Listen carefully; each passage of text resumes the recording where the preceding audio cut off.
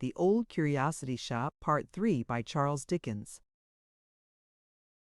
Chapter 42. It behoves us to leave Kit for a while, thoughtful and expectant, and to follow the fortunes of Little Nell, resuming the thread of the narrative at the point where it was left, some chapters back.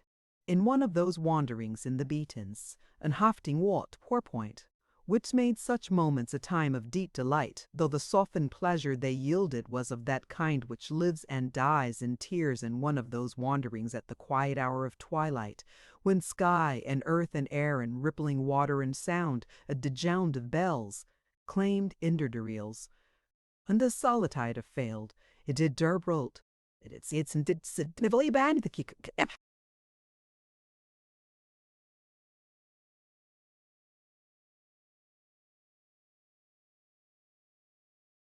Companionship in nature so serene and still, when noise of tongues and glare of garish lights would have been solitude indeed. The sisters had gone home, and she was alone. She raised her eyes to the bright stars, looking down so mildly from the wide worlds of air, and, gazing on them, found new stars burst upon her view, and more beyond again, until the whole great expanse sparkled with shining spheres, rising higher and higher in immeasurable space, eternal in their numbers as in their changeless and incorruptible existence.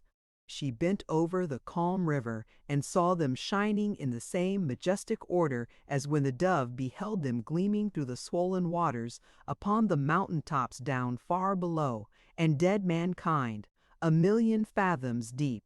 The child sat silently beneath a tree, hushed in her very breath by the stillness of the night and all its attendant wonders. The time and place awoke reflection.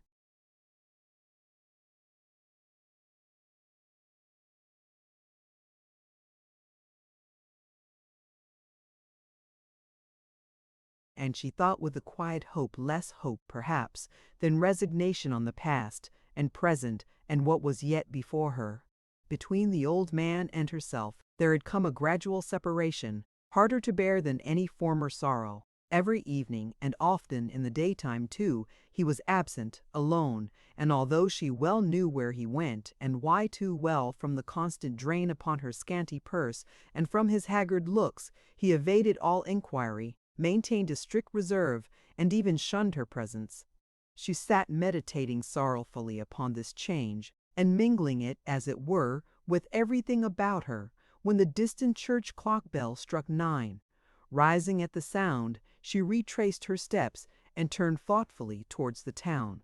She had gained a little wooden bridge, which, thrown across the stream, led into a meadow in her way, when she came suddenly upon a ruddy light, and looking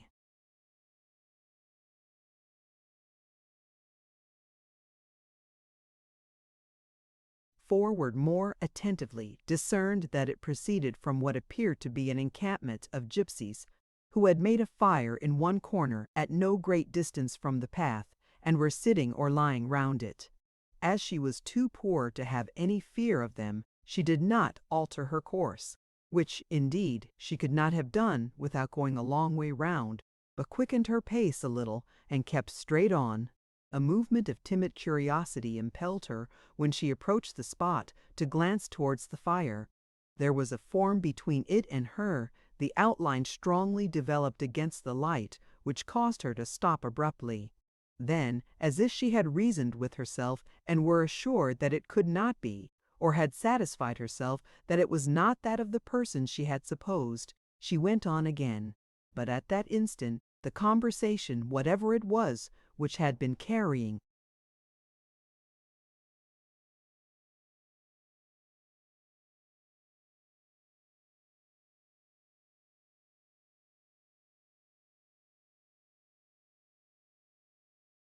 near this fire was resumed, and the tones of the voice that spoke, she could not distinguish words, sounded as familiar to her as her own. She turned and looked back. The person had been seated before, but was now in a standing posture and leaning forward on a stick on which he rested both hands. The attitude was no less familiar to her than the tone of voice had been. It was her grandfather. Her first impulse was to call to him. her next to wonder who his associates could be and for what purpose they were together. Some vague apprehension succeeded, and, yielding to the strong inclination it awakened, she drew nearer to the place. Not advancing across the open field, however, but creeping towards it, by the hedge.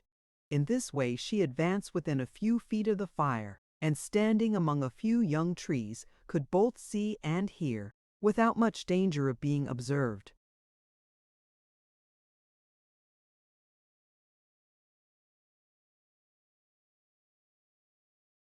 There were no women or children, as she had seen in other gypsy camps they had passed in their wayfaring, and but one gypsy, a tall, athletic man, who stood with his arms folded, leaning against a tree at a little distance off, looking now at the fire, and now, under his black eyelashes, at three other men who were there, with a watchful but half-concealed interest in their conversation.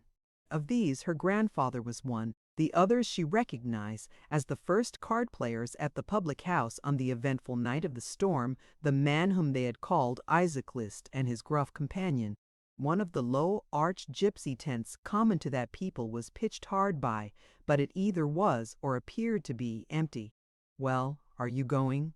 said the stout man, looking up from the ground where he was lying at his ease, into her grandfather's face. "You were in a mighty hurry a minute ago. Go if you like. You're your own master, I hope?" "Don't vex him," returned Isaac List, who was squatting like a frog on the other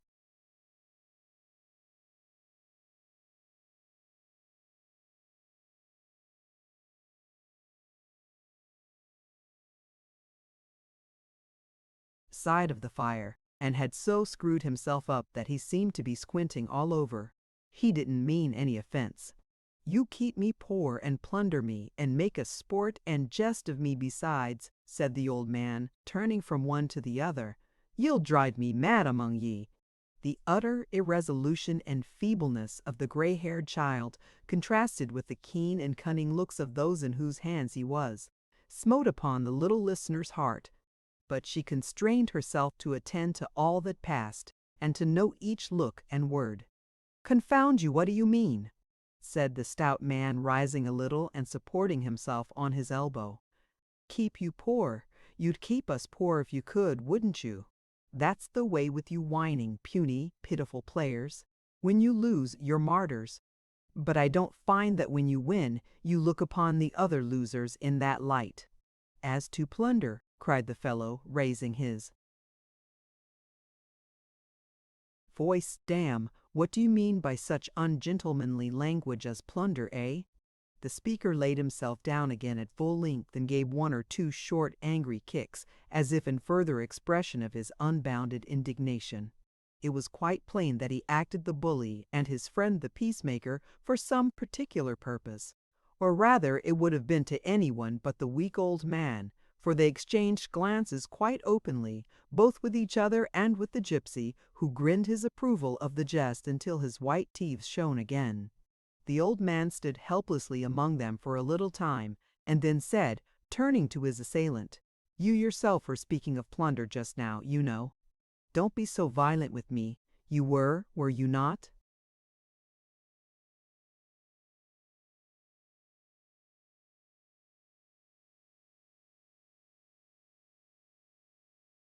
"Not of plundering among present company. Honor among gentlemen, sir," returned the other, who seemed to have been very near giving an awkward termination to the sentence. "Don't be hard upon him, Jowl," said Isaac List. "He's very sorry for giving offense. There, go on with what you were saying, go on." "I'm a jolly old tender-hearted lamb, I am," cried Mr. Jowl, "to be sitting here at my time of life giving advice when I know it won't be taken, and that I shall get nothing but abuse for my pains. But that's the way I've gone through life. Experience has never put a chill upon my warm-heartedness. I tell you he's very sorry, don't I?" remonstrated Isaac List, "and that he wishes you'd go on." "Does he wish it?" said the other.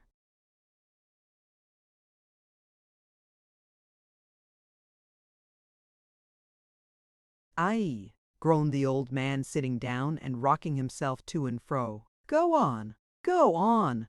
It's in vain to fight with it. I can't do it. Go on." I go on then, said Jowl, where I left off when you got up so quick. If you're persuaded that it's time for luck to turn, as it certainly is, and find that you haven't, means enough to try it, and that's where it is, for you know, yourself, that you never have the funds to keep on long enough at a sitting. Help yourself to what seems put in your way on purpose. Borrow it, I say, and, when you're able, pay it back again. Certainly, Isaac List struck in.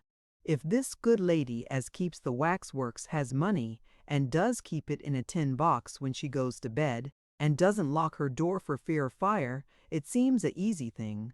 Quite a providence, I should call it, but then I've been religiously brought up. You see, Isaac, said his friend, growing more eager and drawing himself closer to the old man, while he signed to the gypsy not to come between them. You see, Isaac, strangers are going in and out every hour of the day. Nothing would be more likely than for one of these strangers to get under the good lady's bed, or lock himself in the cupboard. Suspicion would be very wide, and would fall a long way from the mark, no doubt. I'd give him his revenge to the last farthing he brought, whatever the amount was. But could you? Urged Isaac List. Is your bank strong enough? Strong enough, answered the other with assumed disdain. Here, you sir, give me that box out of the straw. This was addressed to the gypsy, who crawled into the low tent on all fours, and after some rummaging and rustling returned with a cash box, which the man who had spoken opened with a key he wore about his person. Do you see this? He said, gathering up the money in his hand and letting it drop back into the box, between his fingers, like water. Do you hear it? Do you know the sound of gold? There, put it back, and don't talk about banks again, Isaac, till you've got one of your own. Isaac List, with great apparent humility, protested nets, and vertiver reasons afford reasons for taction of the box, not for the satisfaction of his doubts, for he could have none, but with a view to being regaled with the sight of so much wealth, which, though it might be deemed by some but an unsubstantial and visionary pleasure, was to one in his circumstances a source of extreme delight, only to be surpassed by its safe depository in Erbilis, it wealth mate, it wixtain a card, that it is in the columns for the day,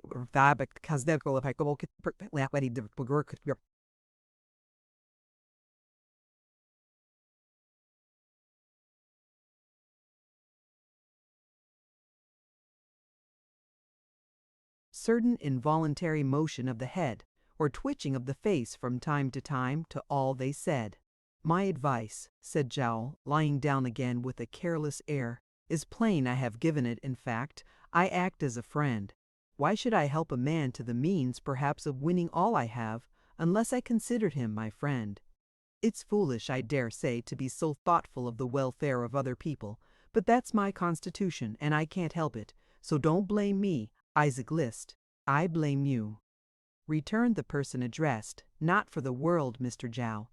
I wish I could afford to be as liberal as you, and, as you say, he might pay it back if he won and if he lost. You're not to take that into consideration at all, said Jowl. But suppose he did, and nothing's less likely, from all I know of chances, why, it's better to lose other people's money than one's own, I hope. Ah, cried Isaac List rapturously, the pleasures of winning, the delight of picking up the money, the bright, shining yellow boys, and sweeping 'em into one's pocket. The deliciousness of having a triumph at last, and thinking that one didn't stop short and turn back, but went halfway to meet it. But you're not going, old gentleman. I'll do it, said the old man, who had risen and taken 2 or 3 hurried steps away, and now returned as hurriedly. I'll have it, every penny. Why, that's brave, cried Isaac, jumping up and slapping him on the shoulder. And I respect you for having so much young blood left. Ha, ha, ha! Joe Jowl's half sorry he advised you now. We've got the laugh against him. Ha, ha, ha, ha! He gives me my revenge, mind, said the old man, pointing to him eagerly with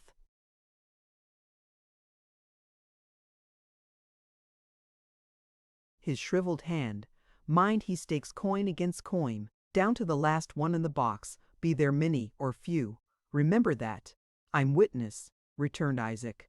I'll see fair between you. I have passed my word, said Joel with feigned reluctance, and I'll keep it. When does this match come off? I wish it was over. Tonight? I must have the money first, said the old man. And that I'll have tomorrow, why not tonight, urged Jowl. It's late now, and I should be flushed and flurried, said the old man. It must be softly done. No, tomorrow night. Then tomorrow be it, said Jowl. A drop of comfort here. Luck to the best man, Phil.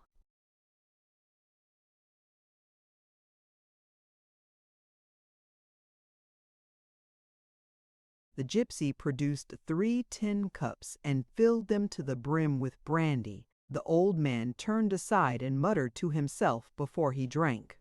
Her own name struck upon the listener's ear, coupled with some wish so fervent that he seemed to breathe it in an agony of supplication. God be merciful to us, cried the child within herself, and help us in this trying hour. What shall I do to save him? The remainder of their conversation was carried on in a lower tone of voice and was sufficiently concise, relating merely to the execution of the project and the best precautions for diverting suspicion. The old man then shook hands with his tempters and withdrew. They watched his bowed and stooping figure as it retreated slowly, and when he turned his head to look back, which he often did, waved their hands or shouted some brief encouragement. It was not until they had seen him gradually diminish,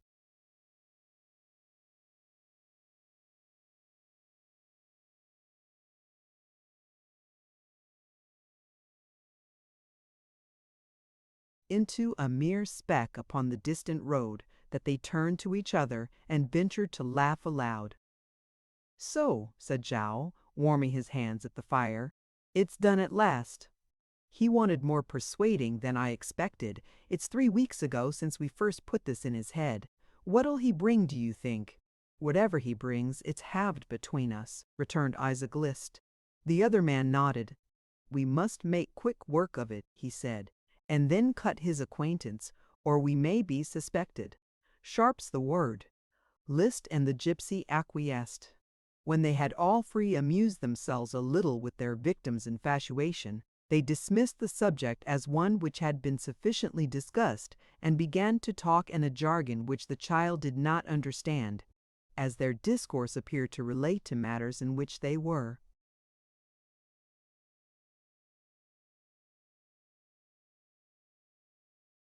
Warmly interested, however, she deemed it the best time for escaping unobserved, and crept away with slow and cautious steps, keeping in the shadow of the hedges, or forcing a path through them or the dry ditches, until she could emerge upon the road at a point beyond their range of vision. Then she fled homeward as quickly as she could, torn and bleeding from the wounds of thorns and briars, but more lacerated in mind, and threw herself upon her bed, distracted. The first idea that flashed upon her mind was flight, instant flight, dragging him from that place, and rather dying of want upon the roadside than ever exposing him again to such terrible temptations. Then she remembered that the crime was not to be committed until next night, and there was the intermediate time for thinking and resolving what to do.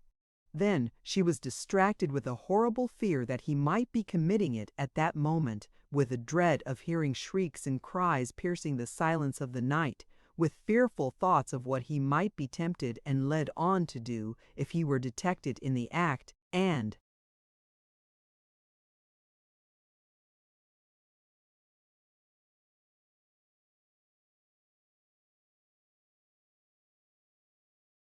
had but a woman to struggle with. It was impossible to bear such torture. She stole to the room where the money was, opened the door and looked in. God be praised! He was not there, and she was sleeping soundly. She went back to her own room and tried to prepare herself for bed. But who could sleep? Who could lie passively down, distracted by such terrors? They came upon her more and more strongly yet. Half undressed, and with her hair in wild disorder, she flew to the old man's bedside, clasped him by the wrist, and roused him from his sleep. "What's this?" he cried, starting up in bed and fixing his eyes upon her spectral face. "I have had a dreadful dream," said the child with an energy that nothing but such terrors could have inspired. "A dreadful, horrible dream. I have had it once before. It is a dream of gray-haired men like you, in darkened rooms by night,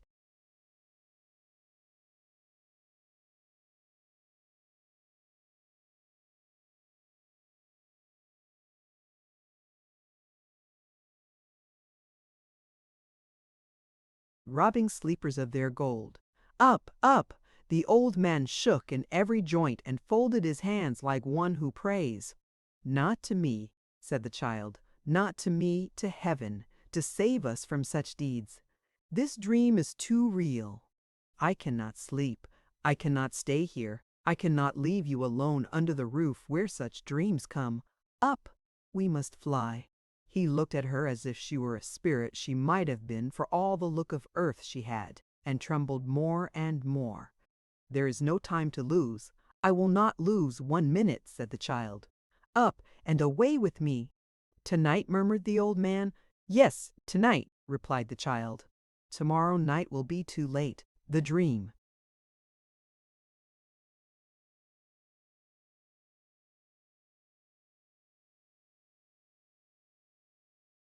will have come again. Nothing but flight can save us. Up!" The old man rose from his bed, his forehead bedewed with the cold sweat of fear, and, bending before the child as if she had been an angel messenger sent to lead him where she would, made ready to follow her. She took him by the hand and led him on.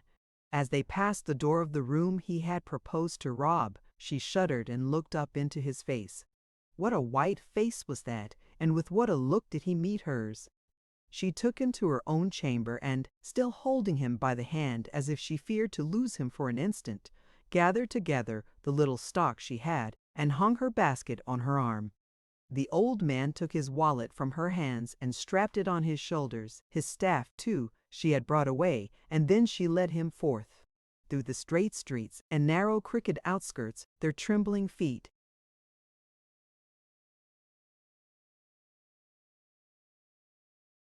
passed quickly. Up the steep hill, too, crowned by the old gray castle, they toiled with rapid steps and had not once looked behind.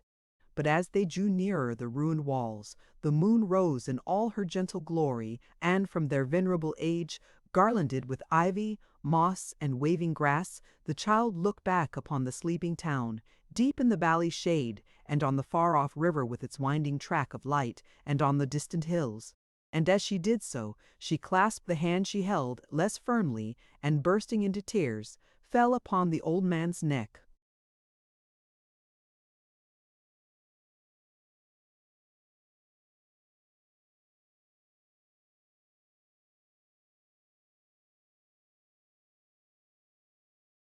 Chapter 43.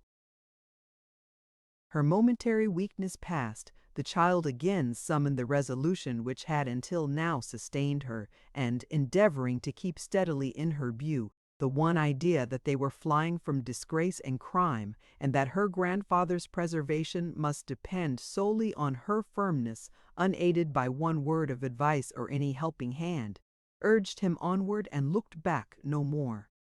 While he, subdued and abashed, seemed to crouch before her and to shrink and cower down, as if in the presence of some superior creature, the child herself was sensible of a new feeling within her, which elevated her nature and inspired her with an energy and confidence she had never known.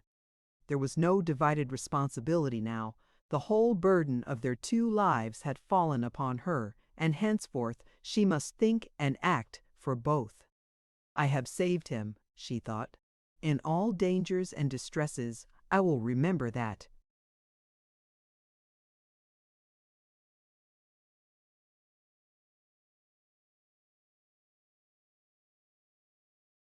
At any other time, the recollection of having deserted the friend who had shown them so much homely kindness, without a word of justification, the thought that they were guilty in appearance of treachery and ingratitude, even the having parted from the 2 sisters would have filled her with sorrow and regret.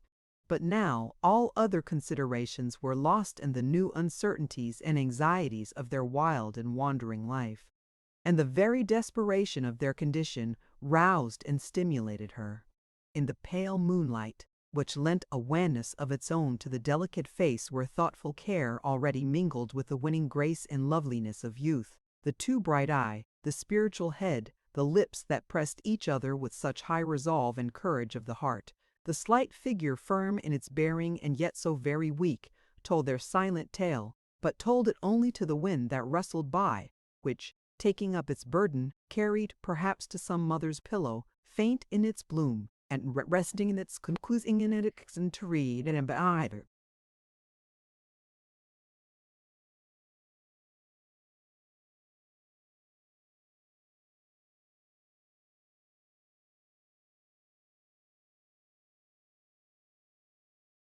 That knows no waking. The night crept on apace, the moon went down, the stars grew pale and dim, and morning, cold as day, slowly approached. Then, from behind a distant hill, the noble sun rose up, driving the mists in phantom shapes before it, and clearing the earth of their ghostly forms till darkness came again.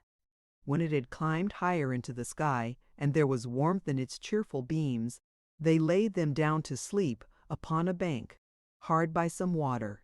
But Nell retained her grasp upon the old man's arm, and long after he was slumbering soundly, watched him with untiring eyes. Fatigue stole over her at last, her grasp relaxed, tightened, relaxed again, and they slept side by side. A confused sound of voices mingling with her dreams awoke her. A man of very uncouth and rough appearance was standing over them, and two of his companions were looking on from a long, heavy boat which had come close to.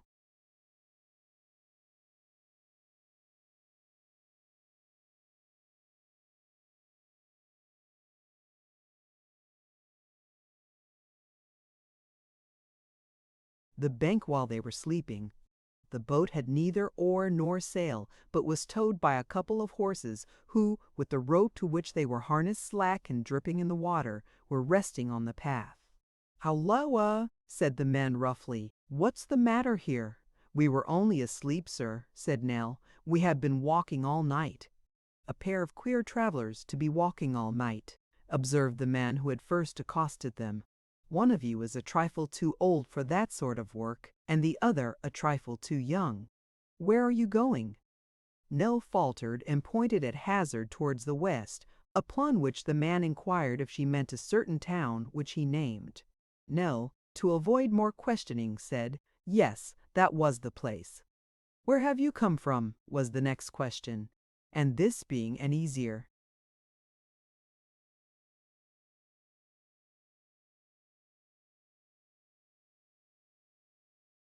When to answer, Nell mentioned the name of the village in which their friend the schoolmaster dwelt, as being less likely to be known to the men or to provoke further inquiry.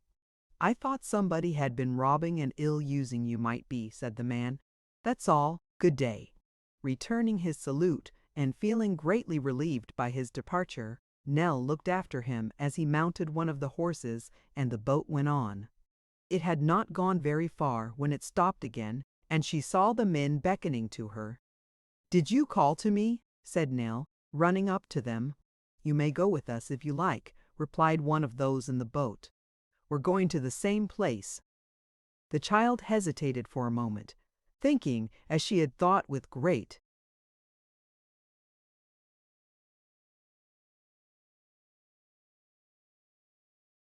trepidation more than once before, that the men whom she had seen with her grandfather might, perhaps in their eagerness for the booty, follow them, and regaining their influence over him, set hers at naught, and that if they went with these men, all traces of them must surely be lost at that spot. Determined to accept the offer, the boat came close to the bank again, and before she had had any more time for consideration, she and her grandfather were on board and gliding smoothly down the canal.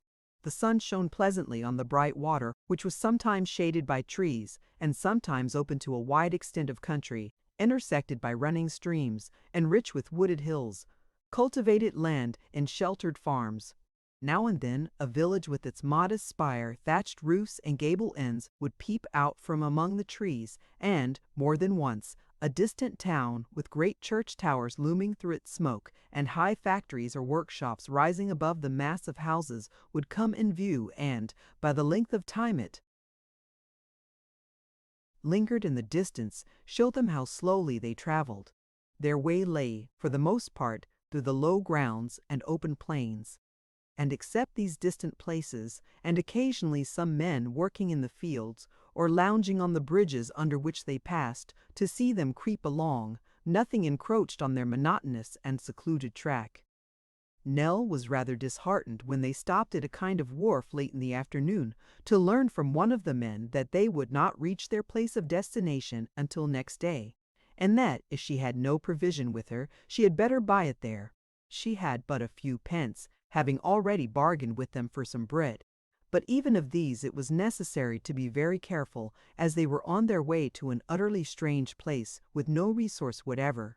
A small loaf and a morsel of cheese, therefore, were all she could afford, and with these she took her place in the boat again, and, after half an hour's delay, during which the men were drinking at the public-house, proceeded on the journey. They brought some beer and spirits into the boat with them, and what with drinking freely before, and again now, were soon in a fair way of being quarrelsome and intoxicated.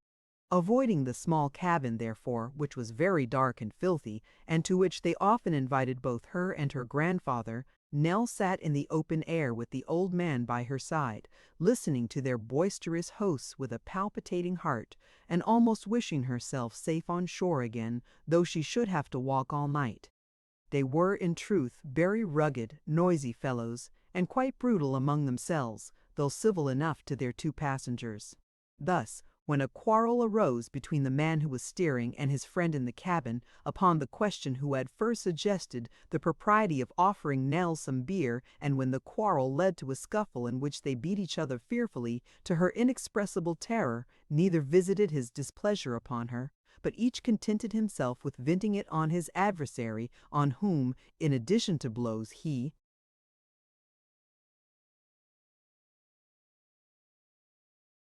bestowed a variety of compliments, which, happily for the child, were conveyed in terms to her quite unintelligible.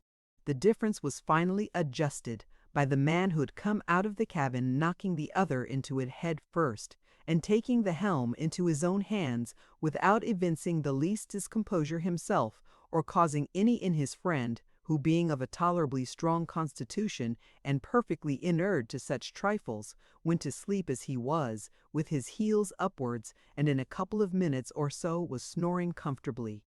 By this time it was night again, and though the child felt cold, being but poorly clad, her anxious thoughts were far removed from her own suffering or uneasiness, and busily engaged in endeavoring to devise some scheme for their joint subsistence.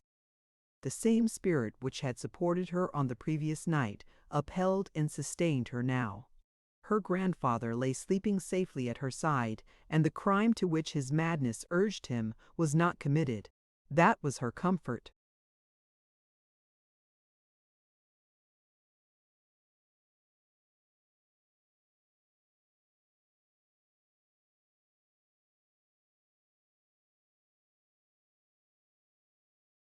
How every circumstance of her short, eventful life came thronging into her mind as they traveled on. Slight incidents, never thought of or remembered until now, faces seen once at Eberson's for Densey, mixing up and linking themselves together, familiar places shaping themselves out in the darkness from things which, when approached, were of all others the most remote and most unlike them. Sometimes a strange confusion in her mind relative to the occasion of her being there, and the place to which she was going, and the people she was, and digestion remarks and changed placetap, becephalate, the she happened, while she was thus engaged, to encounter the face of the man on deck, in whom the sentimental stage of drunkenness had now succeeded to the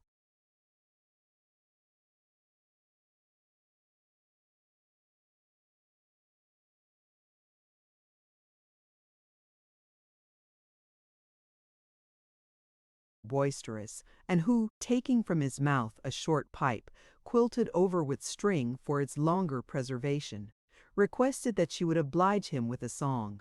"You've got a very pretty voice, a very soft eye, and a very strong memory," said this gentleman. "The voice and eye I've got evidence for, and the memory's an opinion of my own. And I'm never wrong. Let me hear a song this minute." "I don't think I know one, sir," returned Nell. "You know 47 songs," said the man with a gravity which admitted of no altercation on the subject. "47's your number. Let me hear one of 'em the best. Give me a song this minute." Not knowing what might be the consequences of irritating her friend, and trembling with the fear of doing so, poor Nell sang him some little ditty which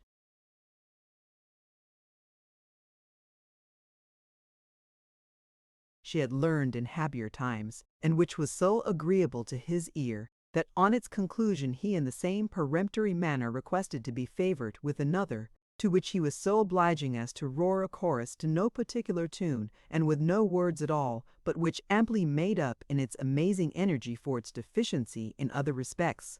The noise of this vocal performance awakened the other man, who, staggering upon deck and shaking his late opponent by the hand, swore that singing was his pride and joy and chief delight, and that he desired no better entertainment.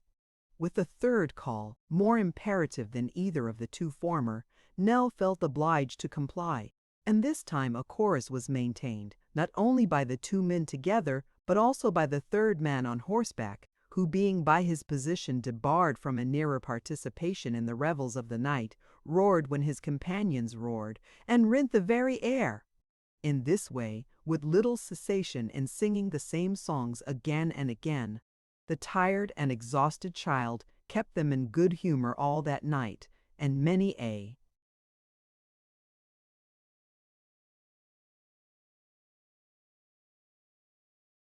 cottager who was roused from his soundest sleep by the discordant chorus as it floated away upon the wind, hid his head beneath the bedclothes and trembled at the sounds.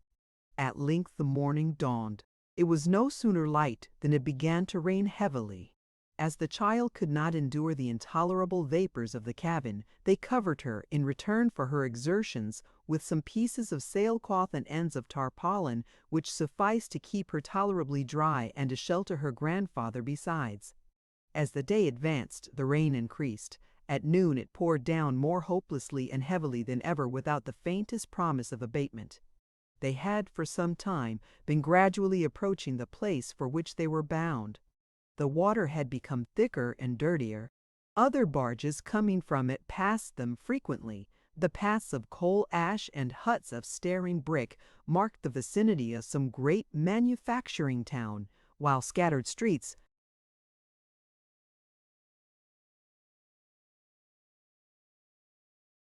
and houses and smoke from distant furnaces indicated that they were already in the outskirts. Now the clustered roofs and piles of buildings, trembling with the working of engines and dimly resounding with their shrieks and throbbings, the tall chimneys vomiting forth a black vapor, which hung in a dense ill-favored cloud above the housetops and filled the air with gloom, the clank of hammers beating upon iron, the roar of busy streets and noisy crowds, gradually augmenting until all the various sounds blended into one and none was distinguishable for itself, announced the termination of their journey. The boat floated into the wharf to which it belonged. The men were occupied directly. The child and her grandfather, after waiting in vain to thank them or ask them whither they should go, passed through a dirty lane into a crowded street, and stood, amid its din and tumult, and in the pouring rain, as strange, bewildered, and confused as if they had lived 1,000 years before, and were raised from the dead, and placed there by a miracle.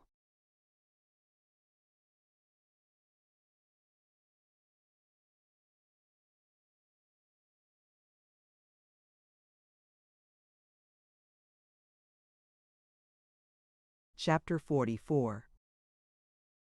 And even rubbed de cavifits to the pot night that it's but simpling kind, the ings the ragdaling with it clashing wares and wares. The slit the jostling war precise pointed pisanders and is footed than moi impedivat. There's not all the trode been informed that was started the barbarinal weasant. They withdrew into a low archway for shelter from the rain and watched the faces of those who passed, to find in one among them a ray of encouragement or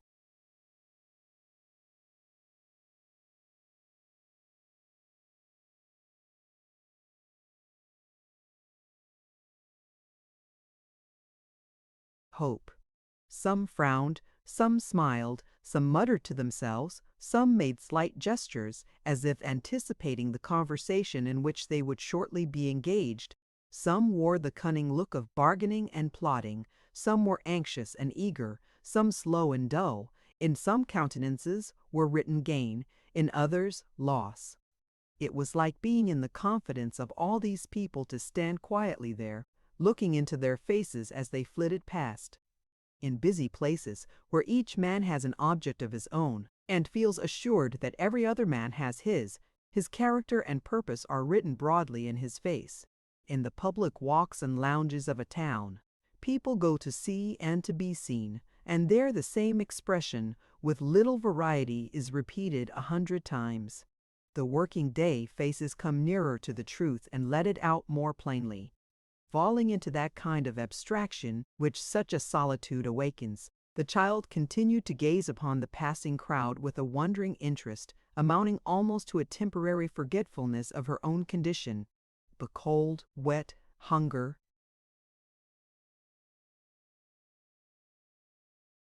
want of rest, and lack of any place in which to lay her aching head soon brought her thoughts back to the point whence they had strayed. No one passed who seemed to notice them, or to whom she durst appeal. After some time, they left their place of refuge from the weather, and mingled with the concourse. Evening came on. They were still wandering up and down, with fewer people about them, but with the same sense of solitude in their own breasts, and the same indifference from all around. The lights in the streets and shops made them feel yet more desolate, for with their help, night and darkness seemed to come on faster. Shivering with the cold and damp, ill in body, and sick to death at heart, the child needed her utmost firmness and resolution even to creep along. Why had they ever come to this noisy town, when there were peaceful country places, in which, at least, they might have hungered and thirsted with less suffering than in its squalid strife? They were but an atom here in a mountain heap of misery, the very sight of which increased their hopelessness in suffering. The child had not only to endure the accumulated hardships of their destitute condition, but to bear the reproaches of her grandfather, who began to murmur at having been led away from their late abode, and demand that they should return to it. Being now penniless, and no relief or prospect of relief appearing, they retraced their steps through the deserted streets and went back to the wharf, hoping to find the boat in which they had come, and to be allowed to sleep on board that night. But here again they were disappointed, for the gate was closed, and some fierce dogs, barking at their approach, obliged them to retreat. "We must sleep in the open air tonight, dear," said the child in a weak voice as they turned away from this last repulse, "and tomorrow we will beg our way to."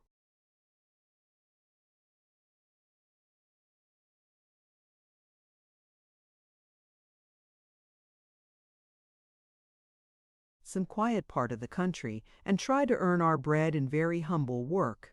"Why did you bring me here?" returned the old man fiercely. "I cannot bear these close eternal streets. We came from a quiet part. Why did you force me to leave it?" "Because I must have that dream I told you of, no more," said the child with a momentary firmness that lost itself in tears. "And we must live among poor people, or it will come again. Dear grandfather, you are old and weak, I know, but look at me. I never will complain if you will not, but I have some suffering indeed." "Ah, poor houseless, wandering, motherless child," cried the old man, clasping his hands and gazing as if for the first time upon her anxious face, her travel-stained dress, and bruised and swollen feet. "Has all my agony of care brought her to this at last? Was I a happy man once, and have I lost happiness and all I had? for this. If we were in the country now, said the child, with assumed cheerfulness as they walked on looking about them for a shelter, we should find some good old tree stretching out his green arms as if he loved us, and nodding and rustling as if he would have us fall asleep, thinking of him while he watched. Please God, we shall be there soon tomorrow, or next day at the farthest, and in the meantime let us think, dear, that it was a good thing we came here, for we are lost in the crowd and hurry of this place, and if any cruel people should pursue us, they could surely never trace us further. There's comfort in that, and here's a deep old doorway, very dark, but quite dry, and warm too, for the wind don't blow in here. What's that? Uttering a half shriek, she recoiled from a black figure which came suddenly out of the dark recess in which they were about to take refuge, and stood still.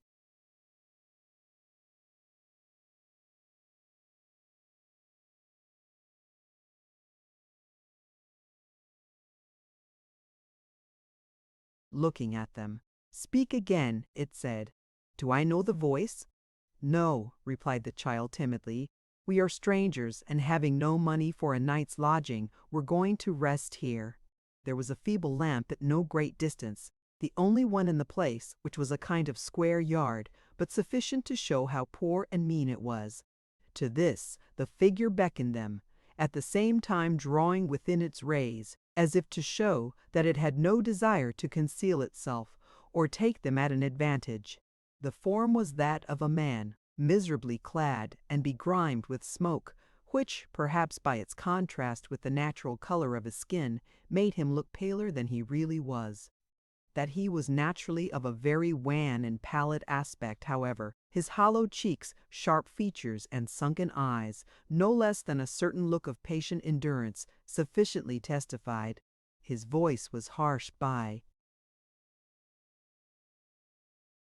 nature, but not brutal, and though his face, besides possessing the characteristics already mentioned, was overshadowed by a quantity of long dark hair, its expression was neither ferocious nor bad. How came you to think of resting there? He said. Or how, he added, looking more attentively at the child, do you come to want a place of rest at this time of night? Our misfortunes, the grandfather answered, are the cause. Do you know, said the man, looking still more earnestly at Nell, how wet she is, and that the damp streets are not a place for her? I know it well, God help me, he replied. What can I do? The man looked at Nell again, and gently touched her garments, from which the rain was running off in little streams. I can give you warmth, he said after a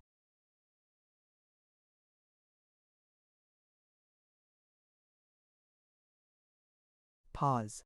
Nothing else. Such lodging as I have is in that house, pointing to the doorway from which he had emerged, but she is safer and better there than here. The fire is in a rough place, but you can pass the night beside it safely, if you'll trust yourselves to me. You see that red light yonder? They raised their eyes and saw a lurid glare hanging in the dark sky, the dull reflection of some distant fire. It's not far, said the man. Shall I take you there? You are going to sleep upon cold bricks. I can give you a bed of warm ashes, nothing better. Without waiting for any further reply than he saw in their looks, he took Nell in his arms and bade the old man follow. Carrying her as tenderly and as easily, too, as if she had been an infant, and showing himself both swift and sure of foot, he led the way through what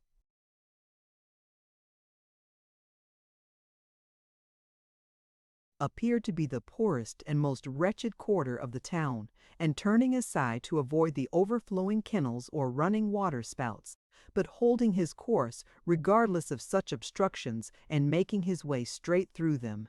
They had proceeded thus in silence for some quarter of an hour, and had lost sight of the glare to which he had pointed in the dark and narrow ways by which they had come, when it suddenly burst upon them again, streaming up from the high chimney of a building close before them. This is the place, he said, pausing at a door to put Nell down and take her hand. Don't be afraid, there's nobody here will harm you. It needed a strong confidence in this assurance to induce them to enter, and what they saw inside did not diminish their apprehension and alarm.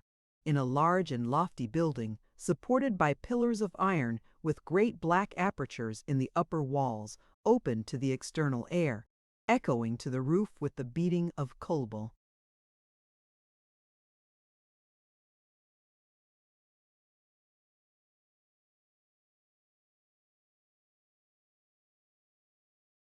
Hammers and roar of furnaces mingled with the hissing of red-hot metal plunged in water, and 100 strange, unearthly noises never heard elsewhere. In this gloomy place, moving like demons among the flame and smoke, dimly and fitfully seen, flushed and tormented by the burning fires, and wielding great weapons, a faulty blow from any one of which must have crushed some workman's skull, a number of men labored like giants.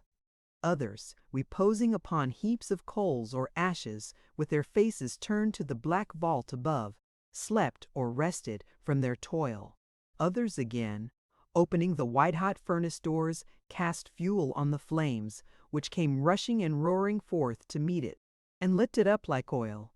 Others drew forth, with clashing noise upon the ground, great sheets of glowing steel, emitting an insupportable heat and a dull, deep light like that which reddens in the eyes of savage beasts. Through these bewildering sights and deafening sounds, their conductor led them to where, in a dark portion of the building, one furnace burnt by night, and,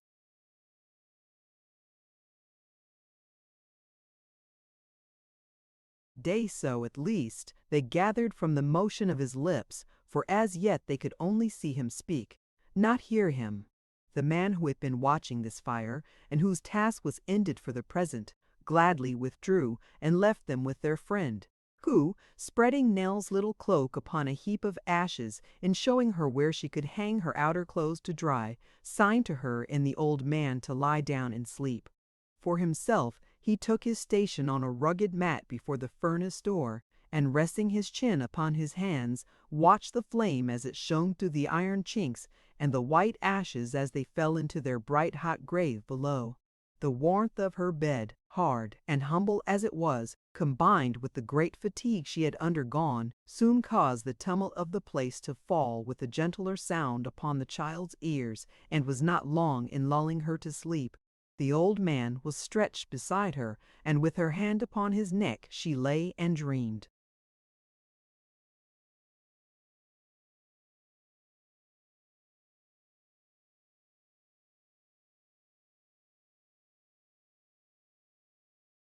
It was yet night when she awoke, nor did she know how long, or for how short a time, she had slept.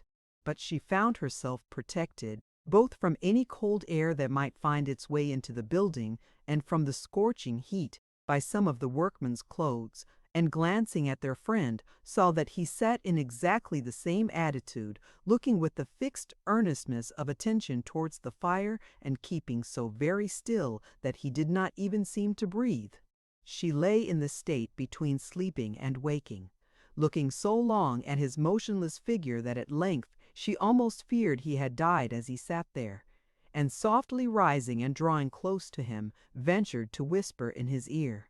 He moved, and glancing from her to the place she had lately occupied, as if to assure himself that it was really the child so near him, looked inquiringly into her face. "I feared you were ill," she said.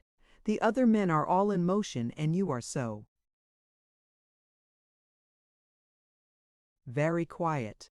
They leave me to myself," he replied. "They know my humor. They laugh at me, but don't harm me in it. See yonder there, that's my friend." "The fire!" said the child. "It has been alive as long as I have," the man made answer. "We talk and think together all night long." The child glanced quickly at him in her surprise, but he had turned his eyes in their former direction and was musing as before. "It's like a book to me," he said, "the only book I ever learned to read, and many an old story it tells me. It's music, for I should know its voice among 1,000, and there are other voices in its roar. It has its pictures, too. You don't know how many strange faces and different scenes I trace in the red-hot coals. It's my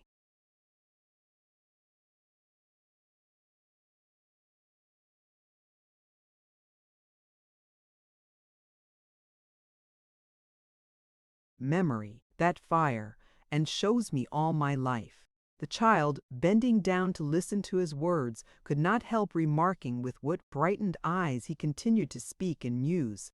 "Yes," he said with a faint smile, "it was the same when I was quite a baby, and crawled about it till I fell asleep. My father watched it then." "Had you no mother?" asked the child. "No, she was dead. Women work hard in these parts. She worked herself to death, they told me, and, as they said so then, the fire has gone on saying the same thing ever since. I suppose it was true. I have always believed it." "Were you brought up here then?" said the child. "Summer and winter," he replied, "secretly at first, but when they found it out, they let him keep me here. So the fire nursed me, the same fire. It has never gone out." "You were fond of it," said the child. "Of course I am. He died before it. I saw him fall down to stare, where those ashes are burning now, and wondered, I remember, why it didn't help him." "Have you been here ever since?" asked the child. "Ever since I came to watch it. But there was a while between, and a very cold dreary while it was. It burned all the time though, and roared and leaped when I came back, as it used to do in our play days. You may guess, from looking at me, what kind of child I was, but for all the difference between us, I was a child, and when I saw you in the street tonight, you put me in mind of myself, as I was after he died, and made me wish to bring you to the fire. I thought of those old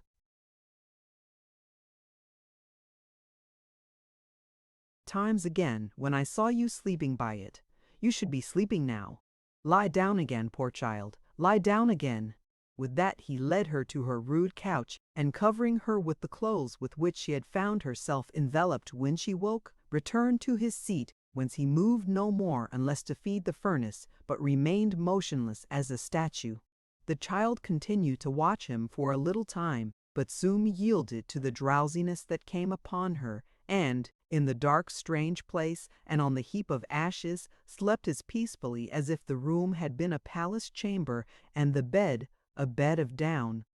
When she awoke again, broad day was shining through the lofty openings in the walls, and, stealing in slanting rays but midway down, seemed to make the building darker than it had been at night. The clang and tumult were still going on, and the remorseless fires were burning fiercely as before, for few changes of night and day brought rest or quiet there. Her friend parted his breakfast, a scanty mess of coffee and some coarse bread, with the child and her grandfather, and inquired whither they were going. She told him that they sought some distant country place, remote from towns or even other villages, and with a faltering tongue inquired what road they would do best to take. "I know little of the country," he said, shaking his head, "for such as I pass all our lives before our furnace doors, and seldom go forth to breathe. But there are such places yonder." "And far from here?" said Nell. "Aye, surely. How could they be near us, and be green and fresh? The road lies, too, through miles and miles, all lighted up by fires like ours. A strange black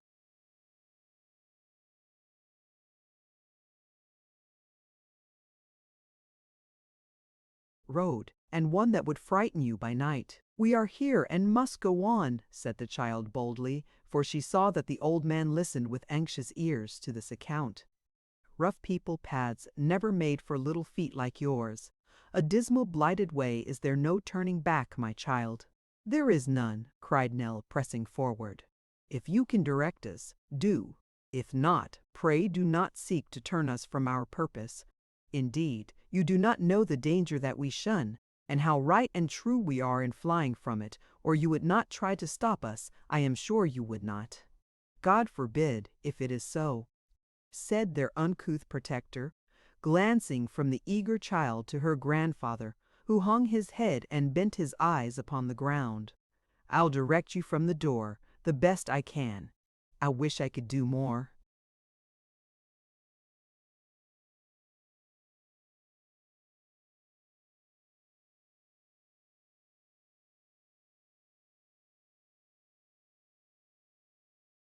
He showed them, then by which road they must leave the town, and what course they should hold when they had gained it. He lingered so long on these instructions that the child, with a fervent blessing, tore herself away and stayed to hear no more. But before they had reached the corner of the lane, the man came running after them, and, pressing her hand, left something in it, 2 old, battered, smoke-encrusted penny pieces. Who knows but they shone as brightly in the eyes of angels as golden gifts that have been chronicled on tombs? And thus they separated, the child to lead her sacred charge farther from guilt and shame, the laborer to attach a fresh interest to the spot where his guests had slept and read new histories in his furnace fire.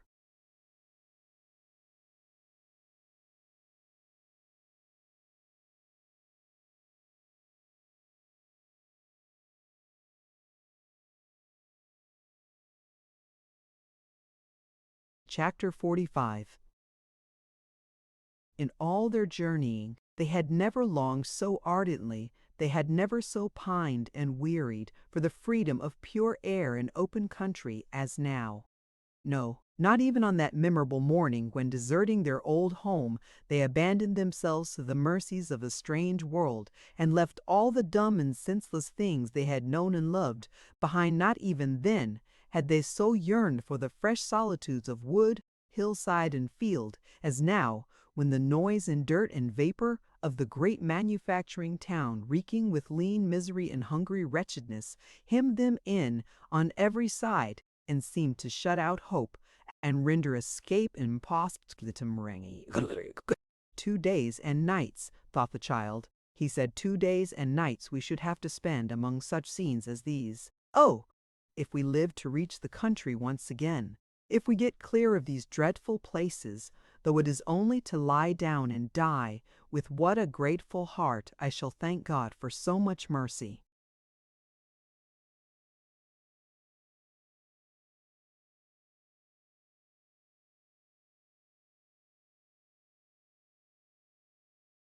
With thoughts like this, and with some vague design of traveling to a great distance among streams and mountains, where only very poor and simple people lived, and where they might maintain themselves by very humble, helping work in farms, free from such terrors as that from which they fled, the child, with no resource but the poor man's gift, and no encouragement but that which flowed from her own heart and its sense of the truth and right of what she did, nerved herself to this last journey and boldly pursued her task.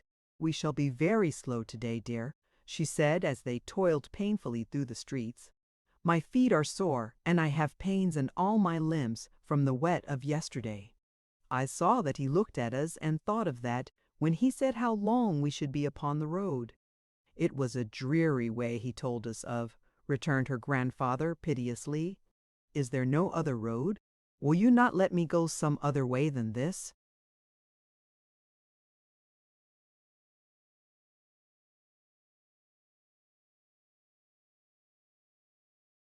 "Places lie beyond these," said the child firmly, "where we may live in peace and be tempted to do no harm. We will take the road that promises to have that end, and we would not turn out of it if it were 100 times worse than our fears lead us to expect. We would not, dear, would we?" "No," replied the old man, wavering in his voice no less than in his manner. "No, let us go on. I am ready. I am quite ready now." The child walked with more difficulty than she had led her companion to expect, for the pains that racked her joints were of no common severity, and every exertion increased them. But they wrung from her no complaint or look of suffering, and, though the 2 travelers proceeded very slowly, they did proceed.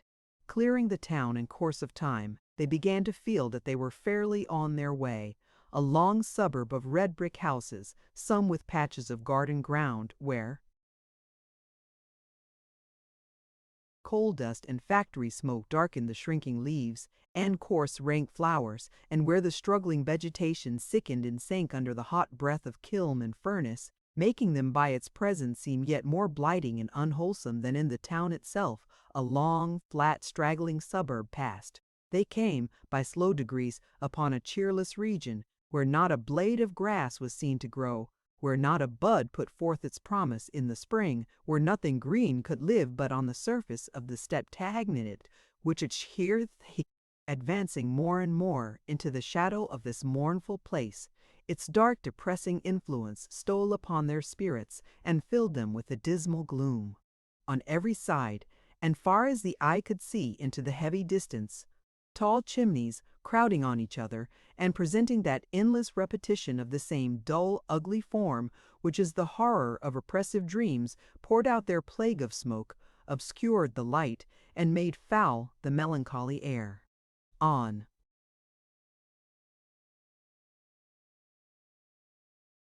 Mounds of ashes by the wayside, sheltered only by a few rough boards, or rotten penthouse roofs, strange engines spun and writhed like tortured creatures, clanking their iron chains, shrieking in their rapid whirl from time to time as though in torment unendurable, and making the ground tremble with their agonies. Dismantled houses here and there appeared, tottering to the earth, propped up by fragments of others that had fallen down, unroofed, windowless, blackened, desolate, but yet inhabited. Men, women, children, wan in their looks and ragged in attire, tended the engines, fed their tributary fire, begged upon the road, or scowled half naked from the doorless houses. Then came more of the wrathful monsters whose like they almost seemed to be in their wildness and their untamed air, screeching and turning round and round again. And still before, behind, and to the right and left was the same interminable perspective of brick towers, never ceasing in their black vomit, blasting all things living or inanimate, shutting out the face of day, and closing in on all these horrors with, and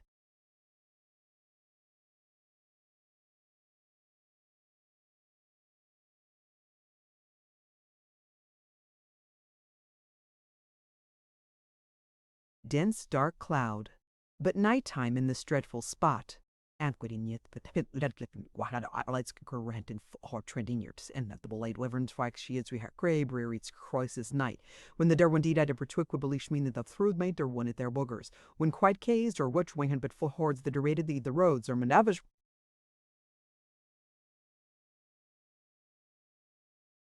cried, and distracted women shrieked and followed in their wake night, when some called for bread, and some for drink to drown their cares, and some with tears, and some with staggering feet, and some with bloodshot eyes, went brooding home night, which, unlike the night that heaven sends on earth, brought with it no peace nor quiet, nor signs of blessed sleep, who shall tell the terrors of the night to the young wandering child.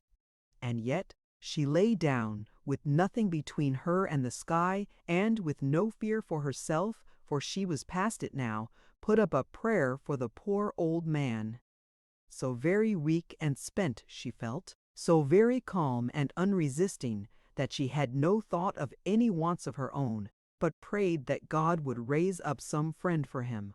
She tried to recall the way they had come, and to look in the direction where the fire by which they had slept last night was burning. She had forgotten to ask the name of the poor man, their friend, and when she had remembered him in her prayers, it seemed ungrateful not to turn one look towards the spot where he was.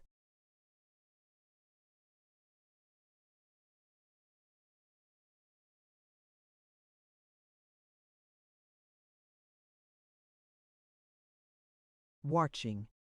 A penny loaf was all they had had that day. It was very little, but even hunger was forgotten in the strange tranquility that crept over her senses. She lay down very gently, and with a quiet smile upon her face, fell into a slumber. It was not like sleep, and yet it must have been, or why those pleasant dreams of the little scholar all night long? Morning came. Much weaker, diminished powers even of sight and hearing, and yet the child made no complaint, perhaps would have made none, even if she had not had that inducement to be silent, traveling by her side. She felt a hopelessness of their ever being extricated together from that forlorn place, a dull conviction that she was very ill, perhaps dying, but no fear or anxiety, a loathing of food that she was not conscious of until they expended their last penny in the purchase of another loaf, prevented her partaking even of this poor.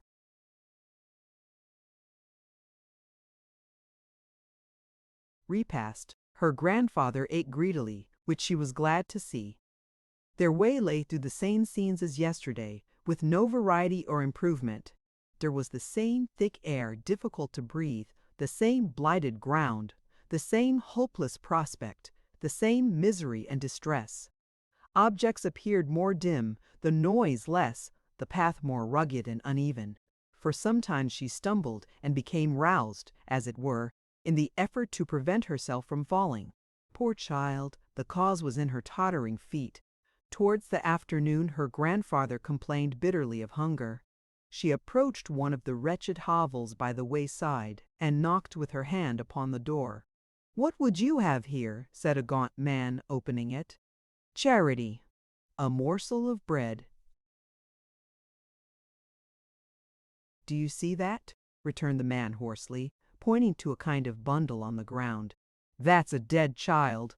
I and 500 other men were thrown out of work 3 months ago. That is my third dead child and last. Do you think I have charity to bestow, or a morsel of bread to spare?" The child recoiled from the door, and it closed upon her. Impelled by strong necessity, she knocked at another, a neighboring one, which, yielding to the slight pressure of her hand, flew open. It seemed that a couple of poor families lived in this hovel, for 2 women, each among children of her own, occupied different portions of the room. In the center stood a grave gentleman in black who appeared to have just entered, and who held by the arm a boy. "Here, woman," he said, "here's your deaf and dumb son. You may thank me for restoring him to you. He was brought before me this morning, charged with—"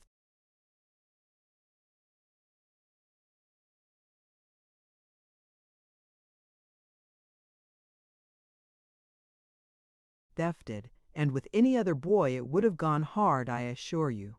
But, as I had compassion on his infirmities, and thought he might have learnt no better, I have managed to bring him back to you. Take more care of him for the future."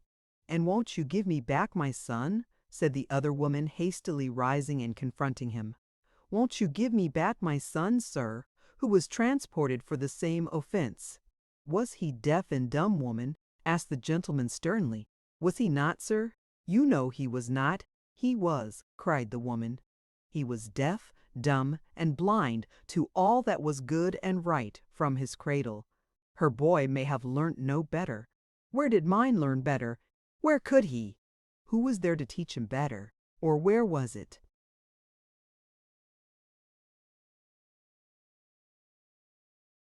"To be learnt? Peace, woman," said the gentleman. "Your boy was in possession of all his senses." "He was," cried the mother, "and he was the more easy to be led astray because he had them. If you save this boy, because he may not know right from wrong, why did you not save mine, who was never taught the difference? You gentlemen have as good a right to punish her boy, that God has kept in ignorance of sound and speech, as you have to punish mine, that you kept in ignorance yourselves. How many of the girls and boys, men and women too, that are brought before you, and you don't pity, are deaf and dumb in their minds, and go wrong in that state, and are punished in that state, body and soul, while you gentlemen are quarreling among yourselves whether they ought to learn this or that? Be a just man, sir, and give me back my son."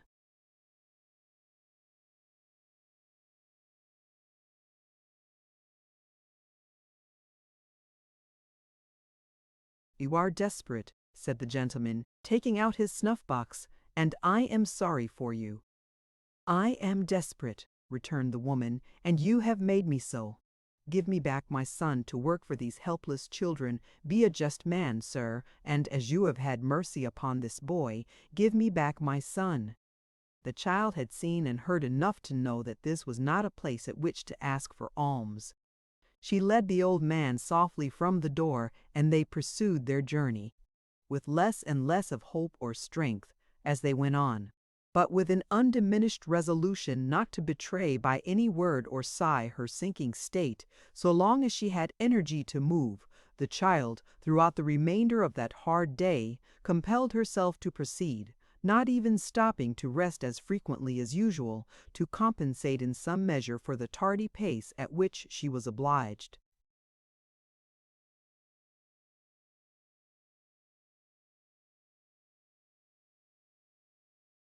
to walk. Evening was drawing on, but had not closed in, when still traveling among the same dismal objects they came to a busy town. Faint and spiritless as they were, its streets were insupportable. After humbly asking for relief at some few doors, and being repulsed, they agreed to make their way out of it as speedily as they could, and try if the inmates of any lone house beyond would have more pity on their exhausted state. They were dragging themselves along to the last street, and the child felt that the time was close at hand when her enfeebled powers would bear no more. There appeared before them, at this juncture, going in the same direction as themselves, a traveler on foot, who, with a portmanteau strapped to his back, leaned upon a stout stick as he walked, and read from a book which he held in his other hand. It was not an easy matter to come up with him and beseech his aid, for he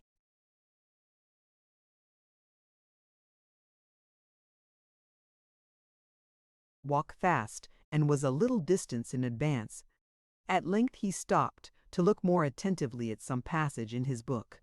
Animated with a ray of hope, the child shot on before her grandfather, and, going close to the stranger without rousing him by the sound of her footsteps, began, in a few faint words, to implore his help.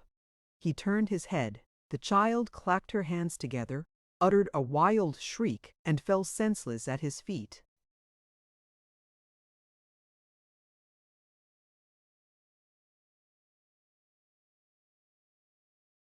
Chapter 46. It was the poor schoolmaster, no other than the poor schoolmaster.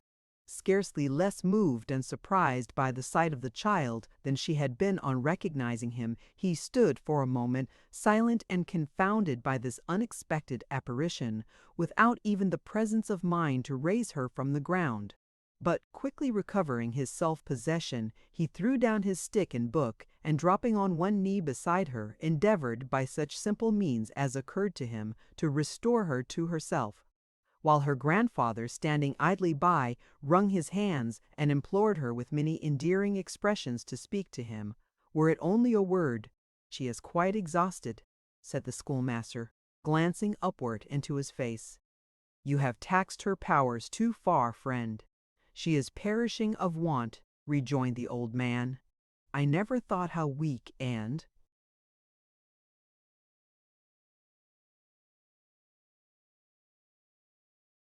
ill she was till now." Casting a look upon him, half reproachful and half compassionate, the schoolmaster took the child in his arms, and bidding the old man gather up her little basket and follow him directly, bore her away at his utmost speed. There was a small inn within sight, to which, it would seem, he had been directing his steps when so unexpectedly overtaken. Towards this place he hurried with his unconscious burden, and rushing into the kitchen and calling upon the company there assembled to make way for God's sake, deposited it on a chair before the fire. The company, who rose in confusion on the schoolmaster's entrance, did as people usually do under such circumstances. Everybody called for his or her favorite remedy, which nobody brought. Each cried for more air, at the same time carefully excluding what air there was by closing round the object of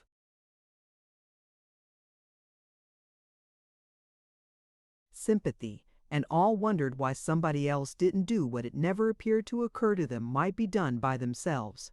The landlady, however, who possessed more readiness and activity than any of them, and who had withal a quicker perception of the merits of the case, soon came running in, with a little hot brandy and water, followed by her servant girl, carrying vinegar, hartshorn, smelling salts, and such other restoratives, which, being duly administered, recovered the child so far as to enable her to thank them in a faint voice, and to extend her hand to the poor schoolmaster, who stood with an anxious face hard by. Without suffering her to speak another word, or so much as to stir a finger any more, the women straightway carried her off to bed, and, having covered her up warm, bathed her cold feet, and wrapped them in flannel, they dispatched a messenger for the doctor. The doctor, who was a red-nosed gentleman with a great bunch of seals dangling below a waistcoat of ribbed black satin, arrived with all speed, and taking his seat by the bedside of poor Nell, drew out his watch and felt her pulse. Then he looked at her tongue, then he felt her pulse again, and while he did so, he eyed the half-emptied wineglass as if in profound abstraction. "I should give her," said the doctor at length, "a teaspoonful, every now and then, of hot brandy and water." "Why, that's exactly what we've done, sir," said the delighted landlady. "I should also," observed the doctor, who had passed the footbath on the stairs. "I should also," said the doctor, in the voice of an oracle, "put her feet in hot water, and wrap them up in flannel."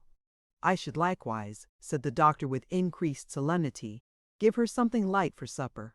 The wing of a roasted fowl, now. Why, goodness gracious me, sir, it's cooking at the kitchen fire this instant."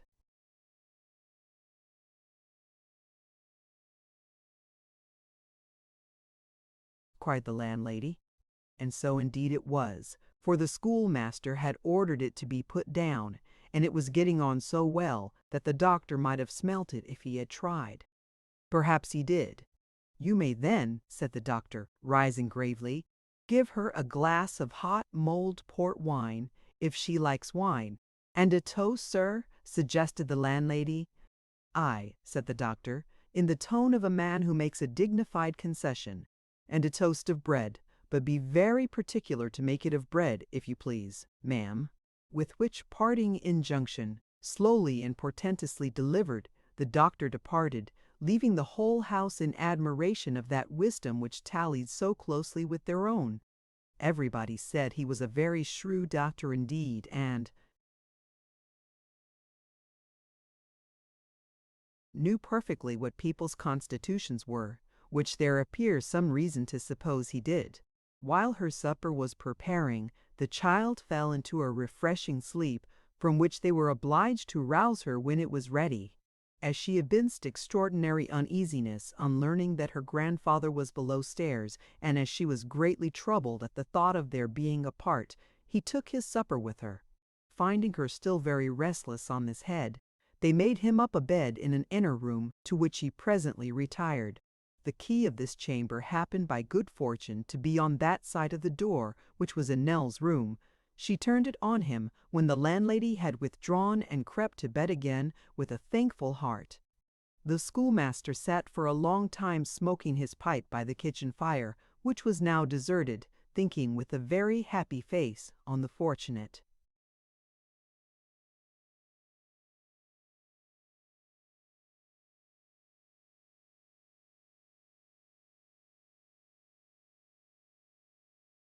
Chance which had brought him so opportunely to the child's assistance, and parrying, as well as in his simple way he could, the inquisitive cross-examination of the landlady, who had a great curiosity to be made acquainted with every particular of Nell's life and history.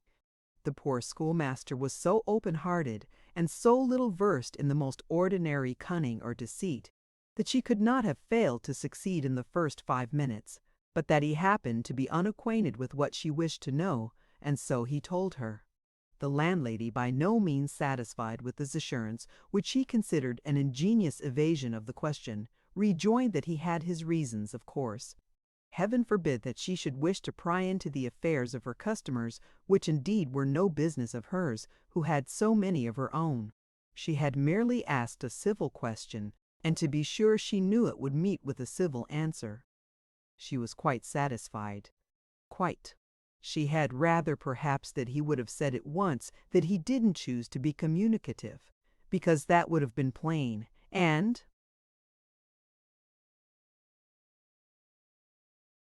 intelligible. However, she had no right to be offended, of course. He was the best judge, and had a perfect right to say what he pleased. Nobody could dispute that for a moment. "Oh dear, no! I assure you, my good lady," said the mild schoolmaster, "that I have told you the plain truth. As I hope to be saved, I have told you the truth." "Why, then, I do believe you are in earnest," rejoined the landlady, with ready good humor, "and I'm very sorry I have teased you. But curiosity, you know, is the curse of our sex, and that's the fact." The landlord scratched his head as if he thought the curse sometimes involved the other sex likewise, but he was prevented from making any remark to that effect, if he had it in contemplation to do so, by the schoolmaster's rejoinder, "You should question me for half a dozen hours at a sitting, and welcome, and I would answer you patiently for the kindness of heart you have shown tonight if I could," he said. "As it is, please to take care of her in the morning, and let me know early how she is, and to understand that I am paymaster for the three." So, parting with them on most friendly terms, not the less cordial perhaps for this last direction, the schoolmaster went to his bed, and the host and hostess to theirs. The report in the morning was that the child was better, but was extremely weak and would at least require a day's rest and careful nursing before she could proceed upon her journey. The schoolmaster received this communication with perfect cheerfulness, observing that he had a day to spare 2 days for that matter, and could very well afford to wait. As the patient was to sit up in the evening, he appointed to visit her in her room at a certain hour, and rambling out with his book, did not return until the hour arrived.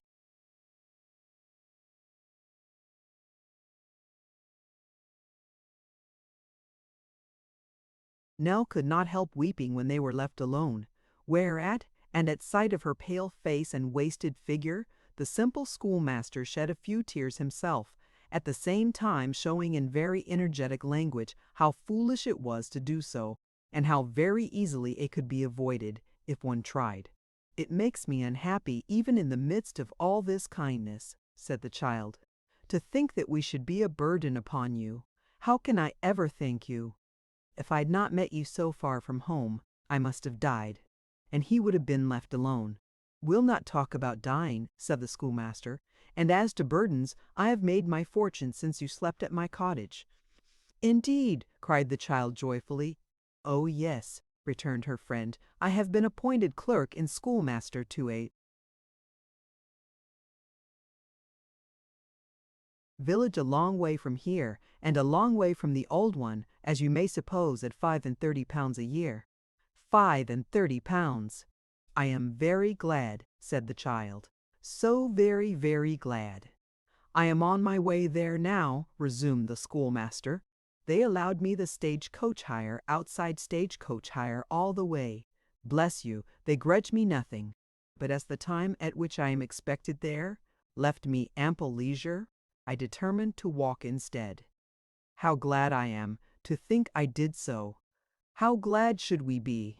"Yes, yes," said the schoolmaster, moving restlessly in his chair, "certainly that's very true. But you, where are you going? Where are you coming from? What have you been doing since you left me? What had you been doing before? Now tell me, do tell me. I know very little of the world, and perhaps you are better fitted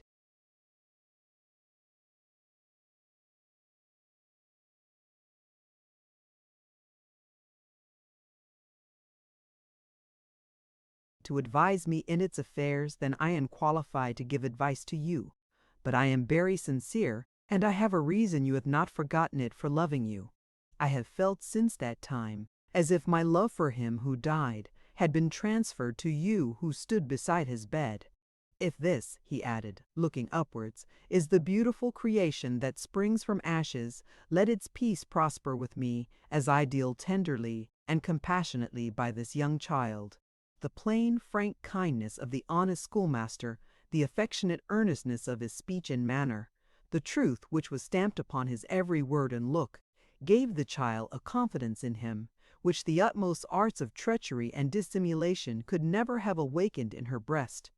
She told him all, that they had no friend or relative, that she had fled with the old man to save him from a madhouse, and all the miseries he dreaded that she was flying now, to save him from himself, and that she sought an asylum in some remote and primitive place, where the temptation before which he fell would never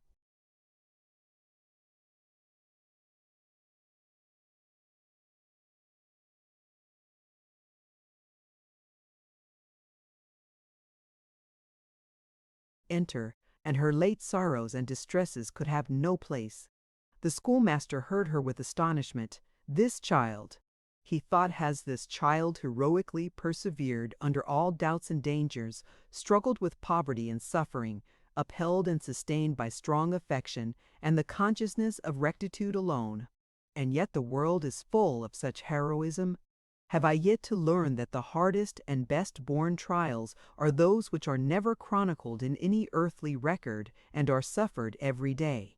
And should I be surprised to hear the story of this child? What more he thought or said matters not. It was concluded that Nell and her grandfather should accompany him to the village whither he was bound, and that he should endeavor to find them some humble occupation by which they could subsist. "We shall be sure to succeed," said the schoolmaster heartily. "The cause is too good a one to fail."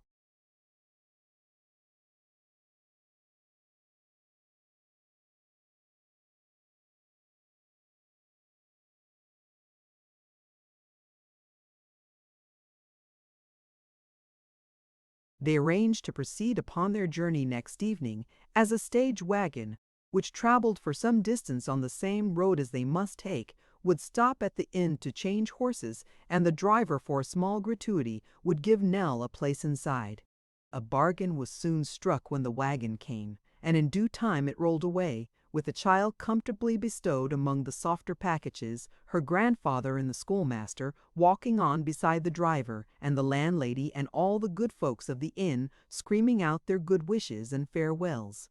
What a soothing, luxurious, drowsy way of traveling, to lie inside that slowly moving mountain, listening to the tinkling of the horses' bells, the occasional smacking of the carter's whip, the smooth rolling of the great broad wheels, the rattle of the harness, the cheery good nights of passing travelers jogging past on little short-stepped horses, all made pleasantly indistinct by the thick ahawning, which seemed made for lazy linning, till one fell asleep, the very going to.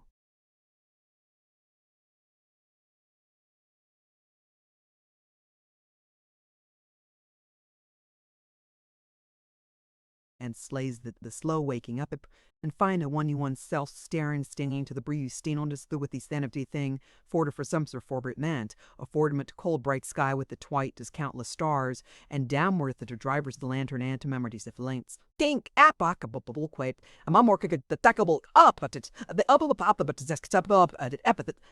What a delicious journey was that journey in the wagon! Then the going on again so fresh at first, and shortly afterwards so sleepy,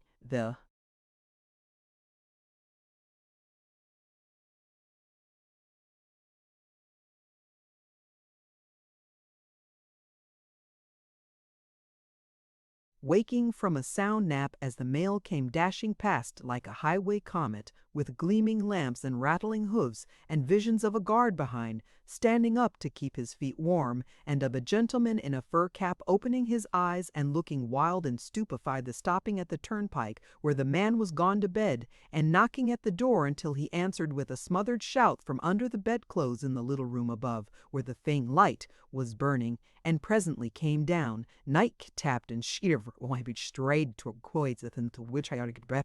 The cold, sharp interval between night and morning, the distant streak of light widening and spreading and turning from gray to white, and from white to yellow, and from yellow to burning red, the presence of day, with all its cheerfulness and life, men and horses at the plough, birds in the trees and hedges, and boys in solitary fields, frightening them away with rattles.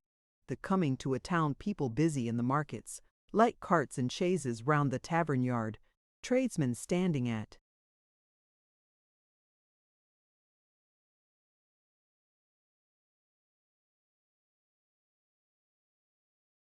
their doors, men running horses up and down the street for sale, pigs plunging and grunting in the dirty distance, getting off with long strings at their legs, running into clean chemist shops and being dislodged with rooms by prentices, the night coach changing horses, the passengers cheerless, cold, ugly, and discontented, with 3 months' growth of hair in one night, the coachman fresh as from a bandbox, and exquisitely beautiful. By contrast, so much both of the being acts, sometimes walking for a mile or two while her grandfather rode inside, and sometimes even prevailing upon the schoolmaster to take her place and lie down to rest, Nell traveled on very happily until they came to a large town where the wagon stopped and where they spent a night. They passed a large church, and in the streets were a number of old houses built of a kind of earth or plaster, crossed and recrossed in a great many directions with black beams, which gave them a remarkable and very ancient look. The doors, too, were arched and low, some with oaken portals and quaint benches, where the former inhabitants had sat on summer evenings. The windows were latticed in little diamond panes that seemed to wink and blink upon the passengers as if they were dim of sight. They had long since got clear of the smoke and furnaces, except in one or two solitary instances where a factory planted among fields withered the space about it like a burning mountain. When they had passed through this town, they entered again upon the country and began to draw near their place of destination. It was not so near, however, but that they spent another night upon the road. Not that their doing so was quite an act of necessity, but that the schoolmaster, when they approached within a few miles of his village, had a fidgety sense of his dignity as the new clerk, and was unwilling to make his entry in dusty shoes and travel-disordered dress. It was a fine, clear autumn morning when they came upon the scene of his promotion and stopped to contemplate its beauties.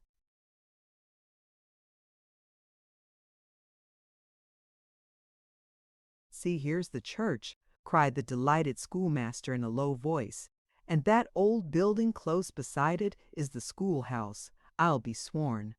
£35 a year in this beautiful place." They admired everything: the old grey porch, the mullioned windows, the venerable gravestones dotting the green churchyard, the ancient tower, the very weathercock, the brown thatched roofs of cottage, barn, and homestead peeping from among the trees, the stream that rippled by the distant water-mill, the blue Welsh mountains far away. It was for such a spot the child had wearied in the dense, dark, miserable haunts of labor. Upon her bed of ashes, and amidst the squalid horrors through which they had forced their way, visions of such scenes, beautiful indeed, but not more beautiful than this sweet reality, had been always present to her mind. They had seemed to melt into a dim and airy distance as the prospect of ever beholding them again grew fainter. But as they receded, she had loved and panted for them more.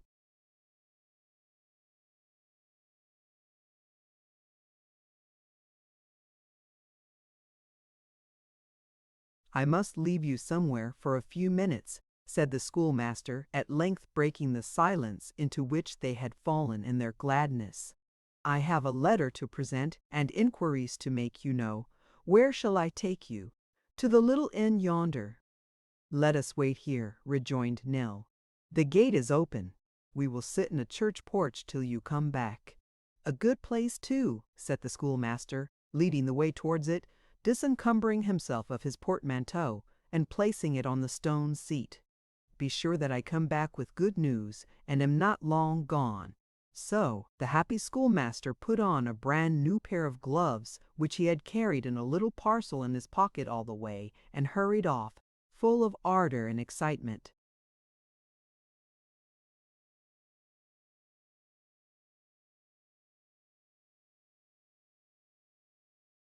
The child watched him from the porch until the intervening foliage hid him from her view, and then stepped softly out into the old churchyard, so solemn and quiet that every rustle of her dress upon the fallen leaves, which strewed the path and made her footsteps noiseless, seemed an invasion of its silence. It was a very aged, ghostly place. The church had been built many hundreds of years ago, and had once of wagoned walls, were yet standing, while other portions of the old building, which had crumbled away and fallen down, were mingled with the churchyard earth and overgrown with grass, as if they too claimed a burying place and sought to mix their ashes with the dust of men, hard by these gravestones of dead years, and forming a part of the ruin which grass, as if they too have the dust of men.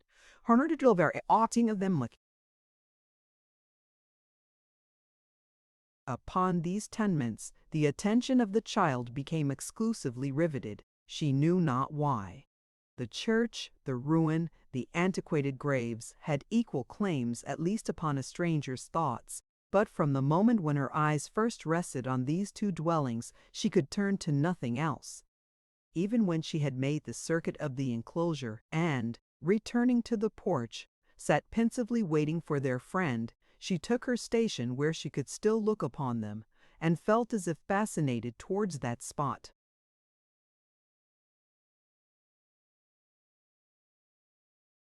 Chapter 47. Kit's mother and the single gentleman upon whose track it is expedient to follow with hurried steps, lest this history should be chargeable with inconstancy and the offense of leaving its characters in situations of uncertainty and doubt. Kit's mother and the single gentleman, speeding onward in the post-chaise and four whose departure from the notary's door we have already witnessed, soon left the town behind them and struck fire from the flints of the broad highway. The good woman being not a little embarrassed by the novelty of her situation, and certain material apprehensions that perhaps by this time little Jacob, or the baby, or both, had fallen into the fire, or tumbled downstairs, or had been squeezed behind doors, or had scalded their windpipes in endeavoring to allay their thirst at the spouts of tea-kettles, preserved an uneasy silence, and meeting from the window the eyes of turnpike-men, omnibus drivers, and others, felt in the new dignity of her maid liquiditique. Greatly afflicted by the loss of the departed, recognizes his everyday acquaintance from the window of the morning coach, but is constrained to preserve a decent solemnity and the appearance of being indifferent to all external objects. To have been indifferent to the companionship of the single gentleman would have been tantamount to being gifted with nerves of steel. Never did chaise close or horses draw such a restless gentleman as he. He never sat in the same position for 2 minutes together, but was perpetually tossing his arms and legs about, pulling up the sashes and letting them violently down, or thrusting his head out of one window to draw it in again and thrust it out of another. He carried in his pocket, too, a firebox of mysterious and unknown construction, and as sure as ever Kit's mother closed her eyes, so surely whisk, rattle, fizz. There was the single gentleman consulting his watch by a flame of fire, and letting the sparks fall down among the straw, as if there were no such thing as a possibility of himself, and Kit's mother being roasted alive before the boys could.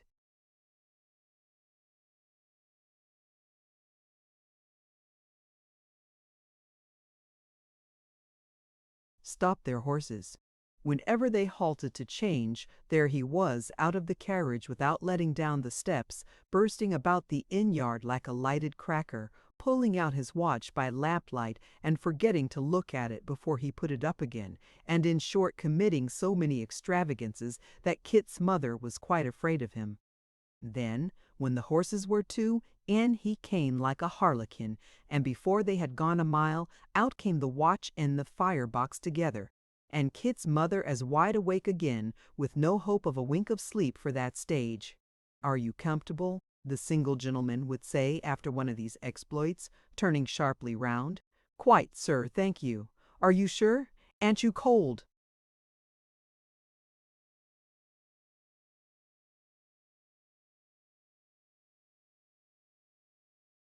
"It is a little chilly, sir," Kit's mother would reply. "I knew it," cried the single gentleman, letting down one of the front glasses. "She wants some brandy and water." "Of course she does. How could I forget it? Hello! Stop at the next inn and call out for a glass of hot brandy and water." It was in vain for Kit's mother to protest that she stood in need of nothing of the kind. The single gentleman was inexorable, and whenever he had exhausted all other modes and fashions of restlessness, it invariably occurred to him that Kit's mother wanted brandy and water. In this way they traveled on until near midnight, when they stopped to supper, for which meal the single gentleman ordered everything eatable that the house contained, and because Kit's mother didn't eat everything at once and eat it all, he took it into his head that she must be ill.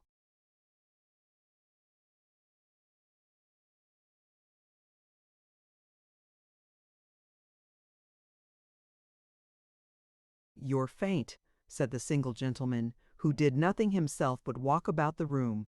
"I see what's the matter with you, ma'am. You're faint." "Thank you, sir. I'm mad indeed." "I know you are. I'm sure of it." I dragged this poor woman from the bosom of her family at a minute's notice, and she goes on getting fainter and fainter before my eyes. I'm a pretty fellow. How many children have you got, ma'am? 2, sir, besides Kit. Boys, ma'am? Yes, sir. Are they christened? Only half baptized as yet, sir.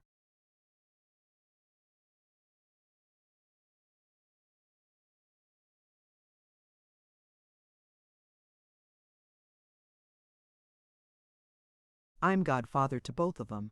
'Member that, if you please, ma'am. You had better have some mulled wine. I couldn't touch a drop indeed, sir. You must, said the single gentleman. I see you want it. I ought to have thought of it before. Immediately flying to the bell and calling for mulled wine as impetuously as if it had been wanted for instant use in the recovery of some person apparently drowned, the single gentleman made Kit's mother swallow a bumper of it at such a high temperature that the tears ran down her face, and then hustled her off to the chaise again, where, not impossibly from the effects of this agreeable sedative, she soon became insensible to his restlessness, and fell fast asleep. Nor were the happy effects of this prescription of a transitory nature, as, notwithstanding that the distance was greater and the journey longer than the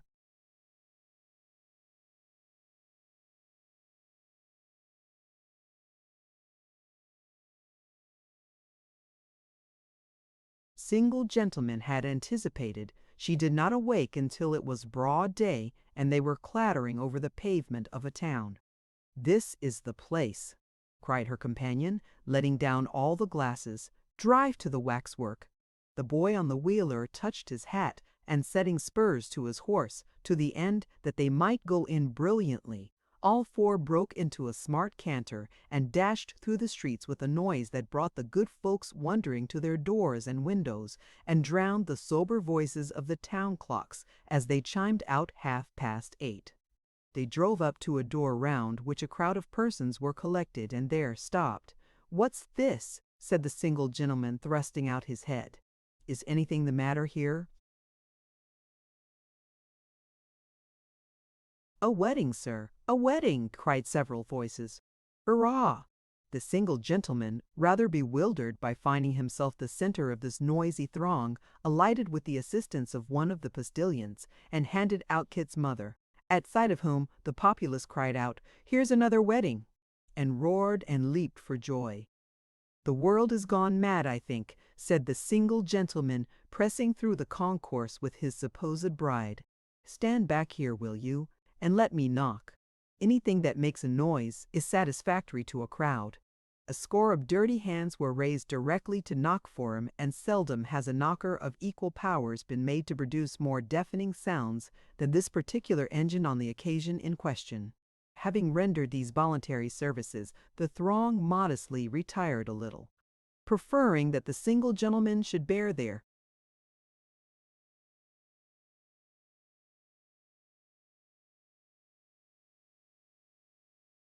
consequences alone. "Now, sir, what do you want?" said a man with a large white bow at his buttonhole, opening the door and confronting him with a very stoical aspect. "Who has been married here, my friend?" said the single gentleman.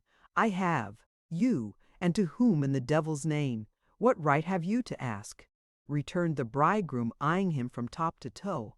"What right?" cried the single gentleman, drawing the arm of Kit's mother more tightly through his own, for that good woman evidently had it in contemplation to run away. "A right you little dream of. Mind, good people, if this fellow has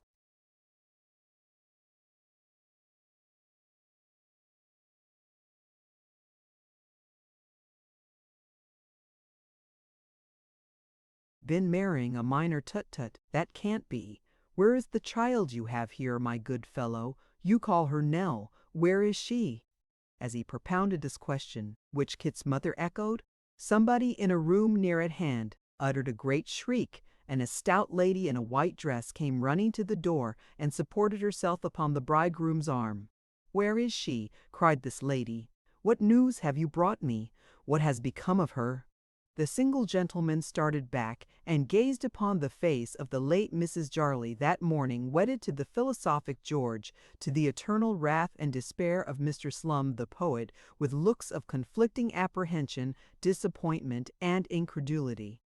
At length he stammered out, "I ask you where she is? What do you mean?"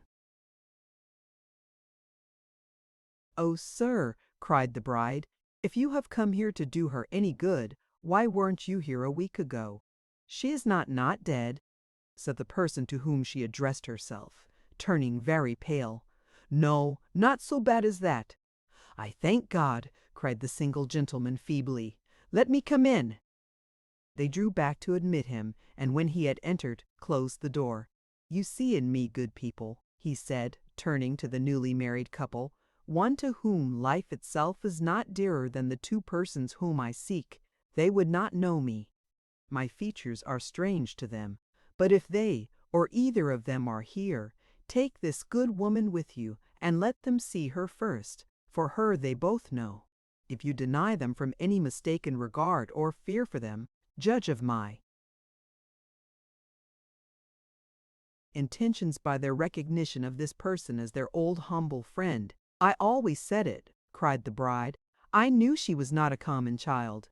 "Alas, sir, we have no power to help you, for all that we could do has been tried in vain." With that they related to him, without disguise or concealment, all that they knew of Nell and her grandfather, from their first meeting with them down to the time of their sudden disappearance, adding which was quite true that they had made every possible effort to trace them, but without success, having been at first in great alarm for their safety, as well as on account of the suspicions to which they themselves might one day be exposed in consequence of their abrupt departure. They dwelt upon the old man's imbecility of mind, upon the uneasiness the child had always testified when he was absent, upon the company he had been supposed to keep, and upon the increased depression which had gradually crept over her and changed her both in health and spirits. Whether she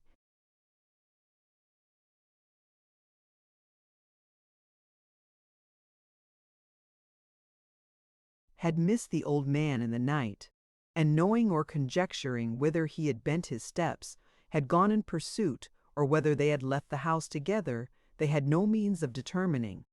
Certain they considered it, that there was but slender prospect left of hearing of them again, and that whether their flight originated with the old man or with the child, there was now no hope of their return. To all this the single gentleman listened with the air of a man quite borne down by grief and disappointment. He shed tears when they spoke of the grandfather, and appeared in deep affliction. Not to protract this portion of our narrative, and to make short work of a long story, let it be briefly written that before the interview came to a close, the single gentleman deemed he had sufficient evidence of having been told the truth, and that he endeavored to force upon the bride and bridegroom an acknowledgment of their kindness to the unfriended child, which, however, they steadily declined accepting. In the end, the happy couple jolted away in the midsole.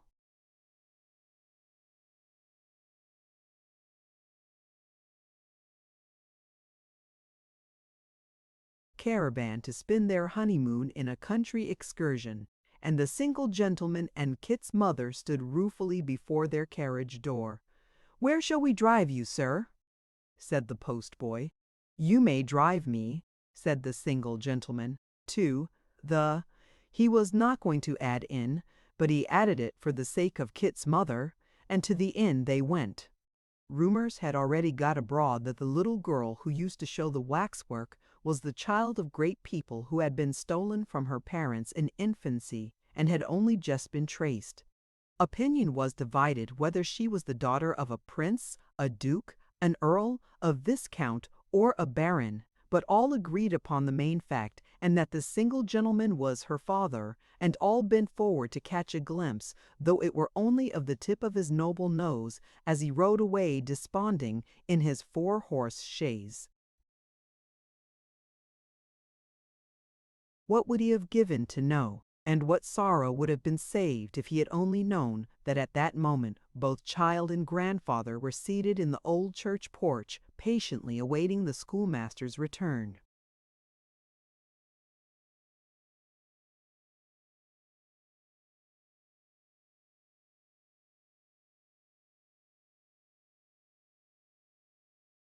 Chapter 48. Popular rumor concerning the single gentleman and his errand, traveling from mouth to mouth as it was bandied about. For your popular rumor, unlike the rolling stone of the proverb, is one which gathers a deal of moss in its wanderings up and down, occasioned his dismounting at the inn door, to be looked upon as an exciting and attractive spectacle, which could scarcely be enough admired, and drew together a large concourse of idlers, who having recently been, as it were, thrown out of employment of the closing of visible catalyt,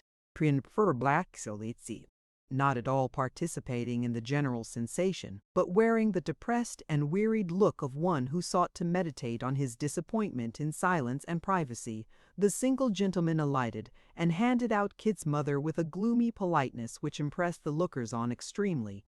That done, he gave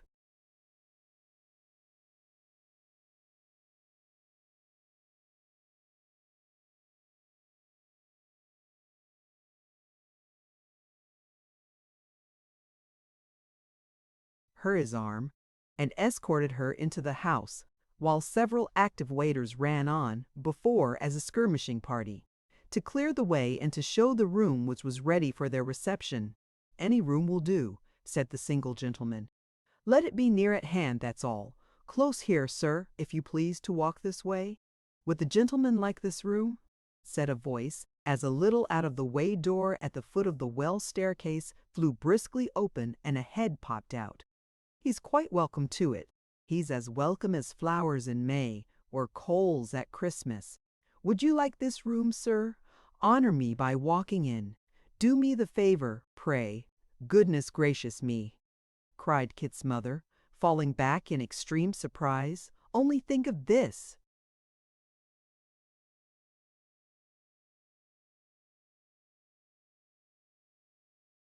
She had some reason to be astonished, for the person who proffered the gracious invitation was no other than Daniel Quilp. The little door out of which he had thrust his head was close to the inn larder, and there he stood, bowing with grotesque politeness, as much at his ease as if the door were that of his own house, blighting all the legs of mutton and cold roast fowls by his close companionship, and looking like the evil genius of the cellars come from underground upon some work of mischief. "Would you do me the honor?" said Quilp. "I prefer being alone," replied the single gentleman.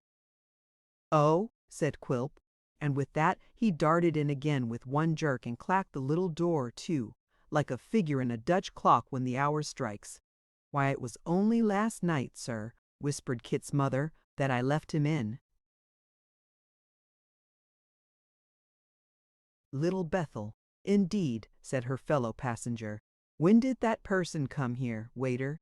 "Come down by the night coach this morning, sir." "Humph! And when is he going?"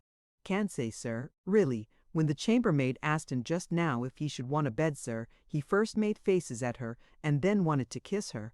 "Beg him to walk this way," said the single gentleman. "I should be glad to exchange a word with him. Tell him, beg him to come at once, do you hear?"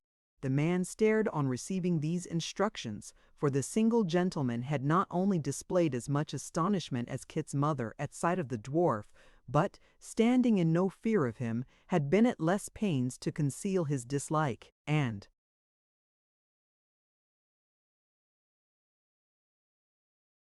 repugnance.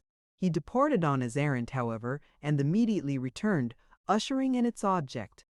"Your servant, sir," said the dwarf. "I encountered your messenger halfway. I thought you'd allow me to pay my compliments to you. I hope you're well." "I hope you're very well." There was a short pause, while the dwarf, with half-shut eyes and puckered face, stood waiting for an answer. Receiving none, he turned towards his more familiar acquaintance. "Christopher's mother," he cried, "such a dear lady, such a worthy woman, so blessed in her honest son.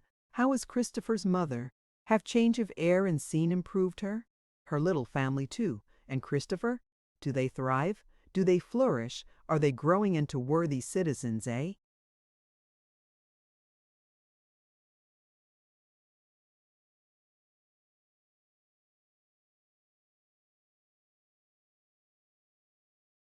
Making his voice ascend in the scale with every succeeding question, Mr. Quilp finished in a shrill squeak and subsided into the panting look which was customary with him, and which, whether it were assumed or natural, had equally the effect of banishing all expression from his face, and rendering it, as far as it afforded any index to his mood or meaning, a perfect blank. "Mr. Quilp," said the single gentleman. The dwarf put his hand to his great flapped ear and counterfeited the closest attention. "We two have met before." "Surely," cried Quilp, nodding his head. "Oh, surely, sir. Such an honor and pleasure it's both. Christopher's mother, it's both, is not to be forgotten so soon." "By no means."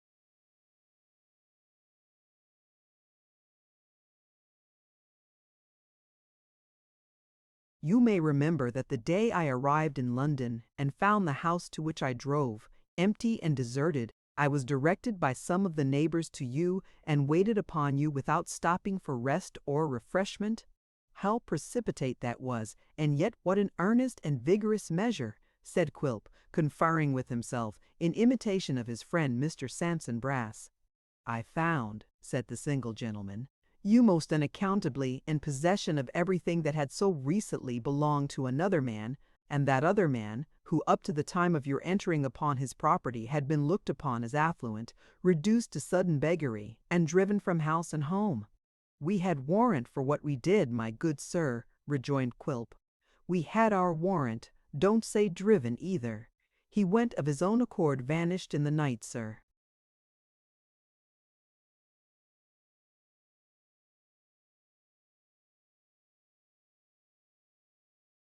"No matter," said the single gentleman angrily. "He was gone. Yes, he was gone," said Quilp with the same exasperating composure. "No doubt he was gone. The only question was, where? And it's a question still."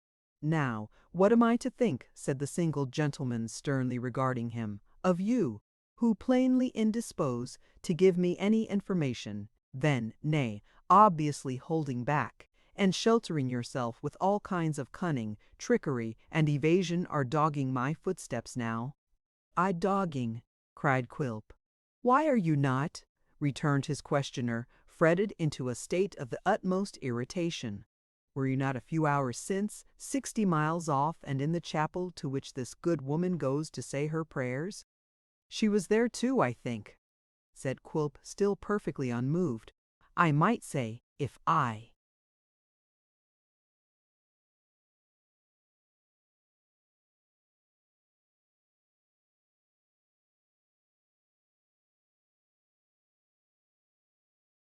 was inclined to be rude. How do I know? But you are dogging my footsteps. Yes, I was at chapel." "What then?" "I've read in books that pilgrims were used to go to chapel before they went on journeys, to put up petitions for their safe return." "Wise men!" "Journeys are very perilous, especially outside the coach. Wheels come off, horses take fright, coachmen drive too fast, coaches overturn. I always go to chapel before I start on journeys. It's the last thing I do on such occasions, indeed." That Quilp lied most heartily in this speech, it needed no very great penetration to discover, although for anything that he suffered to appear in his face, voice, or manner, he might have been clinging to the truth with the quiet constancy of a martyr. "In the name of all that's calculated to drive one crazy, man," said the unfortunate single gentleman, "have you not, for some reason of your own, taken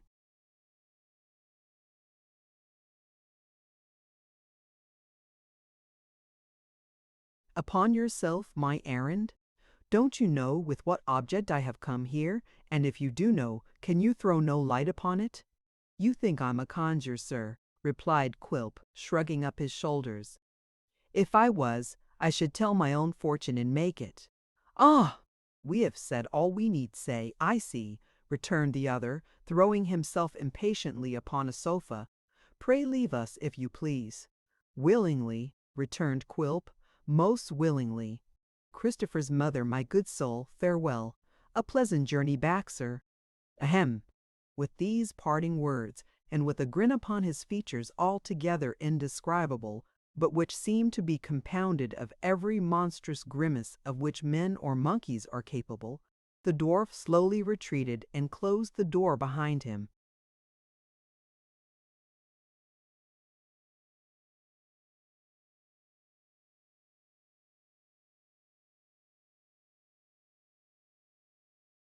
"Oh ho!" he said when he had regained his own room and sat himself down in the chair with his arms akimbo. "Oh ho! Are you there, my friend? Indeed!" Chuckling as though in very great glee and recompensing himself for the restraint he had lately put upon his countenance by twisting it into all imaginable varieties of ugliness, Mr. Quilp, rocking himself to and fro in his chair and nursing his left leg at the same time, fell into certain meditations of which it may be necessary to relate the substance.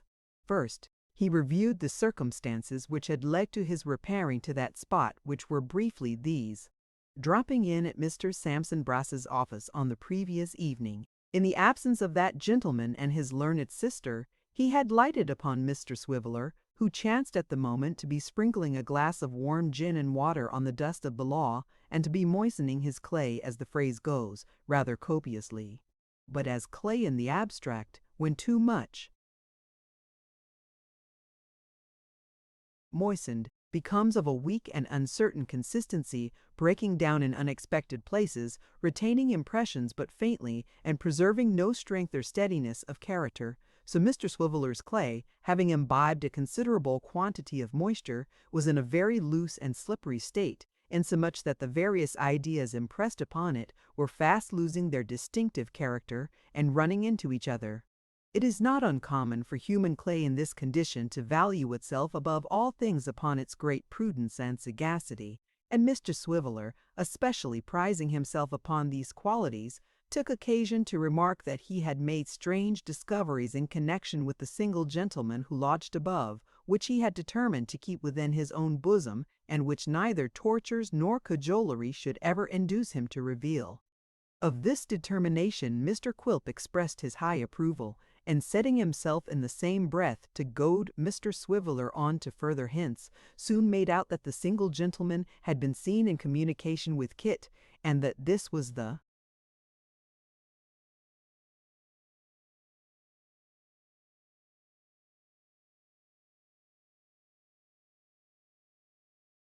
secret, which was never to be disclosed. Possessed of this piece of information, Mr. Quilp directly supposed that the single gentleman above stairs must be the same individual who had waited on him, and having assured himself by further inquiries that this surmise was correct, had no difficulty in arriving at the conclusion that the intent and object of his correspondence with Kit was the recovery of his old client and the child. Burning with curiosity to know what proceedings were afoot, he resolved to pounce upon Kit's mother as the person least able to resist Savdot's luck. The good woman being from home, he made inquiries of a neighbor, as Kit himself did soon afterwards, and being directed to the chapel betook himself there in order to waylay her at the conclusion of the service.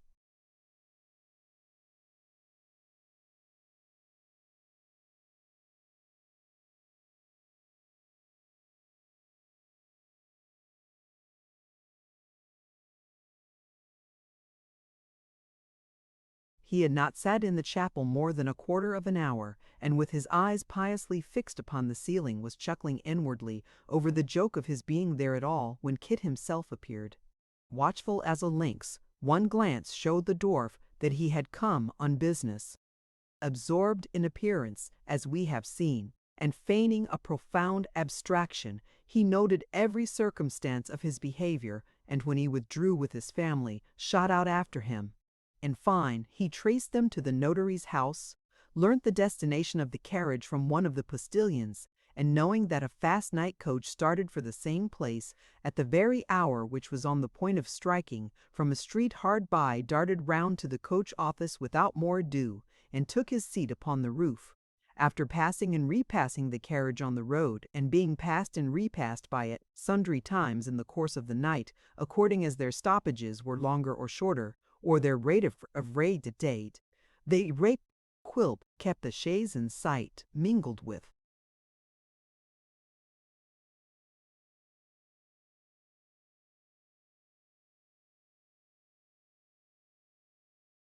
crowd, learnt the single gentleman's errand and its failure, and having possessed himself of all that it was material to know, hurried off, reached the end before him, had the interview just now detailed, and shut himself up in the little room in which he hastily reviewed all these occurrences. "You are there, are you, my friend?" he repeated, greedily biting his nails. "I am suspected and thrown aside, and Kit's the confidential agent, is he? I shall have to dispose of him, I fear.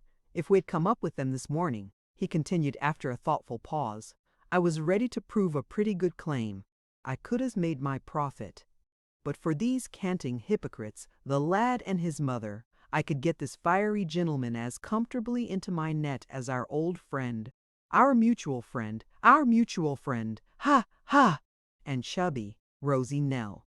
At the worst, it's a golden opportunity not to be lost. Let us find them first, and I'll find means of draining you of some of your superfluous cash, sir, while there are prison bars and bolts and locks to keep your friend or kinsman safely." "I hate your virtuous people," said the dwarf, throwing off a bumper of brandy and smacking his lips. "Ah, I hate 'em every one." This was not a mere empty vaunt, but a deliberate avowal of his real sentiments. For Mr. Quilp, who loved nobody, had by little and little come to hate everybody, nearly or remotely connected with his ruined client, the old man himself, because he had been able to deceive him and elude his vigilance; the child, because she was the object of Mrs. Quilp's commiseration and constant self-reproach; the single gentleman because of his unconcealed aversion to himself, Kit, and his mother, most modesty, further the wraith free bright above and beyond that general feeling of opposition to them which would have been inseparable from his ravenous desire to enrich himself by these altered circumstances. Daniel Quilp hated them everyone. In this amiable mood, Mr. Quilp enlivened himself and his hatreds with more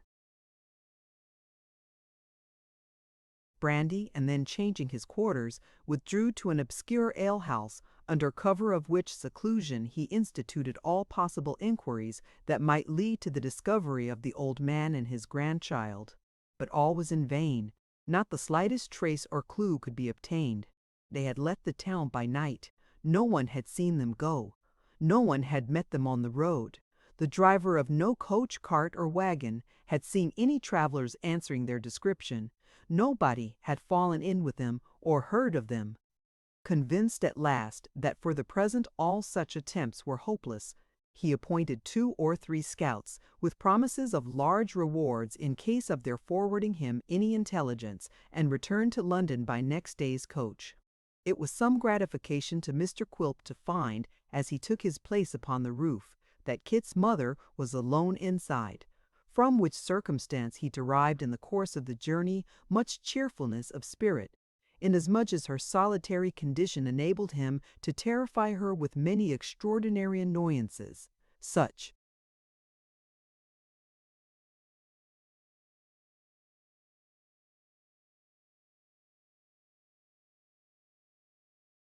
as hanging over the side of the Croat at the Kyles, it staring in with his great goggle eyes, which seemed in hers the more horrible from his face being upside down, dodging her in this way from one window to another, getting nimbly down whenever they changed horses, and thrusting his head in at the window with a dismal squint, which ingenious tortures had such an effect upon Mrs. Nubbles that she was quite unable for the time to resist the belief that Mr. Quilp did in the braid, that meevil powther can beat his hort sack. Kit, having been apprised by letter of his mother's intended return, was waiting for her at the coach office, and great was his surprise when he saw, leering over the coachman's shoulder like some familiar demon, invisible to all eyes but his, the well-known face of Quilp.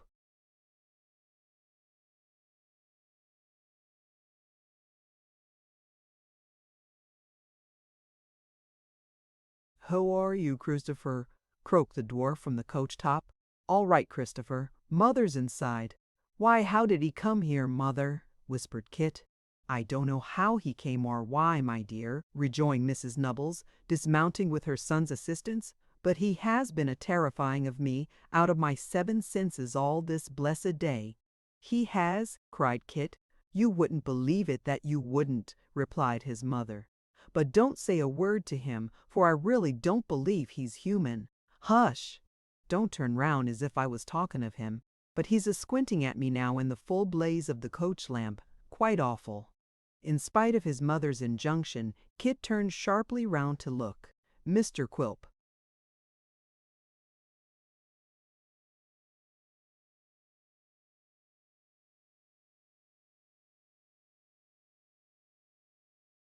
was serenely gazing at the stars, quite absorbed in celestial contemplation. "Oh, he's the artfullest creature," cried Mrs. Nubbles. "But come away. Don't speak to him, for the world." "Yes, I will, mother." "What nonsense! I say, sir." Mr. Quilp affected to start, and looked smilingly round. "You let my mother alone, will you?" said Kit. "How dare you tease a poor lone woman like her, making her miserable and melancholy, as if she hadn't got enough to make her so without you? Aren't you ashamed of yourself, you little monster?" "Monster," said Quilp inwardly with a smile. "Ugliest dwarf that could be seen anywhere, for a penny monster. Ah!" "You show her any of your impudence again," resumed Kit, shouldering the bandbox, "and I tell you what, Mr. Quilp, I won't bear with you any more. You have no right to do it. I'm sure we never interfered with you. This isn't the first time, and if ever you worry or frighten her again, you'll oblige me, though. I should be very sorry to do it on account of your size to beat you." Quilp said not a word in reply, but walking so close to Kit as to bring his eyes within 2 or 3 inches of his face, looked fixedly at him, retreated a little distance without averting his gaze, approached again, again withdrew, and so on, for half a dozen times, like a head in a phantasmagoria.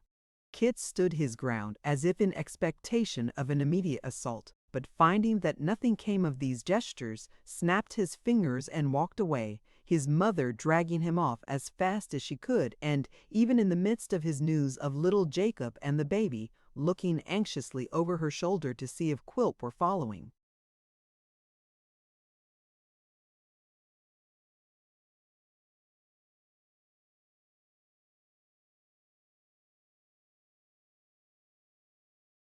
Chapter 49.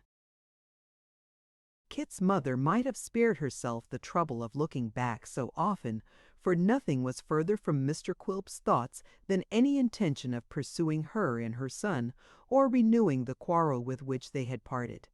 He went his way, whistling from time to time some fragments of a tune, and with a face quite tranquil and composed, jogged pleasantly towards home, entertaining himself as he went with visions of the fears and terrors of Mrs. Quilp, who, having received no intelligence of him for 3 whole days and 2 nights, and having had no previous notice of his absence, was doubtless by that time in a state of distraction, and constantly fainting away with anxiety and grief. This facetious probability was so congenial to the dwarf's humour, and so exquisitely amusing to him, that he laughed as he went along until the tears ran down his cheeks, and more than once, when he found himself in a by-street, vented his delight in a shrill scream, which greatly terrifying any lonely passenger, who happened to be walking on before him expecting nothing so.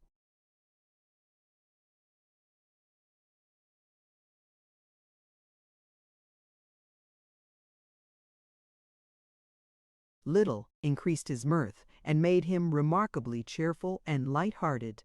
In this happy flow of spirits, Mr. Quilp reached Tower Hill, when, gazing up at the window of his own sitting-room, he thought he descried more light than is usual in a house of mourning. Drawing nearer, and listening attentively, he could hear several voices in earnest conversation, among which he could distinguish, not only those of his wife and mother-in-law, but the tongues of men. "Ha!" cried the jealous dwarf. "What's this? Do they entertain visitors while I'm away?" A smothered cough from above was the reply. He felt in his pockets for his latchkey, but had forgotten it. There was no resource but to knock at the door. "A light in the passage," said Quilp, peeping through the keyhole.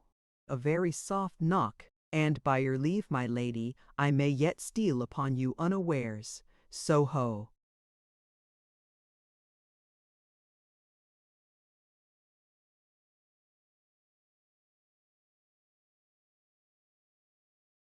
A very low and gentle rap received no answer from within, but after a second application to the knocker, no louder than the first, the door was softly opened by the boy from the wharf, whom Quilp instantly gagged with one hand and dragged into the street with the other.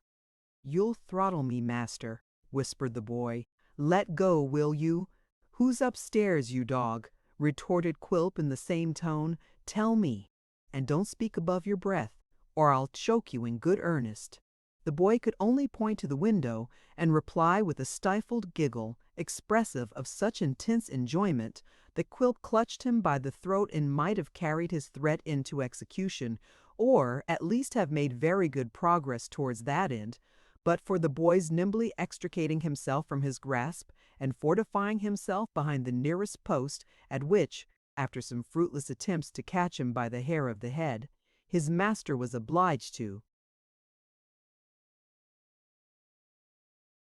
come to a parley. "Will you answer me?" said Quilp. "What's going on above?" "You won't let one speak," replied the boy. "They ha ha ha. They think you're dead." "Ha ha ha. Dead!" cried Quilp, relaxing into a grim laugh himself. "No." "Do they? Do they really, you dog?" "They think you're drowned," replied the boy, who in his malicious nature had a strong infusion of his master. "You was last seen on the brink of the wharf, and they think you tumbled over." "Ha ha!" The prospect of playing the spy under such delicious circumstances, and of disappointing them all by walking in alive, gave more delight to Quilp than the greatest stroke of good fortune could possibly have inspired him with. He was no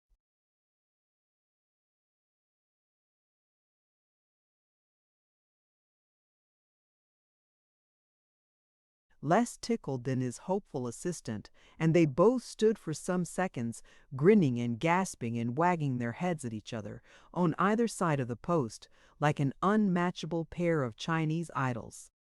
"Not a word," said Quilp, making towards the door on tiptoe. "Not a sound, not so much as a creaking board or a stumble against a cobweb. Drowned, eh, Mrs. Quilp? Drowned, eh, Mrs. Quilp? Drowned." So saying, he blew out the candle, kicked off his shoes, and groped his way upstairs, leaving his delighted young friend in an ecstasy of somersets on the pavement. The bedroom door on the staircase being unlocked, Mr. Quilp slipped in, and planted himself behind the door of communication between that chamber and the sitting-room, which standing ajar to render both more airy, and having a very convenient chink of which he had often availed himself for purposes of espial.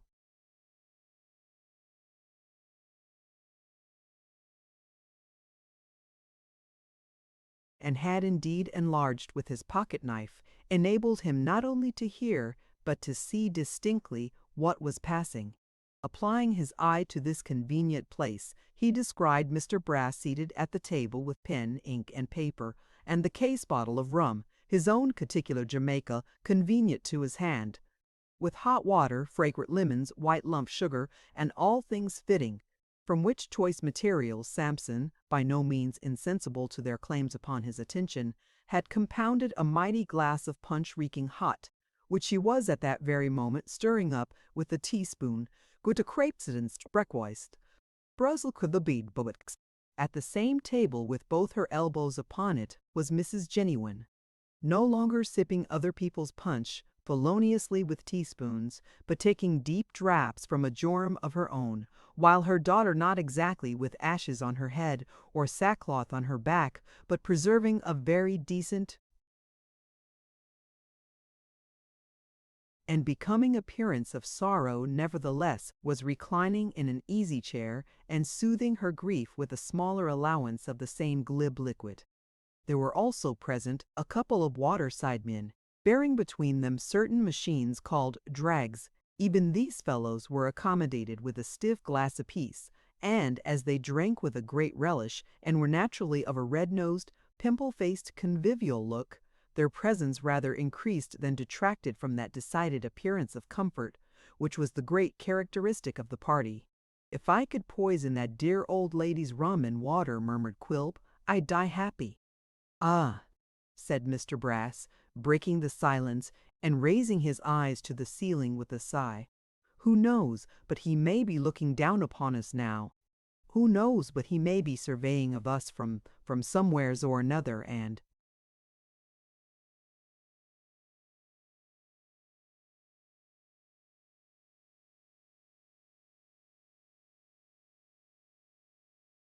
contemplating us with a watchful eye. "Oh, lor!" Here Mr. Brass stopped to drink half his punch, and then resumed, looking at the other half as he spoke with a dejected smile.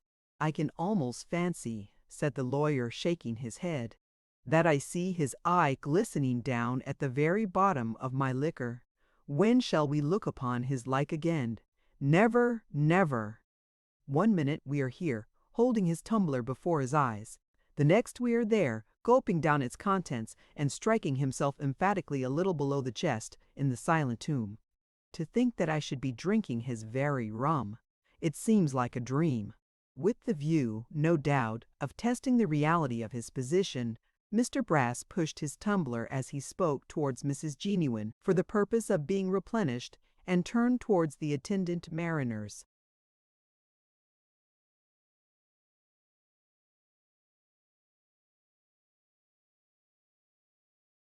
"The search has been quite unsuccessful, then?" "Quite, master. But I should say that if he turns up anywhere, he'll come ashore somewhere about Greenwich tomorrow at ebb tide, eh, mate?"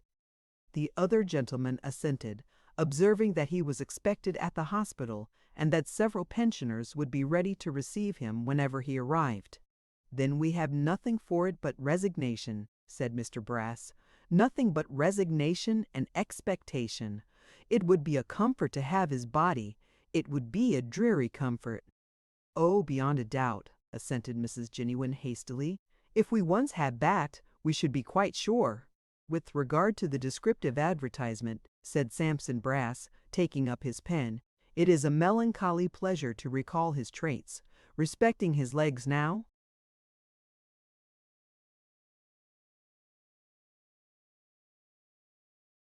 "Crooked, certainly," said Mrs. Genuine. "Do you think they were crooked?" said Brass, in an insinuating tone.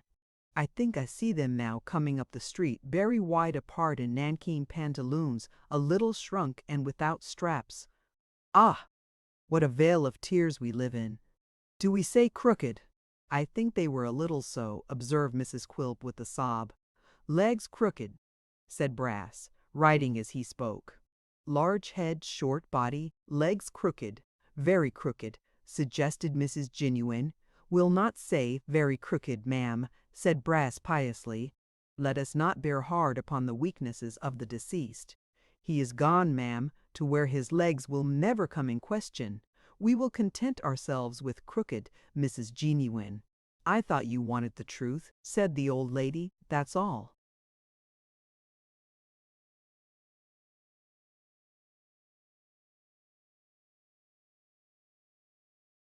"Bless your eyes, how I love you," muttered Quilp. "There she goes again, nothing but punch." "This is an occupation," said the lawyer, laying down his pen and emptying his glass, "which seems to bring him before my eyes like the ghost of Hamlet's father, in the very clothes that he wore on work-a-days. His coat, his waistcoat, his shoes and stockings, his trousers, his hat, his wit and humor, his pathos and his umbrella, all come before me like visions of my youth. His linen," said Mr. Brass, smiling fondly at the wall, "his linen which was always of a particular color, for such was his whim and fancy. How plain I see his linen now!" "You had better go on, sir," said Mrs. Genuine impatiently. "True, ma'am, true," cried Mr. Brass. "Our faculties must not freeze with grief. I'll trouble you for a little more of that, ma'am. A question now arises with relation to his nose."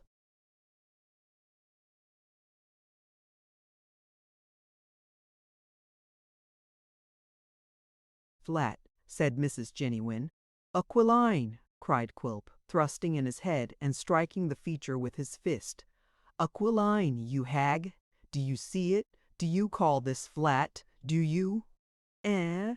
Oh, capital, capital!" shouted Brass from the mere force of habit. "Excellent! How very good he is! He's a most remarkable man, so extremely whimsical. Such an amazing power of taking people by surprise." Quilp paid no regard whatever to these compliments, nor to the dubious and frightened look into which the lawyer gradually subsided, nor to the shrieks of his wife and mother-in-law, nor to the latter's running from the room, nor to the former's fainting away.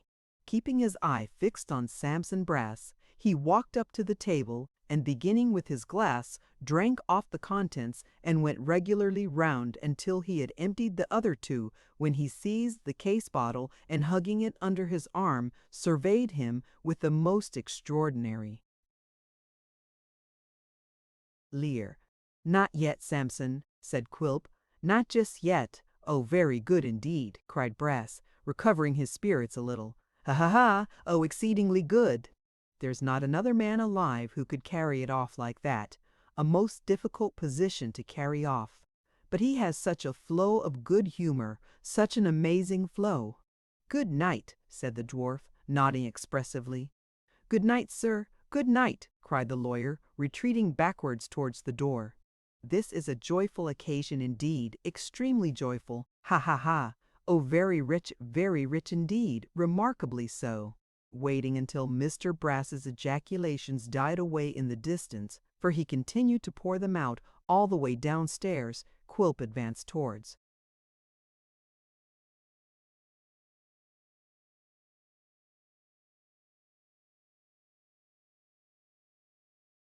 the two men, who yet lingered in a kind of stupid amazement.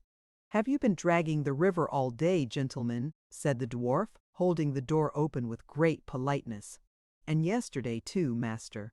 Dear me, you've had a deal of trouble. Pray consider everything yours that you find upon the body.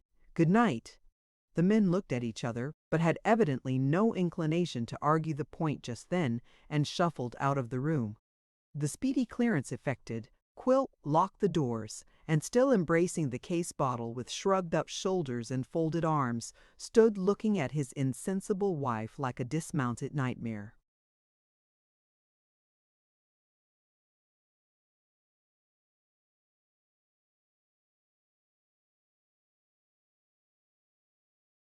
Chapter 50.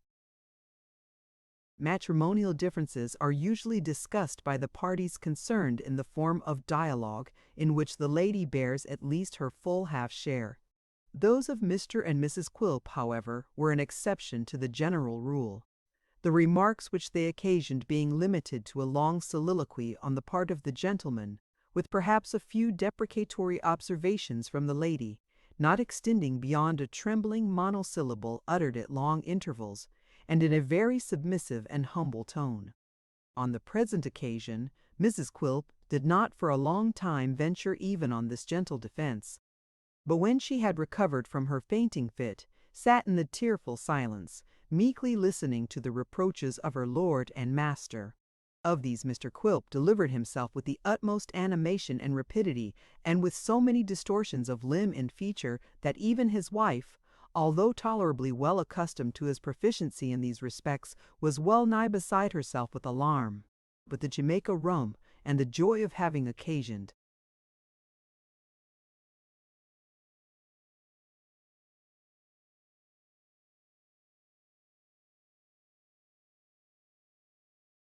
a heavy disappointment, by degrees cooled Mr. Quilp's wrath, which from being at savage heat, dropped slowly to the bantering or chuckling point, at which it steadily remained.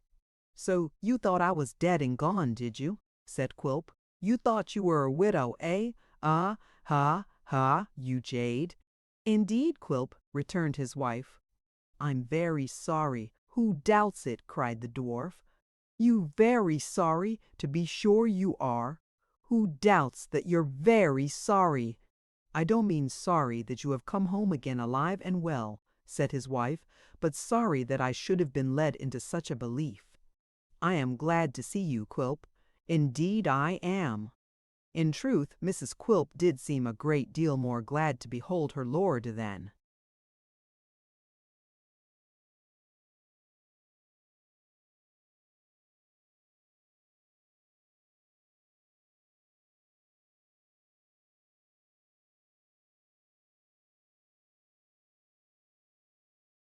might have been expected, and did evince a degree of interest in his safety which, all things considered, was rather unaccountable.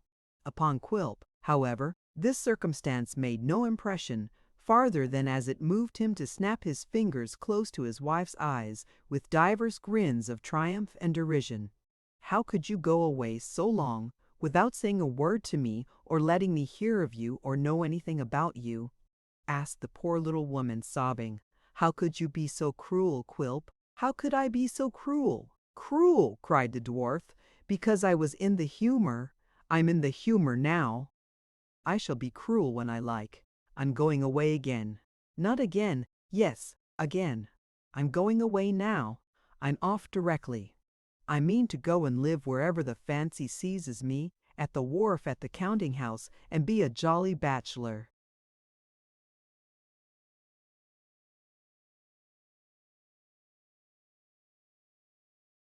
"You were a widow in anticipation." "Damn!" screamed the dwarf. "I'll be a bachelor in earnest." "You can't be serious, Quilp," sobbed his wife. "I tell you," said the dwarf, exulting in his project, "that I'll be a bachelor, a devil-may-care bachelor, and I'll have my bachelor's hall at the counting house, and at such times come near it if you dare. And mind, too, that I don't pounce in upon you at unseasonable hours again. For I'll be a spy upon you, and come and go like a mole or a weasel.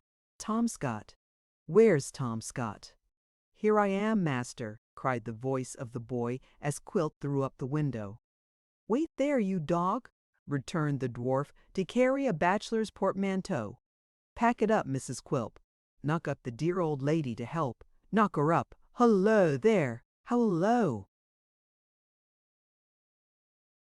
With these exclamations, Mr. Quilp caught up the poker, and hurrying to the door of the good lady's sleeping closet, beat upon it therewith until she awoke in inexpressible terror, thinking that her amiable son-in-law surely intended to murder her in justification of the leg she had slandered. Impressed with this idea, she was no sooner fairly awake than she screamed violently, and would have quickly precipitated herself out of the window and through a neighboring skylight if her daughter had not hastened in to undeceive her and implore her assistance. Somewhat reassured by her account of the service she was required to render, Mrs. Jennywin made her appearance in a flannel dressing-gown, and both mother and daughter, trembling with terror and cold, for the night was now far advanced, obeyed Mr. Quilp's directions in submissive silence. Prolonging his preparations as much as possible, for their greater comfort, that eccentric gentleman superintended the packing of his wardrobe, and having added to it with his own hands, plate, knife and fork, spoon, teacup and saucer, and other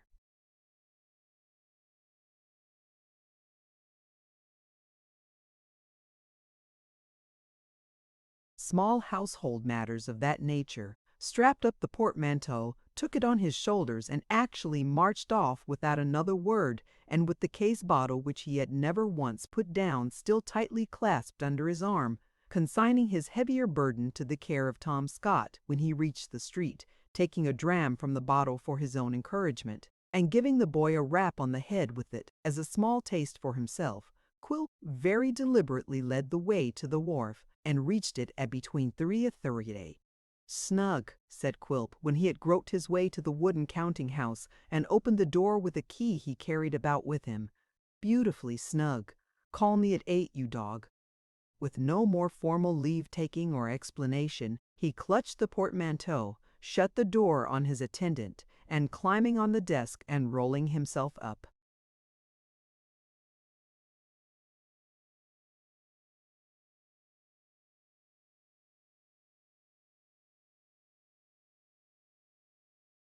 As round as a hedgehog in an old boat-cloak, fell fast asleep, being roused in the morning at the appointed time, and roused with difficulty after his late fatigues, Kelp instructed Tom Scott to make a fire in the yard of sundry pieces of old timber, and to prepare some coffee for breakfast, for the better furnishing of which repast he entrusted him with certain small monies, to be expended in the purchase of hot rolls, butter, sugar, Yarmouth bloaters, and other articles of housekeeping, so that in a few minutes a savory meal was smoking on the board.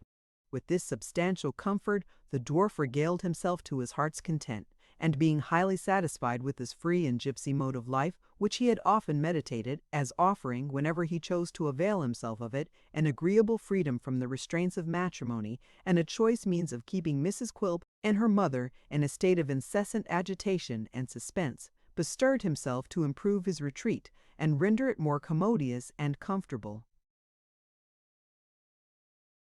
With this view he issued forth to a place hard by, where sea-stores were sold, purchased a second-hand hammock, and had it slung in seaman-like fashion from the ceiling of the counting-house. He also caused to be erected, in the same mouldy cabin, an old ship's stove with a rusty funnel to carry the smoke through the roof, and these arrangements completed, surveyed them with ineffable delight. "I've got a country house like Robinson Crusoe," said the dwarf, ogling the accommodations, "a solitary, sequestered, desolate island sort of spot, where I can be quite alone when I have business on hand, and be secure from all spies and listeners. Nobody near me here but rats, and they are fine stealthy secret fellows. I shall be as merry as a grig among these gentry. I'll look out for one like Christopher, and poison him. Ha, ha, ha! Business, though, business, we must be mindful of business in the midst of pleasure, and the time has flown this morning, I declare."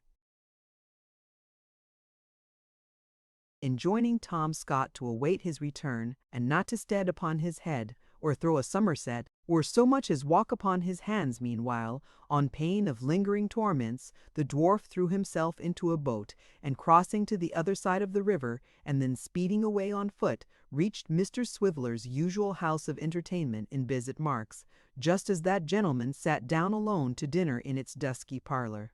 "Dick," said the dwarf, thrusting his head in at the door, "my pet, my pupil, the apple of my eye. Hey, hey! Oh, you're there, are you?" returned Mr. Swiveller. "How are you?" "How's Dick?" retorted Quilp. "How's the cream of clerkship, eh?" "Why, rather sour, sir," replied Mr. Swiveller, beginning to border upon cheesiness, in fact.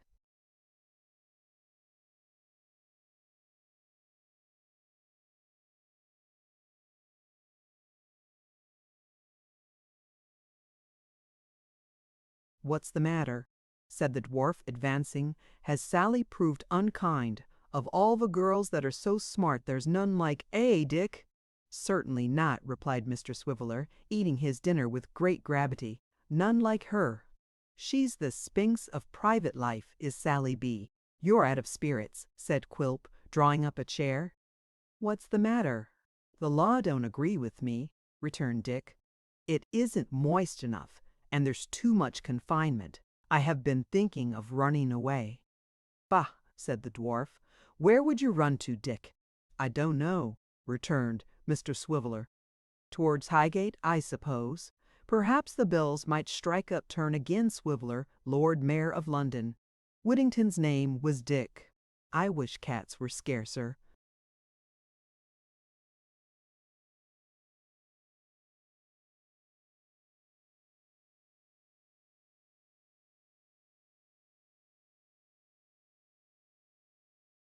Quilp looked at his companion with his eyes screwed up into a comical expression of curiosity, and patiently awaited his further explanation, upon which, however, Mr. Swiveller appeared in no hurry to enter, as he ate a very long dinner in profound silence, finally pushed away his plate, threw himself back into his chair, folded his arms, and stared ruefully at the fire, in which some ends of cigars were smoking on their own account, and sending up a fragrant odour.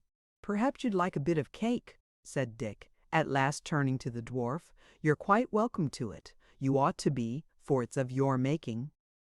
"What do you mean?" said Quilp. Mr. Swiveller replied by taking from his pocket a small and very greasy parcel, slowly unfolding it, and displaying a little slab of plum cake extremely indigestible in appearance and bordered with a paste of white sugar an inch and a half deep.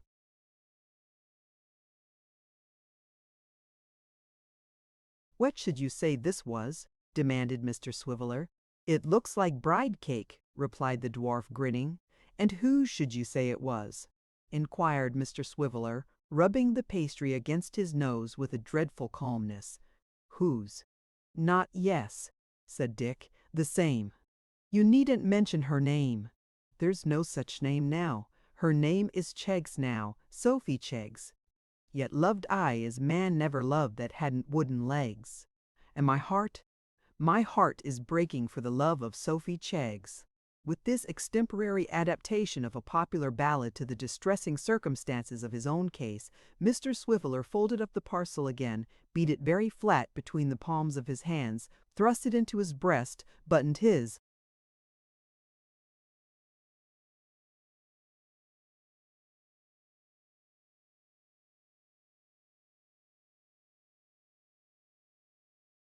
coat over it, and folded his arms upon the whole. "Now I hope you're satisfied, sir," said Dick, "and I hope Fred's satisfied.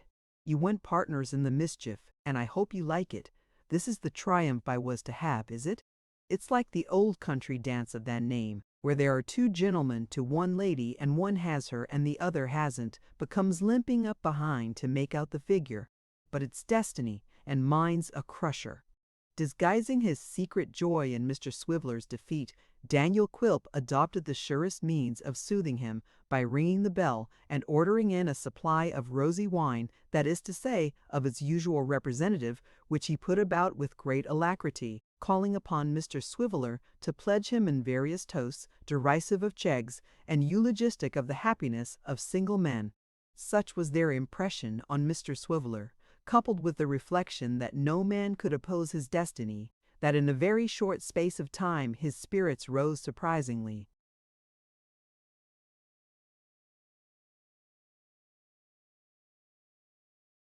And he was enabled to give the dwarf an account of the receipt of the cake, which, it appeared, had been brought to Bevis Marks by the two surviving Miss Wackleses in person, and delivered at the office door with much giggling and joyfulness. "Ha!" said Quilp, "it will be our turn to giggle soon. And that reminds me you spoke of young Trent. Where is he?" Mr. Swiveller explained that his respectable friend had recently accepted a responsible situation in a locomotive gaming house, and was at that time absent on a professional tour among the adventurous spirits of Great Britain. "That's unfortunate," said the dwarf, "for I came, in fact, to ask you about him. A thought has occurred to me, Dick. Your friend over the way." "Which friend?" "In the first floor." "Yes? Your friend in the first floor, Dick, may know him." "No, he don't," said Mr. Swiveller, shaking his head. "Don't." "No, because he has never seen him," rejoined Quilp. "But if we were to bring them together, who knows, Dick, but Fred, properly introduced, would serve his turn almost as well as Little Nell or her grandfather, who knows but it might make the young fellow's fortune, and, through him, yours, eh?" "Why, the fact is, you see," said Mr. Swiveller, "that they have been brought together." "Have been," cried the dwarf, looking suspiciously at his companion. "Through." "Whose means?" "Through mine," said Dick, slightly confused. "Didn't I mention it to you the last time you called over yonder?" "You know you didn't," returned the dwarf. "I believe you're right," said Dick. "No, I didn't. I recollect. Oh yes, I brought 'em together that very day. It was Fred's suggestion. And what came of it? Why, instead of my friend's bursting into tears when he knew who Fred was, embracing him kindly and telling him that he was his grandfather, or his grandmother in disguise, which we fully expected, he flew into a tremendous passion, called him all manner of names, said it was in a great measure his fault that Little Nell and the old gentleman had ever been brought to poverty. Didn't.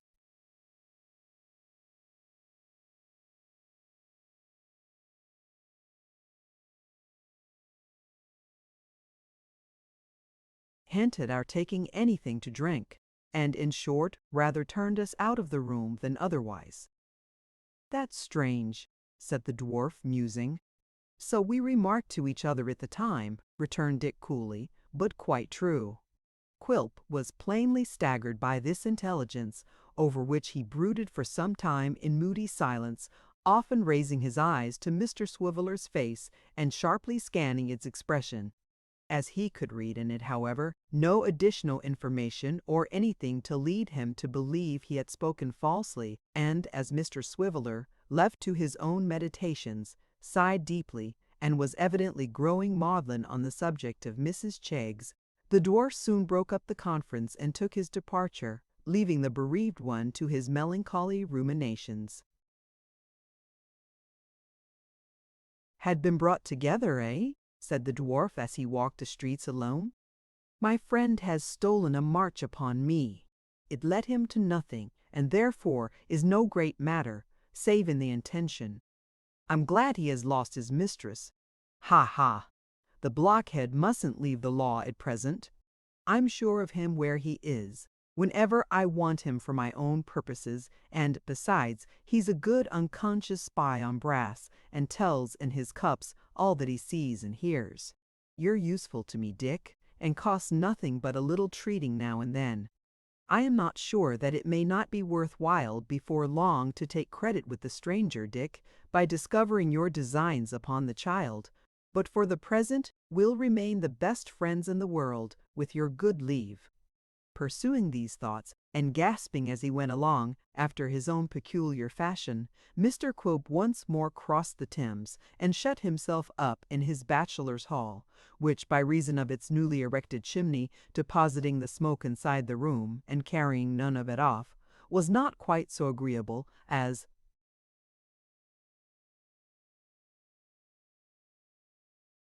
more fastidious people might have desired. Such inconveniences, however, instead of disgusting the dwarf with his new abode, rather suited his humour. So after dining luxuriously from the public house, he lighted his pipe and smoked against the chimney, until nothing of him was visible through the mist but a pair of red and highly inflamed eyes, with sometimes a dim vision of his head and face, as, in a violent fit of coughing, he slightly stirred the smoke and scattered the heavy wreaths by which they were obscured. In the midst of this atmosphere, which must infallibly have smothered any other man, Mr. Quilp passed the evening with great cheerfulness, solacing himself all the time with the pipe and the case bottle, and occasionally entertaining himself with a melodious howl, intended for a song, but bearing not the faintest resemblance to any scrap of any piece of music, vocal or instrumental, ever invented by man. Thus he amused himself until nearly midnight, when he turned into his hammock with the utmost satisfaction.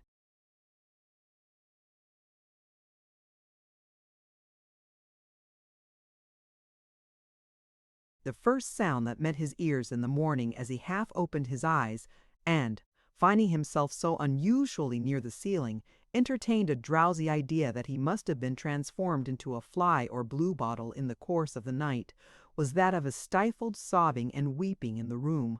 Peeping cautiously over the side of his hammock, he descried Mrs. Quilp, to whom, after contemplating her for some time in silence, he communicated a violent start by suddenly yelling out, "Hulloa!"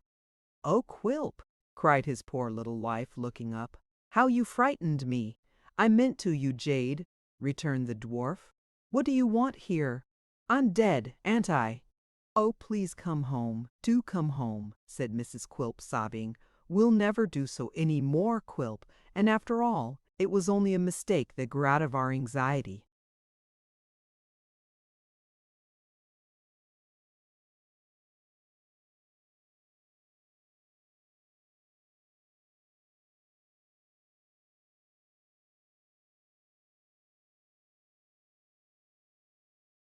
"Out of your anxiety," grinned the dwarf. "Yes, I know that out of your anxiety for my death. I shall come home when I please, I tell you. I shall come home when I please, and go when I please. I'll be a will-o'-the-wisp, now here, now there, dancing about you always, starting up when you least expect me, and keeping you in a constant state of restlessness and irritation. Will you beg on?" Mrs. Quilp durst only make a gesture of entreaty.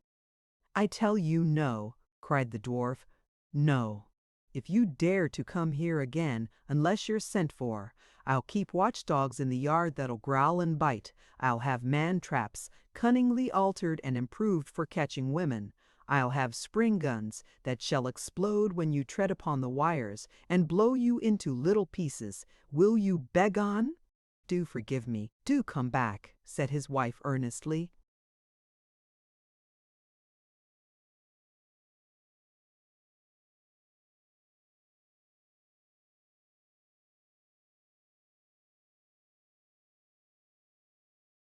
"No, oh, oh, oh," roared Quilp.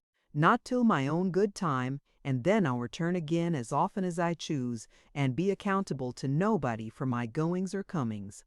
You see the door there, will you go?" Mr. Quilp delivered this last command in such a very energetic voice, and moreover accompanied it with such a sudden gesture, indicative of an intention to spring out of his hammock, and, night-capped as he was, bear his wife home again through the public streets, that she sped away like an arrow. Her worthy lord stretched his neck and eyes until she had crossed the yard, and then, not at all sorry to have had this opportunity of carrying his point and asserting the sanctity of his castle, fell into an immoderate fit of laughter and laid himself down to sleep again. Chapter 51. The bland and open-hearted proprietor of Bachelor's Hall slept on amidst the congenial accompaniments of rain, mud, dirt, damp, fog, and rats, until late in the day, when, summoning his valet Tom Scott to assist him to rise and to prepare breakfast, he quitted his couch and made his toilet. This duty performed, and his repast ended, he again betook himself to Bevis Marks. This visit was not intended for Mr. Swiveller, but for his friend and employer, Mr. Sampson Brass. Both gentlemen, however, were from home, nor was the life and light of law Miss Sally at her post either. The fact of their joint desertion of the office was made known to all comers by a scrap of paper in the handwriting of Mr. Swiveller, which was attached to the bell handle, and which, giving the reader no clue to the time of day when it was first posted, furnished him with the rather vague and unsatisfactory information that that gentleman would return in an hour. "There's a servant, I suppose," said the dwarf, knocking at the house door. "She'll do." After a sufficiently long interval, the door was opened, and a small voice immediately accosted him with, "Oh, please, will you leave a card or message, eh?" said the dwarf. Looking down, it was something quite new to him upon the small servant. To this, the child, conducting her conversation as upon the occasion of her first interview with Mr. Swiveller, again replied, "Oh, please, will you leave a card or message?" "I'll write a note," said the dwarf, pushing past her into the office, "and mind your master has it directly he comes home." So Mr. Quilp climbed up to the top of a tall stool to write the note, and the small servant, carefully tutored for such.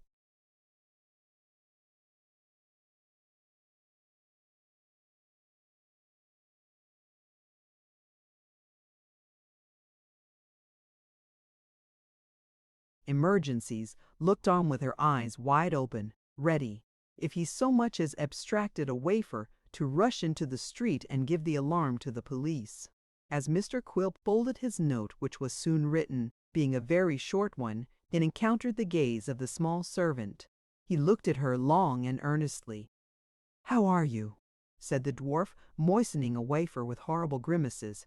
The small servant, perhaps frightened by his looks, returned no audible reply, but it appeared from the motion of her lips that she was inwardly repeating the same form of expression concerning the note or message. "Do they use you ill here? Is your mistress a Tartar?" said Quilp with a chuckle. In reply to the last interrogation, the small servant, with a look of infinite cunning mingled with fear, screwed up her mouth very tight and round, and nodded violently. Whether there was anything in the peculiar slyness of her action which fascinated Mr. Quilp, or anything in the expression of her features at the moment which attracted his attention for some other reason, or whether it merely occurred to him as a pleasant whim to stare the small servant out of countenance, certain it is that he planted his elbows square and firmly on the desk, and squeezing up his cheeks with his hands, looked at her fixedly. "Where do you come from?" he said after a long pause, stroking his chin. "I don't know." "What's your name?" "Nothing." "Nonsense," retorted Quilp. "What does your mistress call you when she wants you?"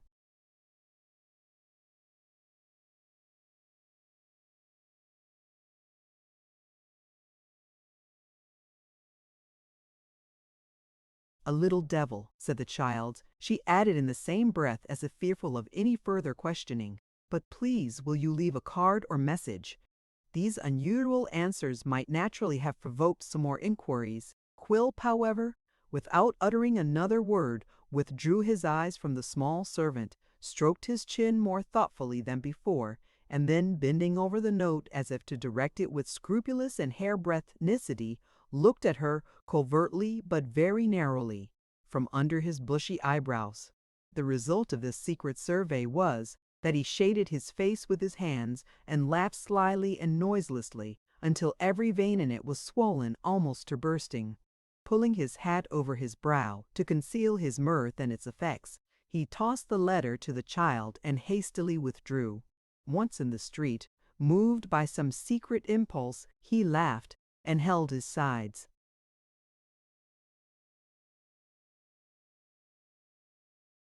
And laughed again, and tried to peer through the dusty area railings as if to catch another glimpse of the child, until he was quite tired out. At last he traveled back to the wilderness, which was within rifle shot of his bachelor retreat, and ordered tea in the wooden summer house that afternoon for 3 persons, an invitation to Miss Sally Brass and her brother to partake of that entertainment at that place having been the object both of his journey and his note. It was not precisely the kind of weather in which people usually take tea in summer houses, far less in summer houses in an advanced state of decay, and overlooking the slimy banks of a great river at low water. Nevertheless, it was in this choice retreat that Mr. Quilp ordered a cold collation to be prepared, and it was beneath its cracked and leaky roof that he, in due course of time, received Mr. Sampson and his sister Sally. "You're fond of the beauties of nature," said Quilp with a grin. "Is this charming?"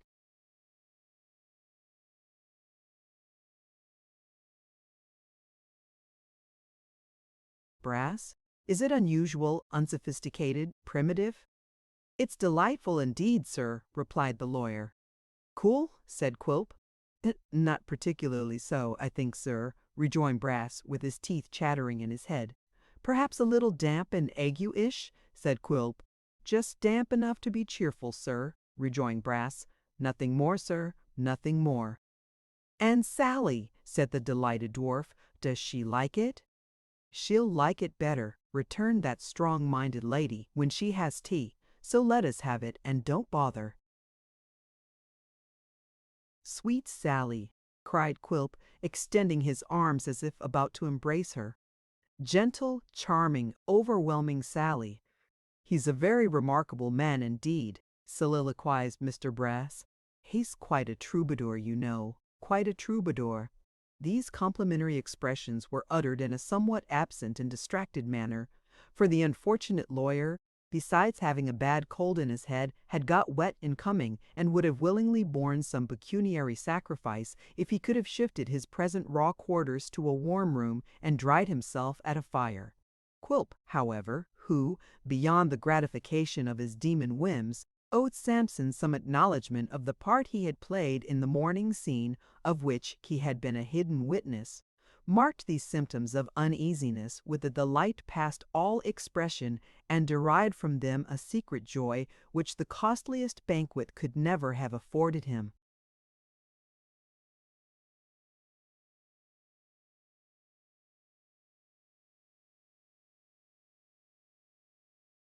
It is worthy of remark, too, as illustrating a little feature in the character of Miss Sally Brass, that although on her own account she would have borne the discomforts of the wilderness with a very ill grace, and would probably, indeed, have walked off before the tea appeared, she no sooner beheld the latent uneasiness and misery of her brother than she developed a grim satisfaction, and began to enjoy herself after her own manner. Though the wet came stealing through the roof and trickling down upon their heads, Miss Brass uttered no complaint, but presided over the tea equipage with imperturbable composure, while Mr. Quilp, in his uproarious hospitality, seated himself upon an empty beer barrel, vaunted the place as the most beautiful and comfortable in the three kingdoms, and elevating his glass, drank to their next merry meeting in that jovial spot, and Peer Brass, with the rain plashing down into his teacup, made a dismal attempt to puck up his spirits and pervadet uniert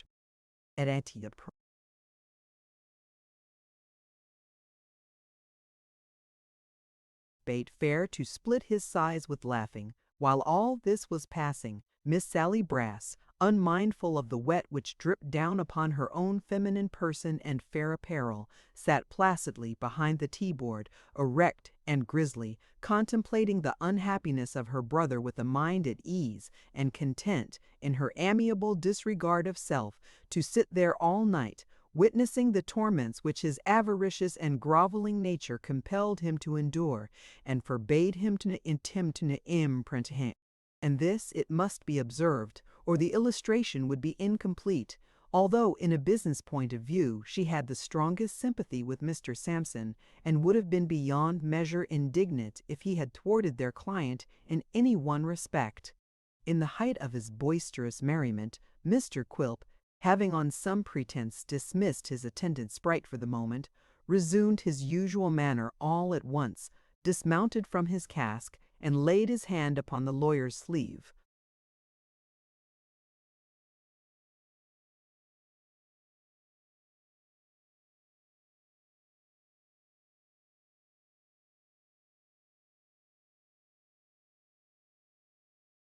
"A word," said the dwarf, "before we go farther. Sally, harkee for a minute." Miss Sally drew closer, as if accustomed to business conferences with their host, which were the better for not having air. "Business," said the dwarf, glancing from brother to sister. "Very private business. Lay your heads together when you're by yourselves." "Certainly, sir," returned Brass, taking out his pocket-book and pencil. "I'll take down the heads, if you please, sir."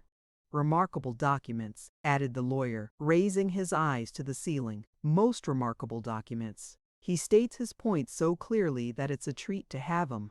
I don't know any Act of Parliament that's equal to him in clearness." "I shall deprive you of a treat," said Quilp. "Put up your book. We don't want any documents. So, there's a lad named Kit."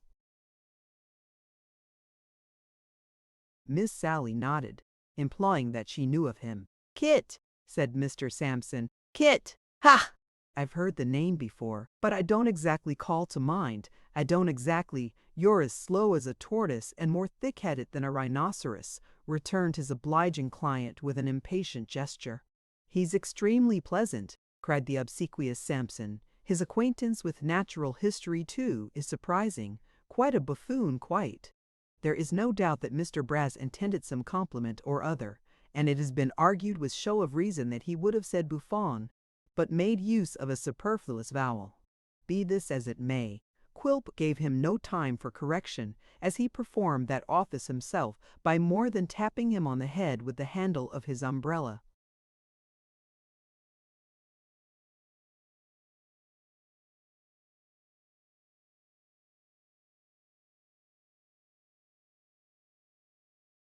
"Don't let's have any wrangling," said Miss Sally, staying his hand. "I've showed you that I know him, and that's enough." "She's always foremost," said the dwarf, patting her on the back and looking contemptuously at Sampson.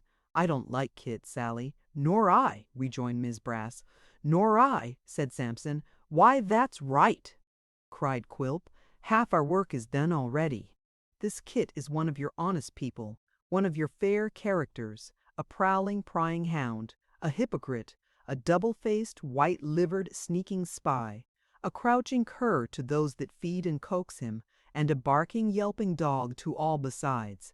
"Fearfully eloquent," cried Brass with a sneeze. "Quite appalling."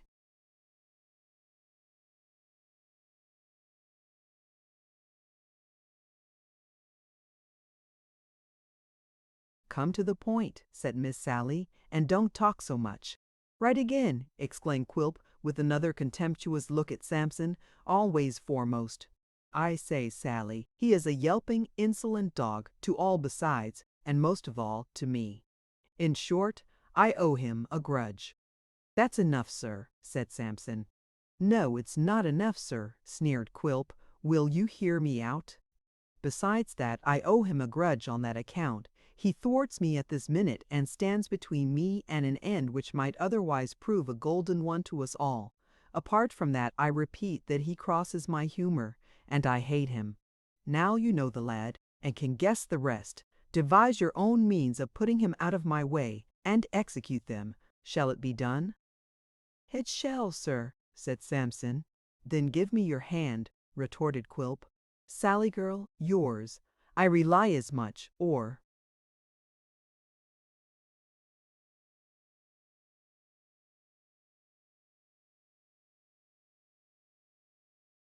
More on you than him.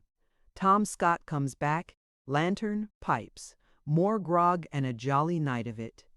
No other word was spoken, no other look exchanged, which had the slightest reference to this, the real occasion of their meeting. The trio were well accustomed to act together, and were linked to each other by ties of mutual interest and advantage, and nothing more was needed.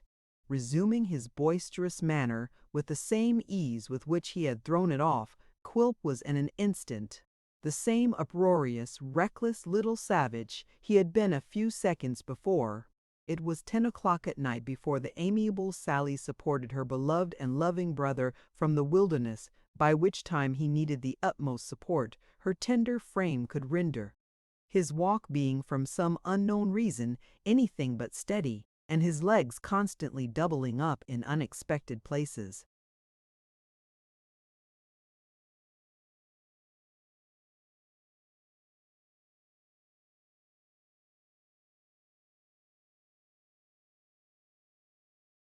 Overpowered, notwithstanding his late prolonged slumbers, by the fatigues of the last few days, the dwarf lost no time in creeping to his dainty house, and was soon dreaming in his hammock, leaving him to visions, in which perhaps the quiet figures we quitted in the old church porch were not without their share.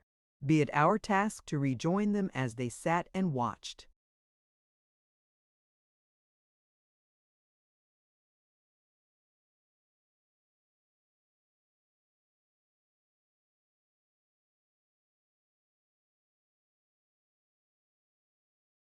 Chapter 52. After a long time, the schoolmaster appeared at the wicket gate of the churchyard, and hurried towards them, tingling in his hand as he came along, a bundle of rusty keys. He was quite breathless with pleasure and haste when he reached the porch, and at first could only point towards the old building which the child had been contemplating so earnestly. "You see those two old houses," he said at last. "Yes, surely," replied Nell. "I have been looking at them nearly all the time you have been away. And you would have looked at them more curiously yet if you could have guessed what I have to tell you," said her friend. "One of those houses is mine." Without saying any more, or giving the child time to reply, the schoolmaster took her hand, and, his honest face quite radiant with exultation, led her to the chudau.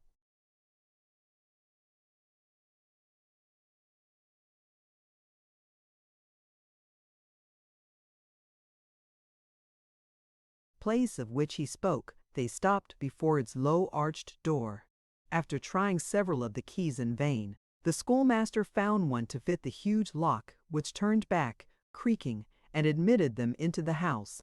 The room into which they entered was a vaulted chamber once nobly ornamented by cunning architects, and still retaining in its beautiful groined roof and rich stone tracery choice remnants of its ancient splendor.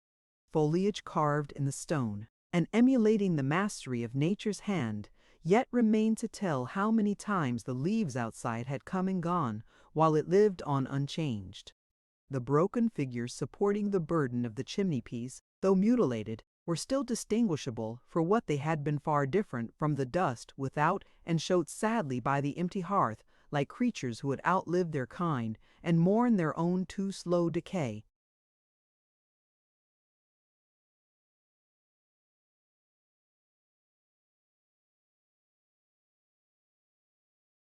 In some old time, for even change was old in that old place, a wooden partition had been constructed in one part of the chamber to form a sleeping closet, into which the light was admitted at the same period by a rude window or rather niche cut in the solid wall. This screen, together with 2 seats in the broad chimney, had at some forgotten date been part of the church or convent, for the oak, hastily appropriated to its present purpose, had been little altered from its former shape, and presented to the eye a pile of fragments of rich carving from old monkish stalls. An open door leading to a small room or cell, dim with the light that came through leaves of ivy, completed the interior of this portion of the ruin. It was not quite destitute of furniture.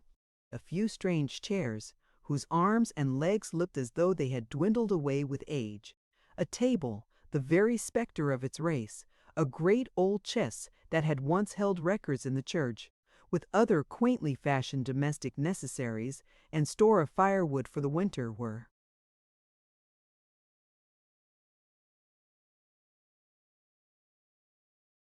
scattered around, and gave evident tokens of its occupation as a dwelling place at no very distant time.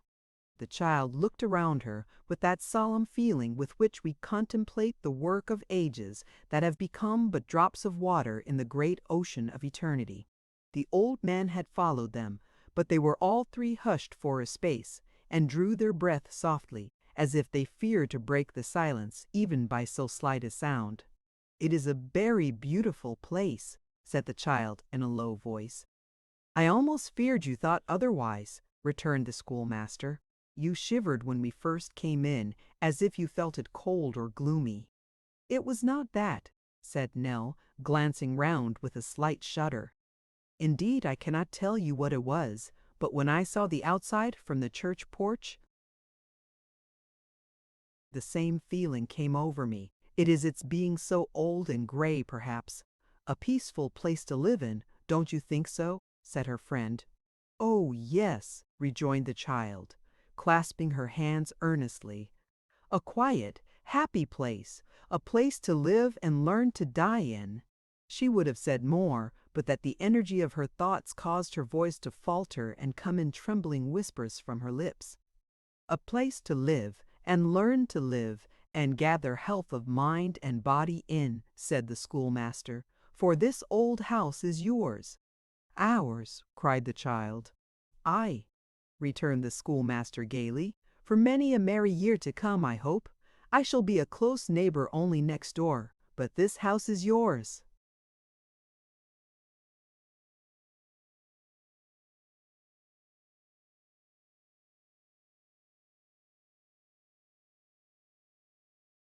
Having now disburdened himself of his great surprise, the spry Stephen Alston that knits, pater, nary 100 years of age, who kept the keys of the church, opened and closed it for the services, and showed it to strangers, how she had died not many weeks ago, and nobody had yet been found to fill the office, how learning all this in an interview with the sexton, who was confined to his bed by rheumatism, he had been bold to make mention of his fellow, received by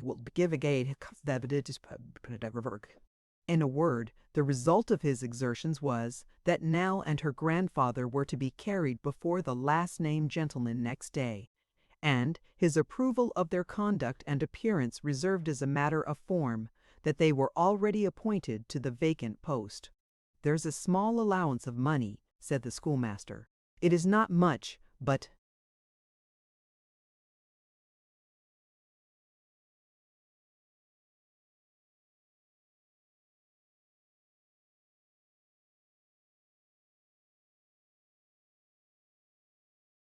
still enough to live upon in this retired spot. By clubbing our funds together, we shall do bravely, no fear of that." "Heaven bless and prosper you," sobbed the child. "Amen, my dear," returned her friend cheerfully, "and all of us, as it will, and has, in leading us through sorrow and trouble to this tranquil life. But we must look at my house now. Come!" They repaired to the other tenement, tried the rusty keys as before, at length found the right one, and opened the worm-eaten door. It led into a chamber, vaulted and old, like that from which they had come, but not so spacious, and having only one other little room attached. It was not difficult to divine that the other house was of right the schoolmaster's, and that he had chosen for himself the least commodious in his care and regard for them. Like the adjoining habitation, it held such old articles of furniture as were absolutely necessary, and had its stack of firewood. To make these dwellings as habitable and full of comfort as they could was now their pleasant care. In a short time, each had its cheerful fire glowing and crackling on the hearth, and reddening the pale old wall with a hale and healthy blush. Nell, busily plying her needle, repaired the tattered window hangings, drew together the rents that time had worn in the threadbare scraps of carpet, and made them whole and decent. The schoolmaster swept and smoothed the ground before the door, trimmed the long grass, trained the ivy and creeping plants which hung their drooping heads in melancholy neglect, and gave to the outer walls a cheery air of home. The old man, sometimes by his side and sometimes with the child, lent his aid to both, went here and there on little patient services, and was happy.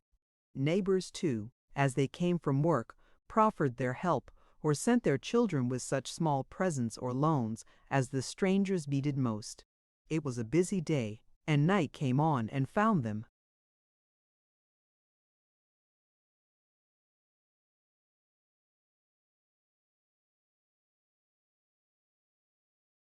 wondering that there was yet so much to do, and that it should be dark so soon.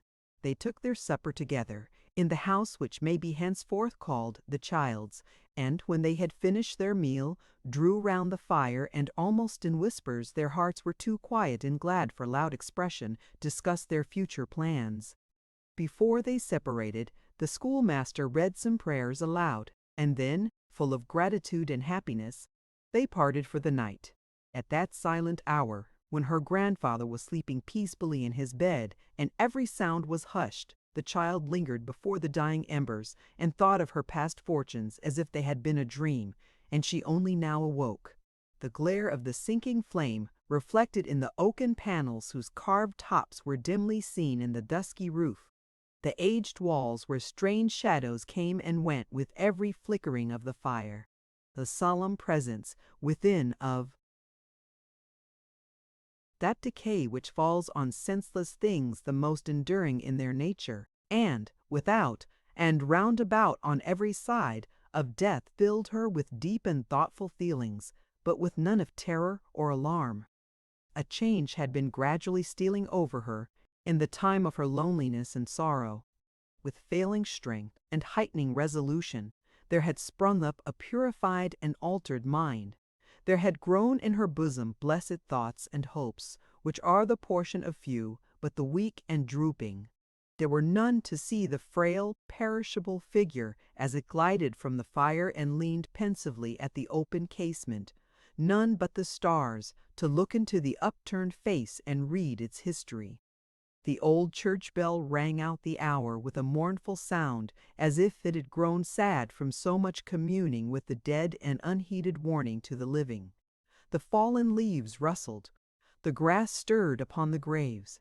All else was still and sleeping. Some of those dreamless sleepers lay close within the shadow of the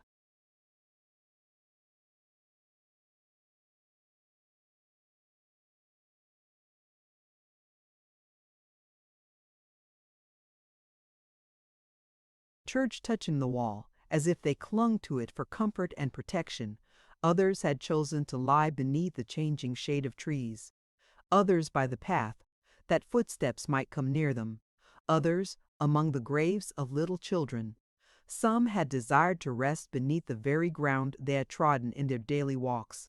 Some where the setting sun might shine upon their beds. Some where his light would fall upon them when it rose. Perhaps not one of the imprisoned souls had been able quite to separate itself in living thought from its old companion. If any had, it had still felt for it a love like that which captives have been known to bear towards the cell in which they have been long confined, and, even at parting, hung upon its narrow bounds affectionately. It was long before the child closed the window and approached her bed. Again something of the same sensation as before, an involuntary chill, a momentary feeling akin to fear, but vanishing directly and leaving no alarm behind. Again, too, dreams of the little scholar, of the roof opening and a column of bright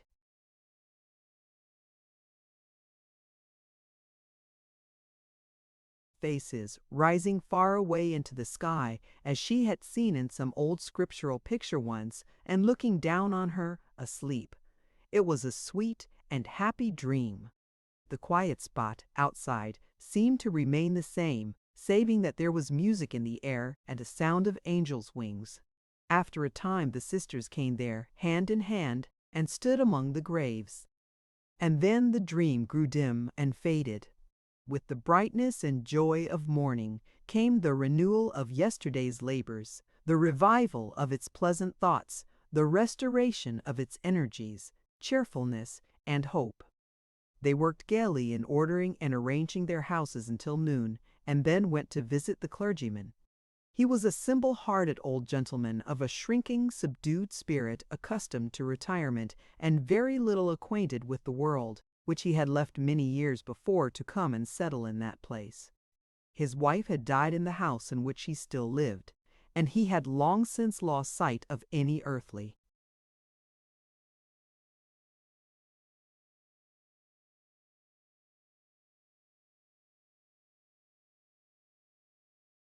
cares or hopes beyond it.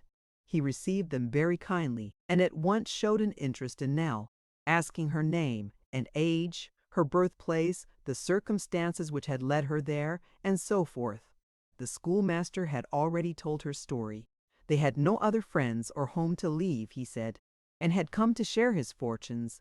He loved the child as though she were his own. "Well, well," said the clergyman, "let it be as you desire. She is very young."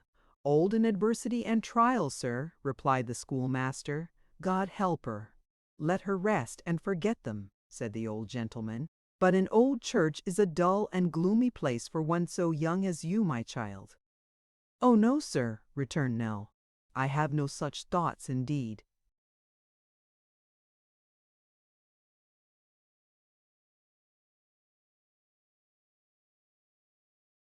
"I would rather see her dancing on the green at nights," said the old gentleman, laying his hand upon her head and smiling sadly, "than have her sitting in the shadow of our mouldering arches. You must look to this, and see that her heart does not grow heavy among these solemn ruins. Your request is granted, friend." After more kind words, they withdrew and repaired to the child's house, where they were yet in conversation on their happy fortune, when another friend appeared. This was a little old gentleman who lived in the parsonage house, and had resided there, so they learnt soon afterwards, ever since the death of the clergyman's wife, which had happened 15 years before. He had been his college friend and always his close companion. In the first shock of his grief he had come to console and comfort him, and from that time they had never parted company. The little old gentleman was the active spirit of the place, the adjuster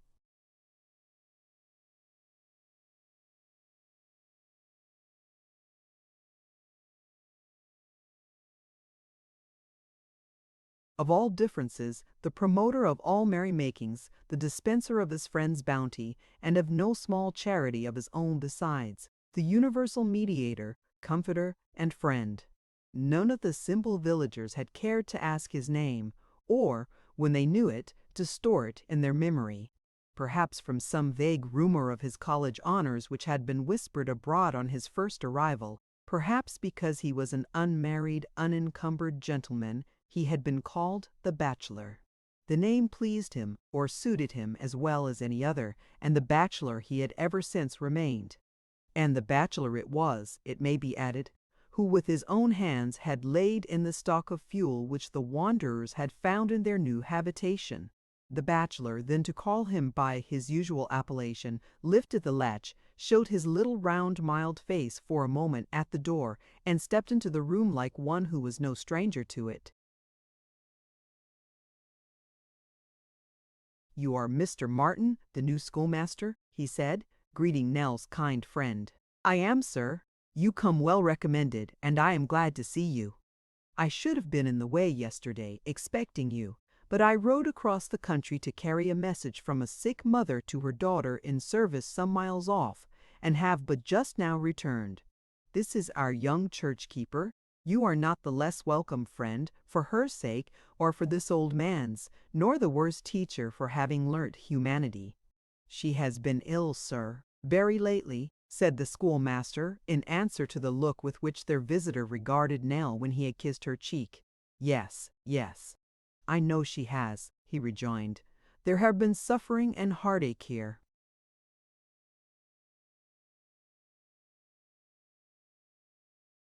Indeed there have, sir. The little old gentleman glanced at the grandfather and back again at the child, whose hand he took tenderly in his and held. You will be happier here, he said. We will try, at least, to make you so. You have made great improvements here already. Are they the work of your hands? Yes, sir. We may make some others not better in themselves, but with better means perhaps, said the bachelor. Let us see now, let us see. Nell accompanied him into the other little rooms, and over both the houses, in which he found various small comforts wanting, which he engaged to supply from a certain collection of odds and ends he had at home, and which must have been a very miscellaneous and extensive one, as it comprehended the most.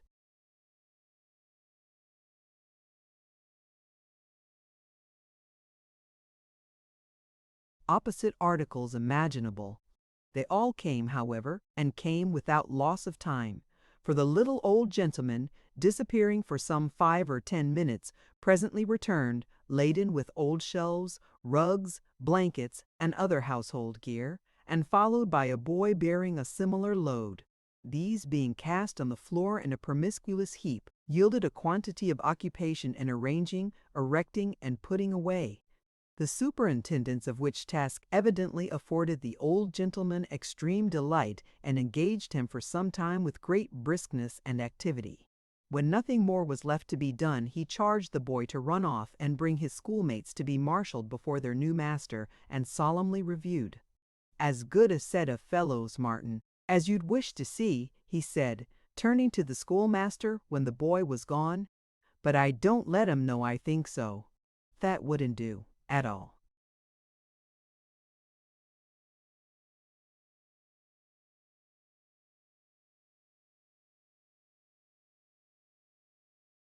The messengers soon returned at the head of a long row of urchins, great and small, who, being confronted by the bachelor at the house door, fell into various convulsions of politeness, clutching their hats and caps, squeezing them into the smallest possible dimensions, and making all manner of bows and scrapes, which the little old gentleman contemplated with excessive satisfaction and expressed his approval of by a great many nods and smiles.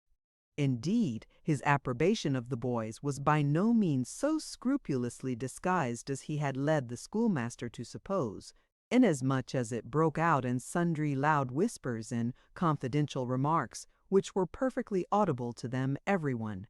His first boy schoolmaster, said the bachelor, is John Owen, a lad of good parts, sir, and frank honest temper, but too thoughtless, too playful, too light-headed by far. That boy, my good sir, would break his neck with pleasure, and deprive his parents of their chief comfort, and between ourselves, when you come to see him at hare and hounds, taking the fence and ditch by the finger post, and sliding down the face of the little quarry, you'll never forget it. It's beautiful. John Owen having been thus rebuked, and being in perfect possession of the speech aside, the bachelor singled out another boy. Now, look at that lad, sir, said the bachelor. You see that fellow? Richard Evans, his name is, sir. An amazing boy to learn, blessed with a good memory and a ready understanding, and moreover, with a good voice and ear for psalm singing, in which he is the best among us. Yet, sir, that boy will come to a bad end. He'll never die in his bed. He's always falling asleep in sermon time. And to tell you the truth, Mr. Martin, I always did the same at his age, and feel quite certain that it was natural to my constitution, and I couldn't help it. This hopeful pupil, edified by the above terrible reproval, the bachelor turned to another. But if we talk of examples to be shunned, said he, if we come to boys that should be a warning and a beacon to all their fellows, here's the one, and I hope you won't spare him. This is the lad, sir, this one with the blue eyes and light hair. This is a swimmer, sir, this fellow a diver, Lord save us. This is a boy, sir, who had a fancy for plunging into 18 feet of water, with his clothes on, and bringing up a blind man's dog, who was being drowned by the weight of his chain and collar, while his master stood wringing his hands upon the bank, bewailing the loss of his guide and friend. I sent the boy 2 guineas anonymously, sir, added the bachelor in his peculiar whisper, directly I heard of it, but never mention it on any account, for he hasn't the least idea that it came from me.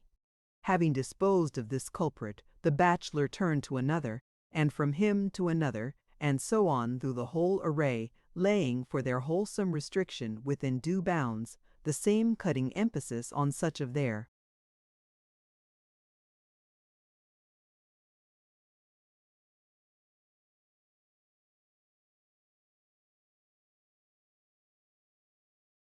propensities as were dearest to his heart, and were unquestionably referable to his own precept and example. Thoroughly persuaded in the end that he had made them miserable by his severity, he dismissed them with a small present and an admonition to walk quietly home without any leapings, scufflings, or turnings out of the way. Which injunction he informed the schoolmaster in the same audible confidence he did not think he could have obeyed when he was a boy, had his life depended on it. Hailing these little tokens of the bachelor's disposition as so many assurances of his own welcome course from that time, the schoolmaster parted from him with a light heart and joyous spirits, and deemed himself one of the happiest men on earth. The windows of the 2 old houses were ruddy again that night with the reflection of the cheerful fires that burnt within, and the bachelor and his friend, pausing to look upon them as they returned from their evening walk, spoke softly together of the beautiful child, and looked round upon the churchyard with a sigh.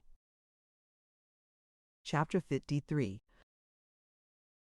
Nell was stirring early in the morning, and having discharged her household tasks and put everything in order for the good schoolmaster, though sorely against his will, for he would have spared her the pains, took down, from its nail by the fireside, a little bundle of keys with which the bachelor had formally invested her on the previous day, and went out alone to visit the old church. The sky was serene and bright, the air clear, perfumed with the fresh scent of newly fallen leaves, and grateful to every sense. The neighboring streams sparkled and rolled onward with a tuneful sound. The dew glistened on the green mounds like tears shed by good spirits over the dead. Some young children sported among the tombs and hid from each other with laughing faces. They had an infant with them, and had laid it down asleep upon a child's grave in a little bed of leaves. It was a new grave, the resting place, perhaps, of some little creature who, meek and patient in its illness, had often sat and watched them, and now seemed, to their minds, scarcely changed.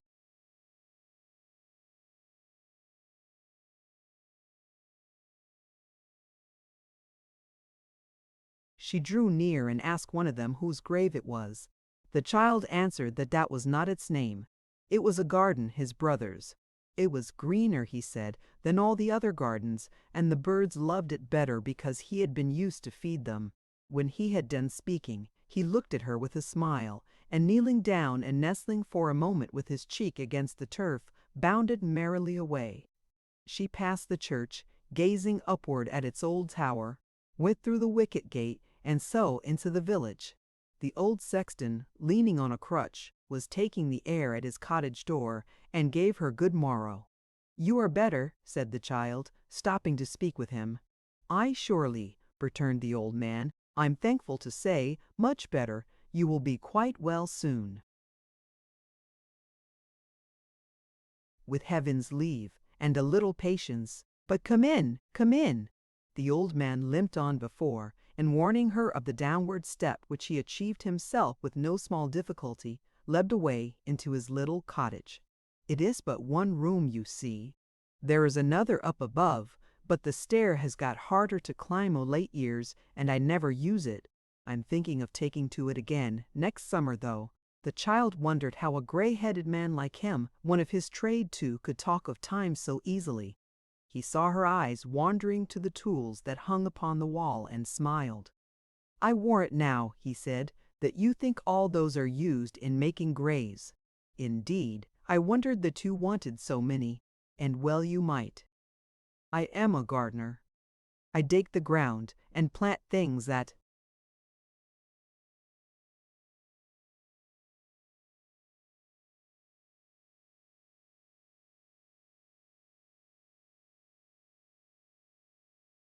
are to live and grow. My works don't all molder away and rot in the earth. You see that spade in the center? The very old one, so notched and worn?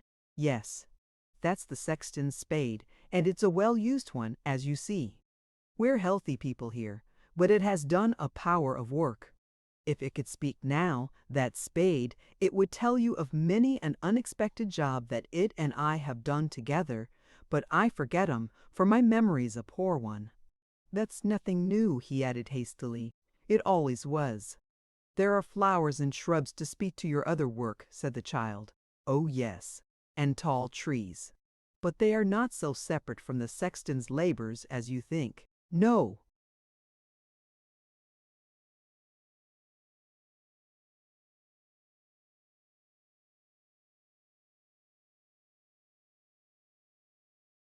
not in my mind, and recollection such as it is," said the old man. "Indeed they often help it, for say that I planted such a tree for such a man, there it stands, to remind me that he died. When I look at its broad shadow and remember what it was in his time, it helps me to the age of my other work, and I can tell you pretty nearly when I made his grave." "That it may remind you of one who is still alive," said the child. "Of 20 that are dead, in connection with that one who lives then," rejoined the old man, "wife, husband, parents, brothers, sisters, children, friends, a score at least. So it happens that the sexton's spade gets worn and battered. I shall need a new one next summer." The child looked quickly towards him, thinking that he jested with his age and infirmity, but the unconscious sexton was quite in earnest.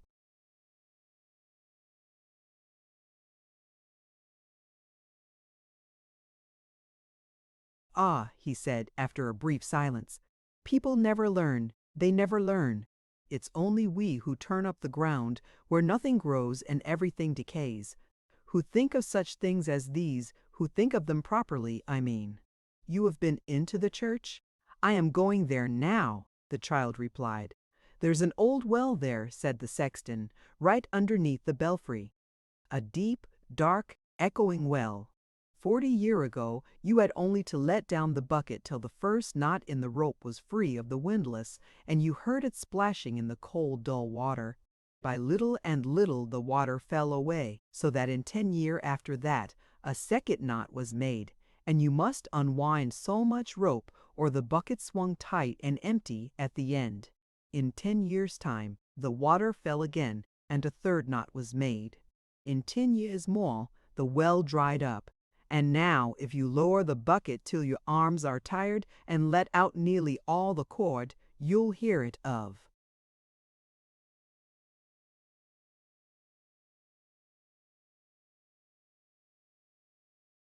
A sudden clanking and rattling on the ground below, with a sound of being so deep and so far down that your heart leaps into your mouth and you start away as if you were falling in.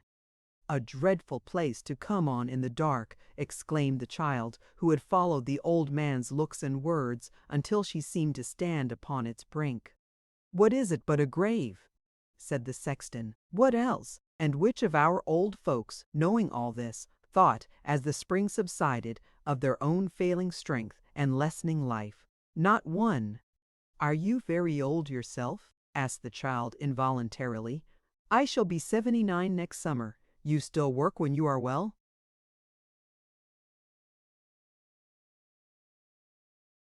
"Work, to be sure. You shall see my gardens hereabout. Look at the window there. I made and have kept that plot of ground entirely with my own hands.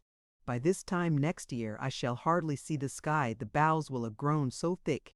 I have my winter work at night besides."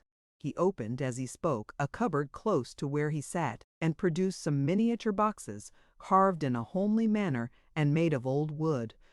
"Some gentlefolks who are fond of ancient days, and what belongs to them," he said, "like to buy these keepsakes from our church in ruins. Sometimes I make them of scraps of oak that turn up here and there, sometimes of bits of coffins which the vaults have long preserved. See here, this is a little chest of the last kind, clasped at the edges with fragments of brass plates that had writing on 'em once, though it would be hard to read it now. I haven't many by me at this time of year, but these shelves will be full next summer."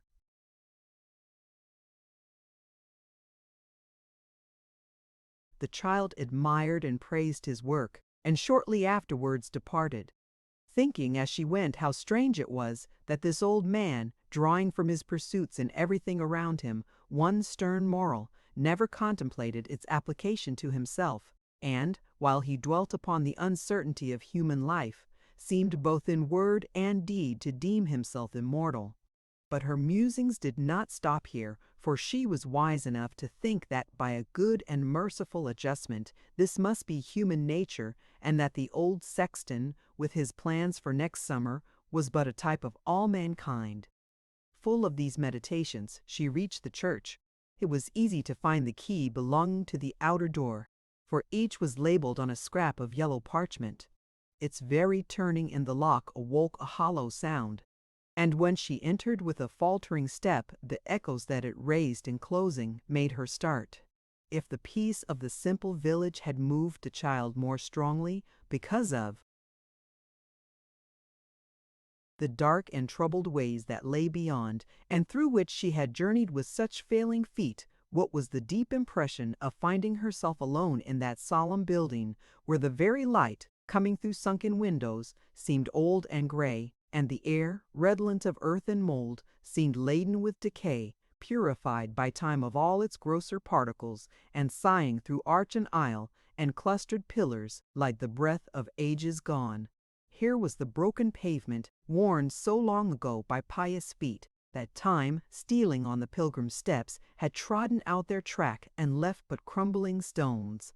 Here were the rotten beam, the sinking arch, the sapped and moldering wall, the lowly trench of earth, the stately tomb on which no epitaph remained, all marble, stone, iron, wood, and dust, one common monument of ruin. The best work and the worst, the plainest and the richest, the stateliest and the least imposing, both of heaven's work and man's, all found one common level here and told one common tale.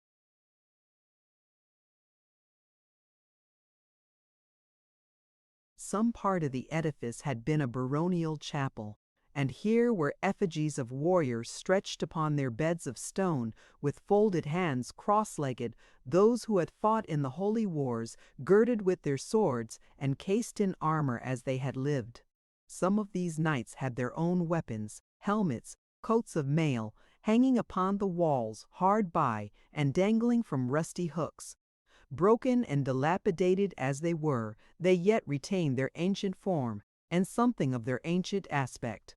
Thus violent deeds live after men upon the earth, and traces of war and bloodshed will survive in mournful shapes long after those who worked the desolation are but atoms of earth themselves. The child sat down in this old silent place among the stark figures on the tombs. They made it more quiet there than elsewhere to her fancy, and gazing round with a feeling of awe, tempered with a calm delight, felt that now she was happy and at rest. She took a Bible from the shelf and read. Then, laying it down, thought of the summer days and the bright springtime that would come, of the rays of sun that would fall in a slant upon the sleeping forms of the leaves that would flutter at the window and play in glistening shadows on the pavement, of the songs of birds and growth of buds and blossoms out of doors, of the sweet air that would steal in and gently wave the tattered banners overhead. What if the spot awakened thoughts of death? Die Who would, it would still remain the same. These sights and sounds would still go on as happily as ever. It would be no pain to sleep amidst them.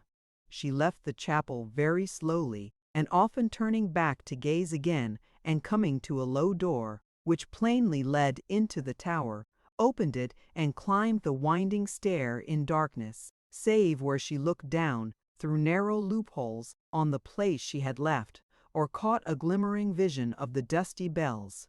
At length she gained the end of the ascent and stood upon the turret top. Oh, the glory of the sudden burst of light, the freshness of the fields and woods!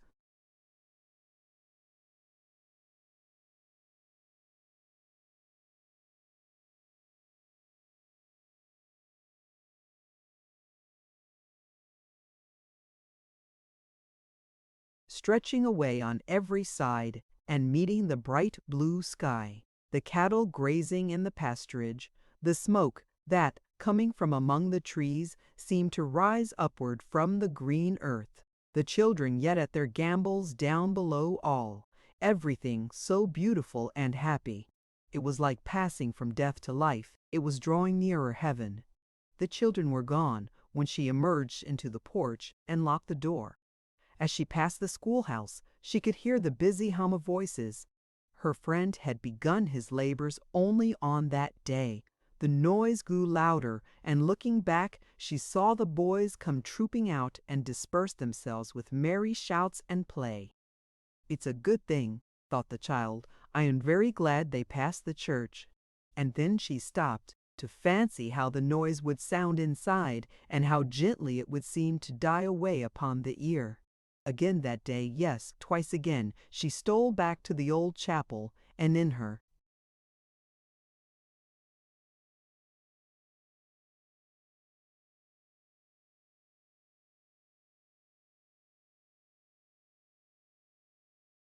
former seat read from the same book or indulged the same quiet train of thought. Even when it had grown dusk, and the shadows of coming night made it more solemn still, the child remained, like one rooted to the spot, and had no fear or thought of stirring. They found her there at last and took her home. She looked pale but very happy, until they separated for the night, and then as the poor schoolmaster stooped down to kiss her cheek, he thought he felt a tear upon his face.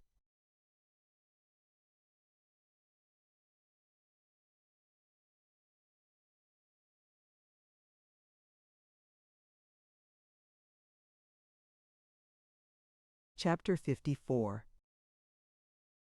The bachelor, among his various occupations, found in the old church a constant source of interest and amusement, taking that pride in it which men conceive for the wonders of their own little world. He had made its history his study, and many a summer day within its walls, and many a winter's night beside the parsonage fire, had found the bachelor still poring over, and adding to, his goodly store of tale and legend.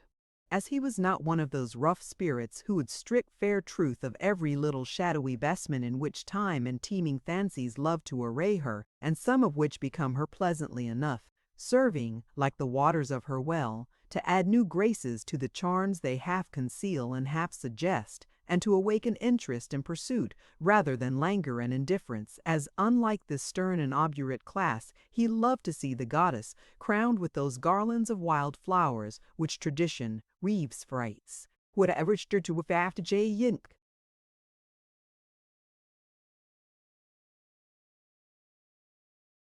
Light hand upon the dust of centuries, unwilling to demolish any of the airy shrines that had been raised above it, if any good feeling or affection of the human heart were hiding thereabouts.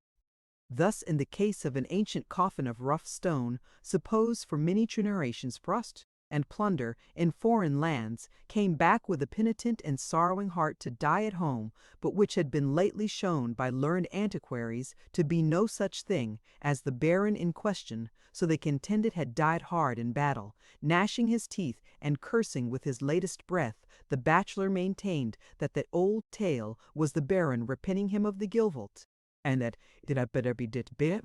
In like manner, when the aforesaid antiquaries did argue and contend that a certain secret vault was not the tomb of a gray-haired lady who had been hanged and drawn and quartered by glorious Queen Bess for succoring a wretched priest who fainted of thirst and hunger at her door, the bachelor did solemnly maintain against all comers that the church was hallowed by the said poor lady's ashes, that her remains had been collected in the night from 4 of the city's gates, and thither in secret brought, and there deposited. And the bachelor did further, being highly excited at such times, deny the glory of Queen Bess, and assert the immeasurably greater glory of the meanest woman in her realm who had a merciful and tender heart. As to the assertion that the flat stone near the door was not the grave of the miser who had disowned his only child, and left a sum of money to the church to buy a peal of bells, the bachelor did readily admit the same, and that the place had given birth to no such man. In a word, he would have had every stone and plate of brass, the monument only of deeds whose memory should survive, all others he was willing to forget. They might be buried in consecrated ground, but he would have had them buried deep and never brought to light again.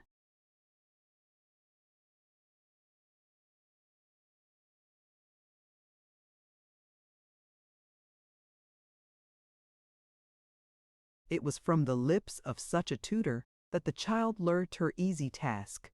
Already impressed, beyond all telling, by the silent building and the peaceful beauty of the spot in which it stood, majestic age surrounded by perpetual youth, it seemed to her, when she heard these things, sacred to all goodness and virtue.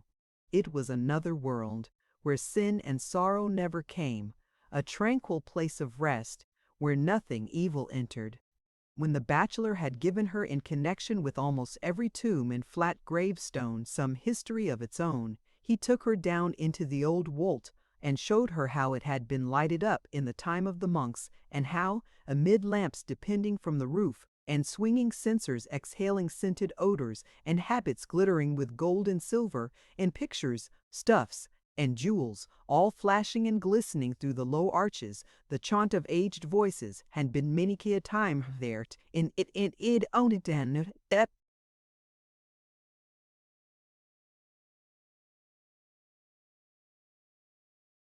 beads.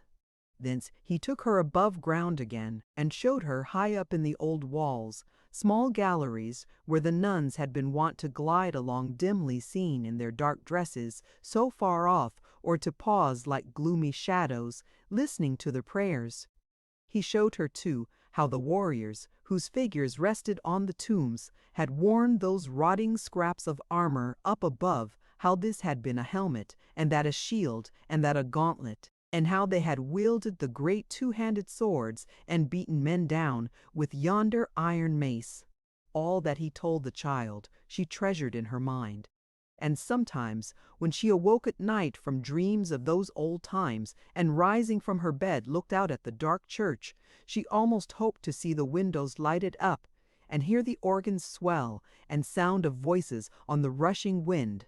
The old sexton soon got better, and was about again. From him the child learnt many other things, though of a different kind. He was not able to work, but one day there was a grave to be made, and he came to overlook the man who dug it. He was in a talkative mood, and the child, at first standing by his side, and afterwards sitting on the grass at his feet, with her thoughtful face raised towards his, began to converse with him. Now, the man who did the sexton's duty was a little older than he, though much more active. But he was deaf, and when the sexton who peradventure on a pinch might have walked a mile with great difficulty, in half a dozen hours exchanged a remark with him about his work, the child could not help noticing that he did so with an impatient kind of pity for his infirmity, as if he were himself the strongest and heartiest man alive. "I'm sorry to see there is this to do," said the child when she approached. "I heard of no one having died." "She lived in another hamlet, my dear," returned the sexton, 3 miles away.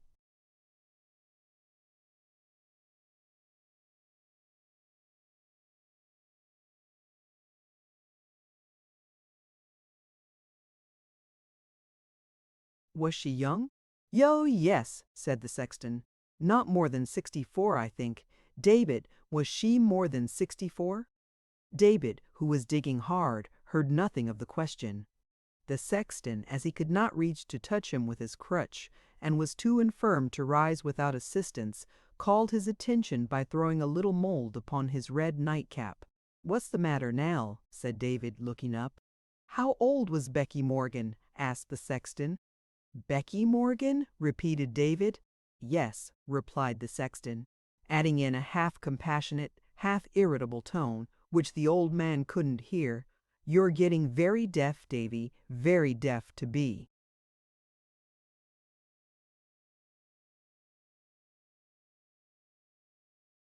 "Sure." The old man stopped in his work, and cleansing his spade with a piece of slate he had by him for the purpose, and scraping off, in the process, the essence of heaven knows how many Becky Morgans, set himself to consider the subject. "Let me think," quoth he. "I saw last night what they had put upon the coffin. Was it 79? No, no, said the sexton.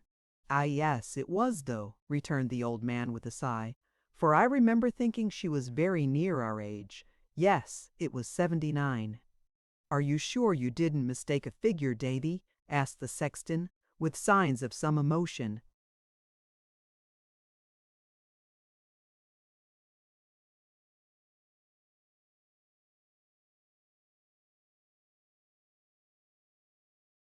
"What?" said the old man. "Say that again. He's very deaf. He's very deaf indeed," cried the sexton petulantly. "Are you sure you're right about the figures?" "Oh, quite," replied the old man. "Why not?" "He's exceedingly deaf," muttered the sexton to himself. "I think he's getting foolish." The child rather wondered what had led him to this belief, as, to say the truth, the old man seemed quite as sharp as he, and was infinitely more robust. As the sexton said nothing more just then, however, she forgot it for the time, and spoke again. "You were telling me," she said, "about your gardening. Do you ever plant things here?"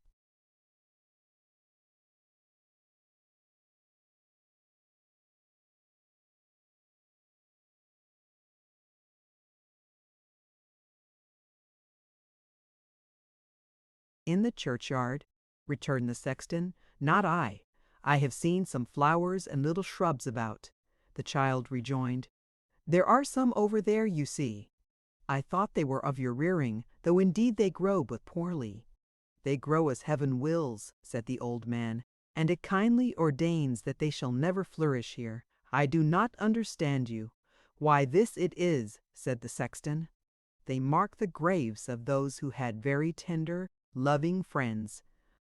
"I was sure they did," the child exclaimed. "I am very glad to know they do." "Aye," returned the old man, "but stay, look at them, see how they hang there.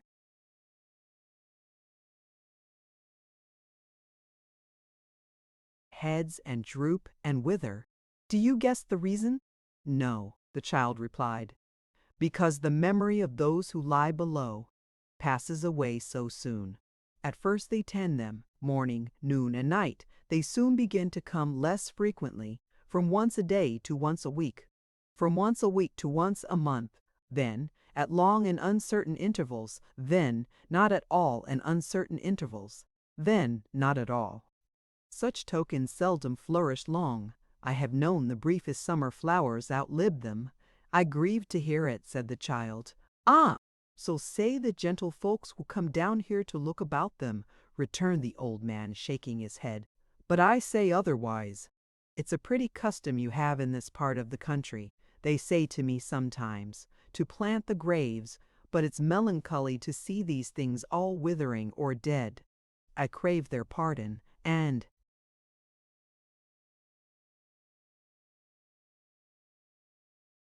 tell them that, as I take it, 'tis a good sign for the happiness of the living, and so it is.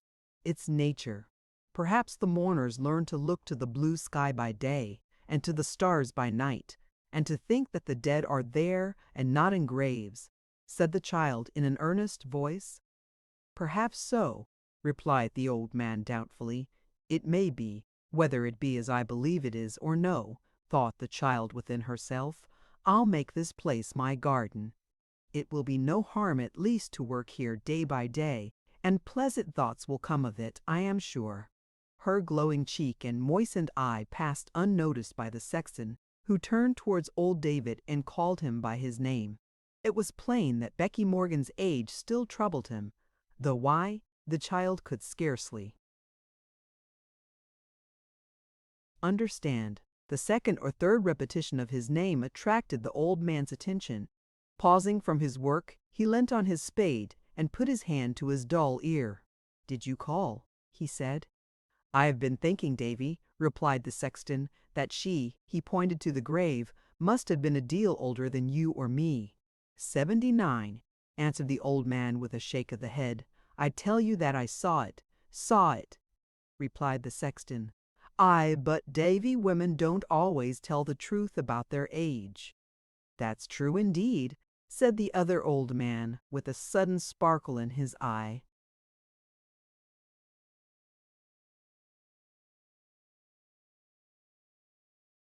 "She might have been older. I'm sure she must have been. Why, only think how old she looked. You and I seemed but boys to her." "She did look old," rejoined David. "You're right. She did look old. Call to mind how old she looked for many a long, long year, and say if she could be but 79 at last only our age," said the sexton. "5 years older at the very least," cried the other. "5," retorted the sexton. "10, good 89. I call to mind the time her daughter died. She was 89 if she was a day, and tries to pass upon us now for 10 years younger. Oh, human vanity!" The other old man was not behindhand with some moral reflections on this.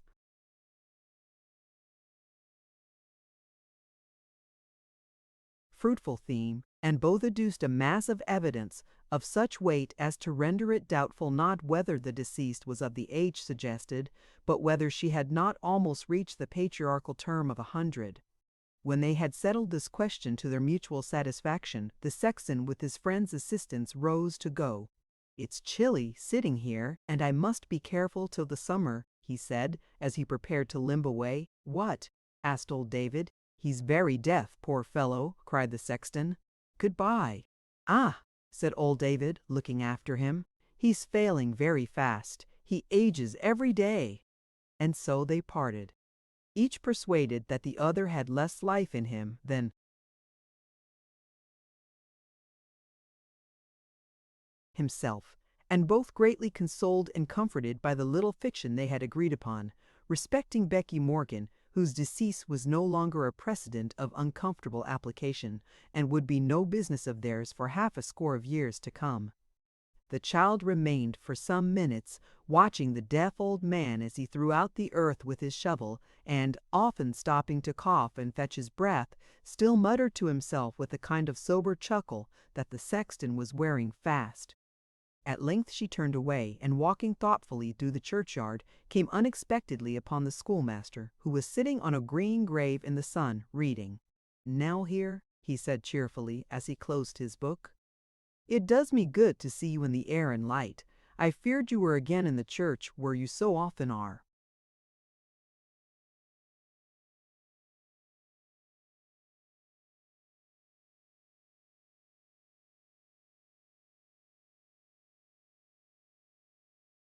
"Feared," replied the child, sitting down beside him. "Is it not a good place?" "Yes, yes," said the schoolmaster. "But you must be gay sometimes. Nay, don't shake your head and smile so sadly. Not sadly, if you knew my heart. Do not look at me as if you thought me sorrowful. There is not a happier creature on earth than I am now." Full of grateful tenderness, the child took his hand and folded it between her own. "It's God's will," she said, when they had been silent for some time. "What? All this," she rejoined, "all this about us.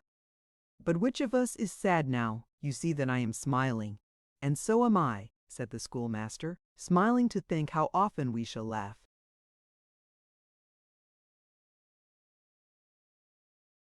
"In this same place. Were you not talking yonder?" "Yes," the child rejoined, "of something that has made you sorrowful." There was a long pause, "What was it?"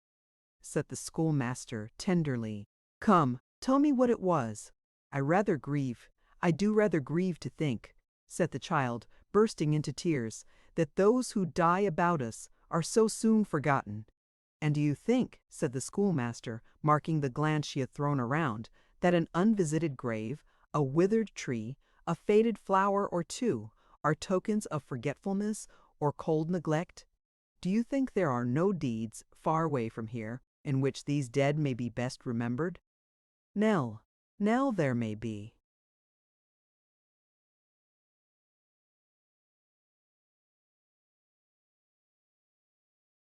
People busy in the world at this instant, in whose good actions and good thoughts these very graves neglected as they look to us are the chief instruments. "Tell me no more," said the child quickly. "Tell me no more. I know it. How could I be unmindful of it when I thought of you?" "There is nothing," cried her friend, "no, nothing innocent or good, that dies and is forgotten. Let us hold to that faith or none.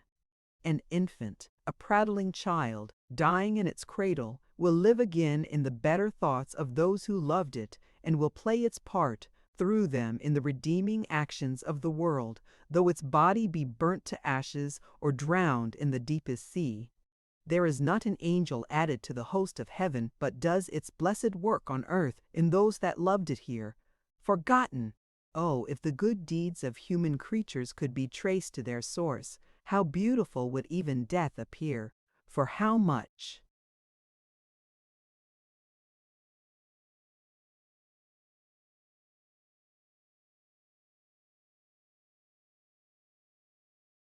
Charity, mercy, and purified affection would be seen to have their growth in dusty graves. "Yes," said the child, "it is the truth, I know it is. Who should feel its force so much as I, in whom your little scholar lives again?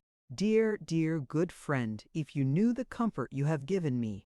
The poor schoolmaster made her no answer, but bent over her in silence, for his heart was full. They were yet seated in the same place, when the grandfather approached. Before they had spoken many words together, the church clock struck the hour of school, and their friend withdrew. "A good man," said the grandfather, looking after him. "A kind man. Surely he will never harm us, Nell. We are safe here at last, eh? We will never go away."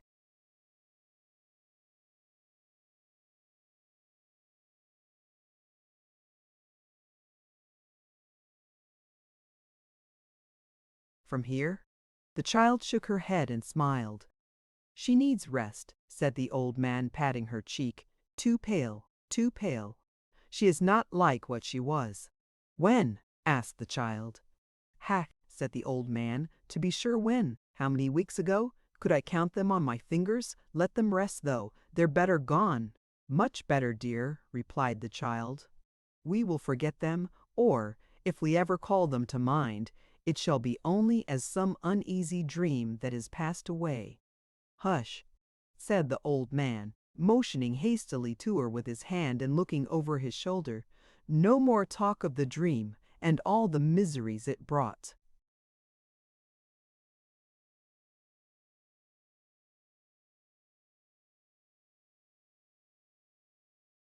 "There are no dreams here.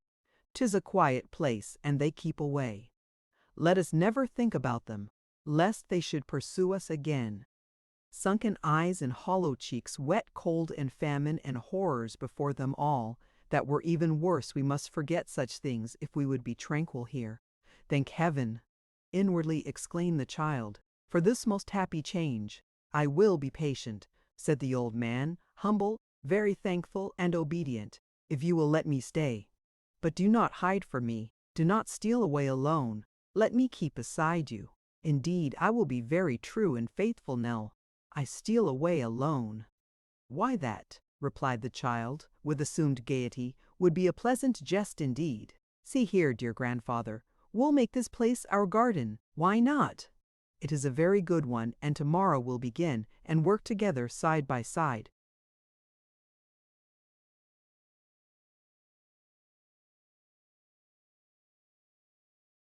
"It is a brave thought," cried her grandfather, Mine darling, we begin tomorrow.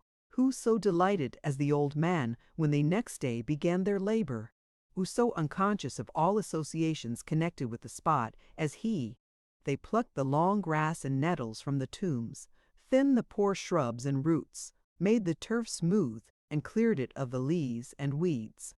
They were yet in the ardor of their work when the child, raising her head from the ground over which she bent, observed that the bachelor was sitting on the stile close by, watching them in silence. "A kind office," said the little gentleman, nodding to Nell as she curtsied to him. "Have you done all that this morning?" "It is very little, sir," returned the child with downcast eyes, "to what we mean to do."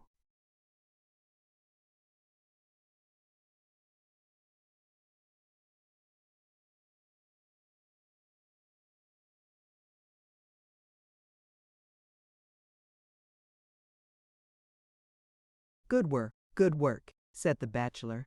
"But do you only labor at the graves of children and young people?"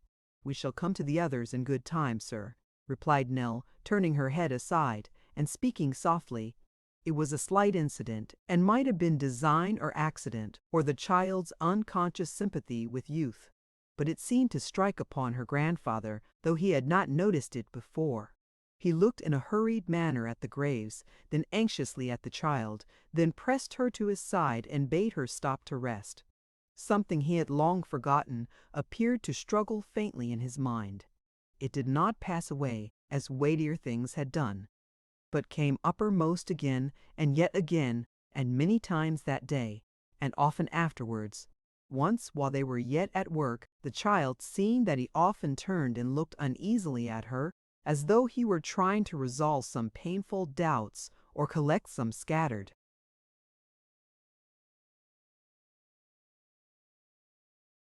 thoughts, urged him to tell the reason, but he said it was nothing, and laying her head upon his arm, patted her fair cheek with his hand, and muttered that she grew stronger every day and would be a woman soon.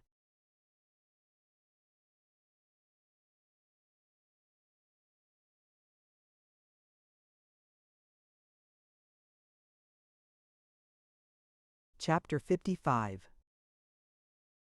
From that time there sprung up in the old man's mind a solicitude about the child which never slept or left him.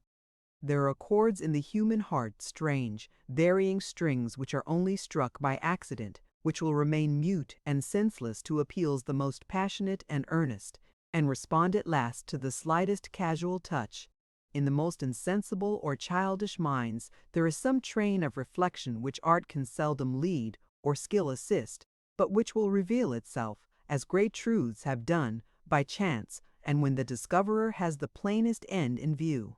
From that time the old man never for a moment forgot the weakness and devotion of the child. From the time of that slight incident, he who had seen her toiling by his side through so much difficulty and suffering, and had scarcely thought of her otherwise than as the partner of miseries which he felt severely in his own person, and deplored for his own sake at least as much as hers, awoke to a sense of what he owed her, and what those miseries had made her. Never, no, never once, in one unguarded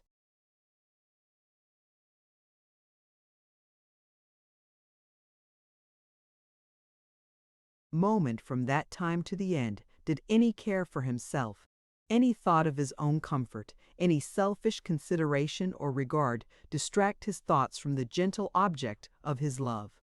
He would follow her up and down, waiting till she should tire and lean upon his arm. He would sit opposite to her in the chimney corner, content to watch and look until she raised her head and smiled upon him. As of old he would discharge by stealth those household duties which tasked her powers too heavily.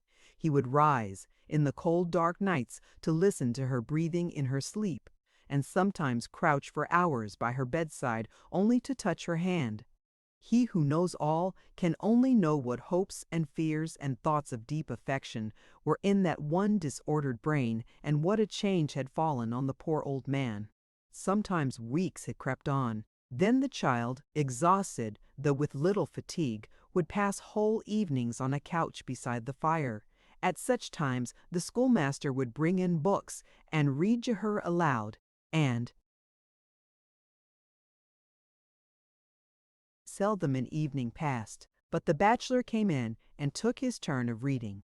The old man sat and listened with little understanding for the words, but with his eyes fixed upon the child, and if she smiled or brightened with the story, he would say it was a good one, and conceive a fondness for the very book. When, in their evening talk, the bachelor told some tale that pleased her, as his tales were sure to do, the old man would painfully try to store it in his mind. Nay, when the bachelor left them, he would sometimes slip out after him, and humbly beg that he would tell him such a part again, that he might learn to win a smile from Nell. But these were rare occasions, happily, for the child yearned to be out of doors and walking in her solemn garden. Parties, too, would come to see the church, and those who came, speaking to others of the child, sent more. So even at that season of the year they had visitors almost daily. The old man would follow them at a little distance through the building, listening to the voice he loved so well, and when the strangers left and parted from Nell, he would mingle with them too.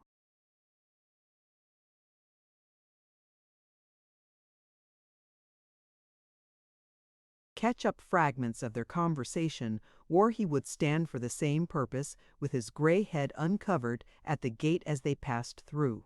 They always praised the child, her sense and beauty, and he was proud to hear them.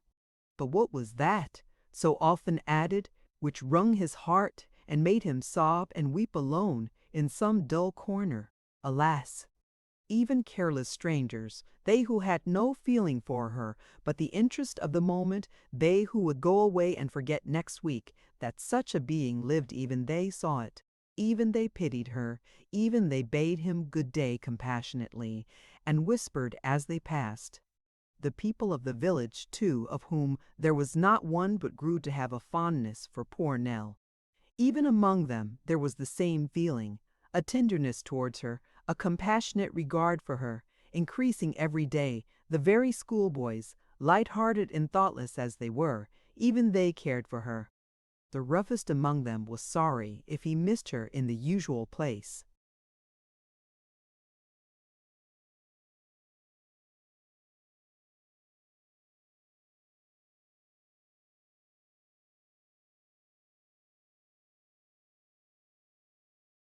Upon his way to school, and would turn out of the path to ask for her at the latticed window. If she were sitting in the church, they perhaps might peep in softly at the open door, but they never spoke to her unless she rose and went to speak to them. Some feeling was abroad which raised the child above them all. So, when Sunday came, they were all poor country people in the church, for the castle in which the old family had lived was an empty ruin, and there were none but humble folks for 7 miles around. There, as elsewhere, they had an interest in Nell. They would gather round her in the porch, before and after service. Young children would cluster at her skirts, and aged men and women forsake their gossips to give her kindly greeting. None of them, young or old, thought of passing the child without a friendly word. Many who came from 3 or 4 miles distant brought her little presents. The humblest and rudest had good wishes to bestow.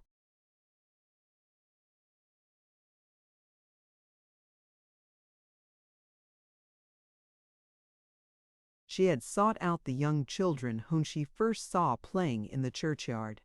One of these, he who had spoken of his brother, was her little favorite and friend, and often sat by her side in the church, or climbed with her to the tower top. It was his delight to help her, or to fancy that he did so, and they soon became close companions. It happened that as she was reading in the old spot by herself one day, this child came running in with his eyes full of tears, and after holding her from him and looking at her eagerly for a moment, clasped his little arms passionately about her neck. "What now?" said Nell, soothing him.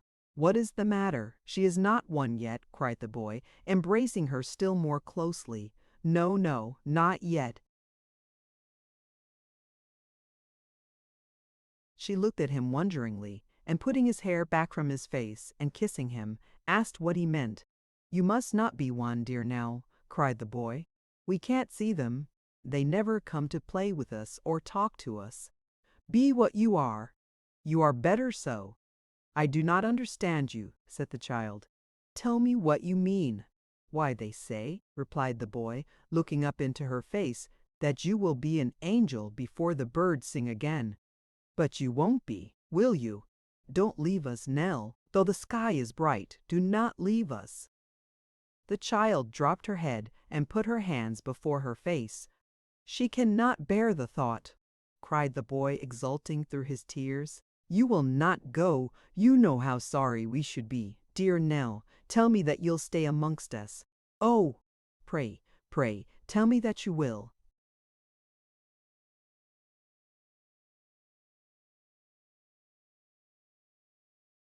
The little creature folded his hands and knelt down at her feet. "Only look at me, Nell," said the boy, "and tell me that you'll stop, and then I shall know that they are wrong and will cry no more. Won't you say yes, Nell?" Still the drooping head and hidden face, and the child quite silent, save for her sobs. "After a time," pursued the boy, trying to draw away her hand, "the kind angels will be glad to think that you are not among them and that you stayed here to be with us." Willie went away to join them, but if he had known how I should miss him in our little bed at night, he never would have left me, I am sure. Yet the child could make him no answer, and sobbed as though her heart were bursting. "Why would you go, dear Nell? I know you would not be happy when you heard that we were crying for your loss. They say that Willie is in heaven."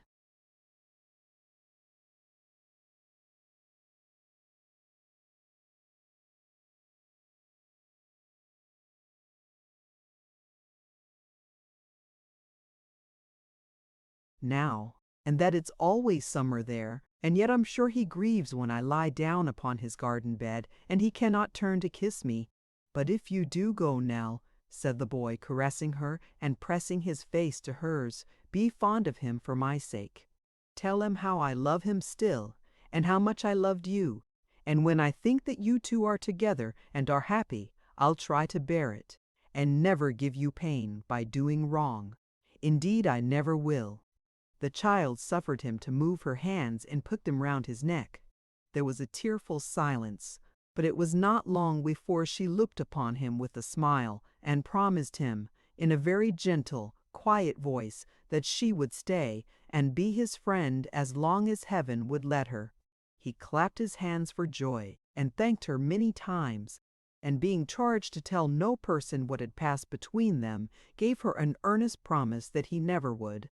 Nor did he, so far as the child could learn, but was her quiet companion in all.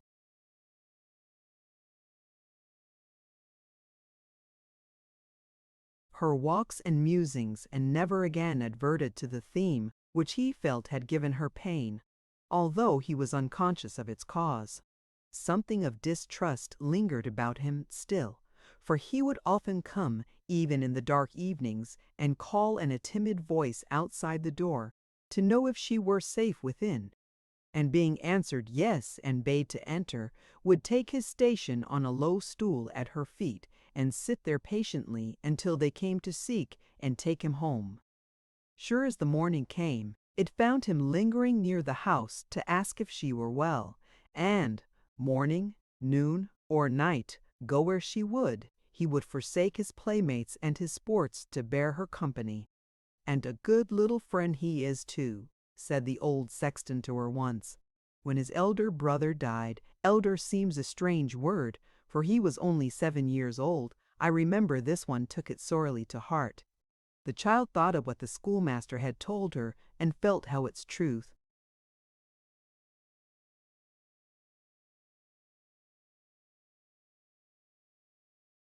was shadowed out even in this infant. "It has given him something of a quiet way, I think," said the old man, "though for that he is merry enough at times. I'd wager now that you and he have been listening by the old well." "Indeed we have not," the child replied. "I've been afraid to go near it, for I am not often down in that part of the church, and do not know the ground." "Come down with me," said the old man. "I have known it from a boy. Come." They descended the narrow steps which led into the crypt, and paused among the gloomy arches in a dim and murky spot. "This is the place," said the old man. "Give me your hand while you throw back the cover, lest you should stumble and fall in. I am too old, I mean rheumatic, to stoop, myself." "A black and dreadful place," exclaimed the child. "Look in," said the old man, pointing downward with his finger. The child complied and gazed down into the pit. "It looks like a grave itself," said the old man. "It does," replied the child. "I have often had the fancy," said the sexton, "that it might have been dug at first to make the old place more gloomy, and the old monks more religious. It's to be closed up and built over." The child still stood, looking thoughtfully into the vault. "We shall see," said the sexton, "on what gay heads other earth will have closed, when the light is shut out from here. God knows, they'll close it up next."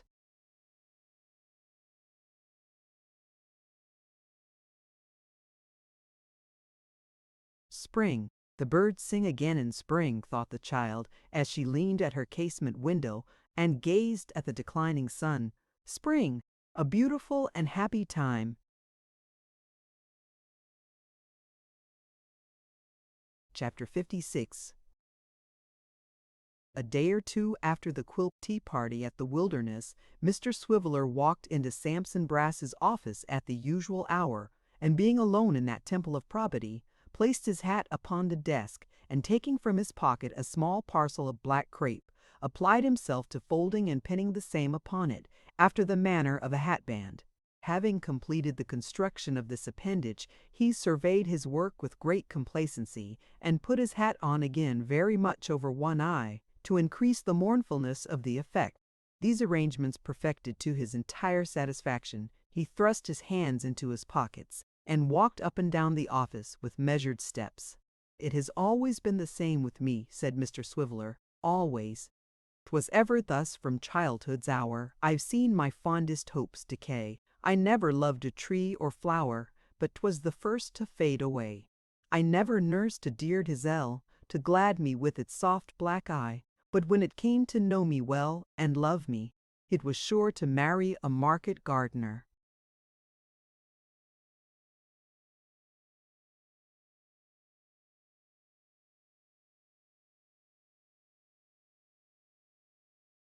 Overpowered by these reflections, Mr. Swiveller stopped short at the client's chair and flung himself into its open arms. "And this," said Mr. Swiveller, with a kind of bantering composure, "is life, I believe." "Oh, certainly. Why not? I'm quite satisfied." "I shall wear," added Richard, taking off his hat again and looking hard at it, as if he were only deterred by pecuniary considerations from spurning it with his foot, "I shall wear this emblem of woman's perfidy, in remembrance of her with whom I shall never again thread the windings of the mazy, whom I shall never more pledge in the rosy, who, during the short remainder of my existence, will murder the balmy ha ha ha ha." It may be necessary to observe, lest there should appear any incongruity in the close of the soliloquy, that Mr. Swiveller did not wind up with a cheerful, hilarious laugh, which would have been undoubtedly at variance with his solemn.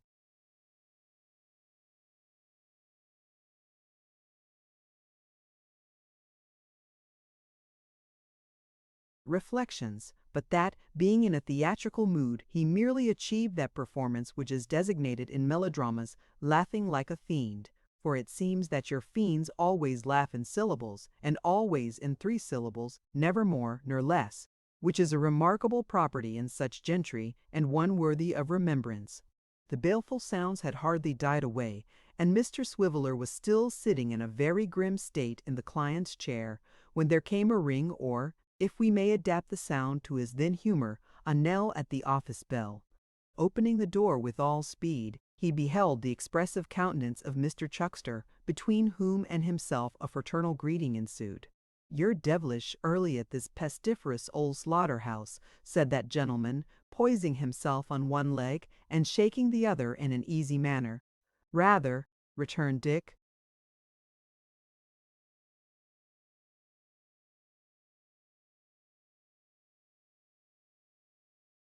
"Rather," retorted Mr. Chuckster, with that air of graceful trifling which so well became him. "I should think so." Why, my good feller, do you know what o'clock it is? 9:30 a.m. in the morning? Won't you come in? Said Dick, all alone. Swiveller solus. 'Tis now the witching hour of night, when churchyards yawn, and graves give up their dead. At the end of this quotation and dialogue, each gentleman struck an attitude, and immediately subsiding into prose, walked into the office. Such morsels of enthusiasm are common among the glorious Apollos, and were indeed the links that bound them together and raised them above the cold, dull earth.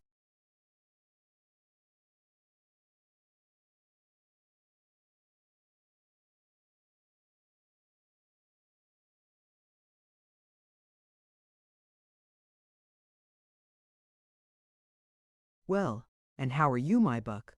Said Mr. Chuckster, taking a stool.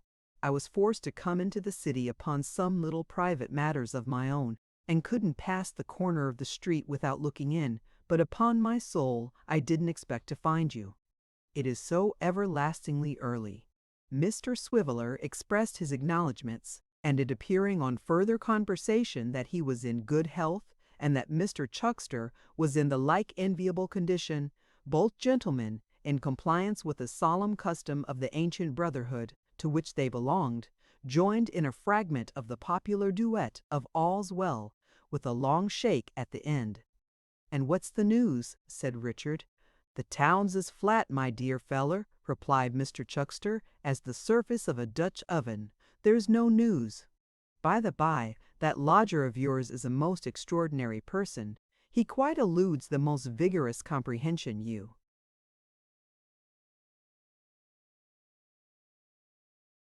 "No, never was such a feller. What has he been doing now?" said Dick. "By Jove, sir," returned Mr. Chuckster, taking out an oblong snuff-box, the lid whereof was ornamented with a fox's head curiously carved in brass, "that man is an unfathomable. Sir, that man has made friends with our articled clerk. There's no harm in him, but he is so amazingly slow and soft. Now, if he wanted a friend, why couldn't he have one that knew a thing or two, and could do him some good by his manners and conversation?" "I have my faults, sir," said Mr. Chuckster. "No, no," interposed Mr. Swiveller. "Oh yes, I have. I have my faults. No man knows his faults better than I know mine. But," said Mr. Chuckster, "I'm not meek. My worst enemies— every man has his enemies, sir, and I have mine— never accused me of being meek. And I tell you,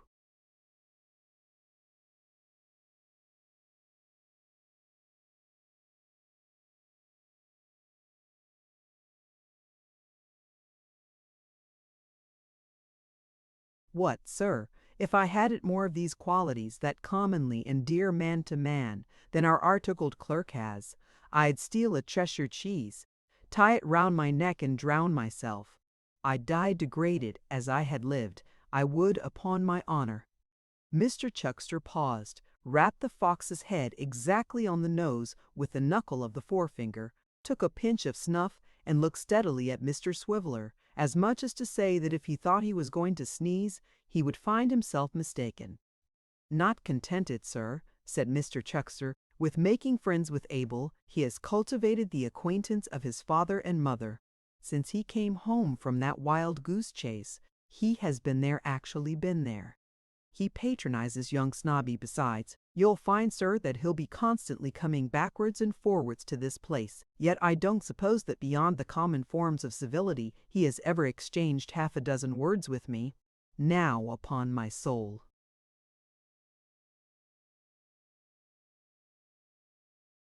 "You know," said Mr. Chuckster, shaking his head gravely, as men are wont to do when they consider things are going a little too far, "this is altogether such a low-minded affair that if I didn't feel for the governor and know that he could never get on without me, I should be obliged to cut the connection. I should have no alternative." Mr. Swiveller, who sat on another stool opposite to his friend, stirred the fire in an excess of sympathy, but said nothing. "As to young Snob, sir," pursued Mr. Chuckster with a prophetic look, "you'll find he'll turn out bad. In our profession we know something of human nature, and take my word for it that the feller that came back to work out that shilling will show himself one of these days in his true colors. He's a low thief, sir. He must be. Mr. Chuckster, being roused, would probably have pursued this subject further,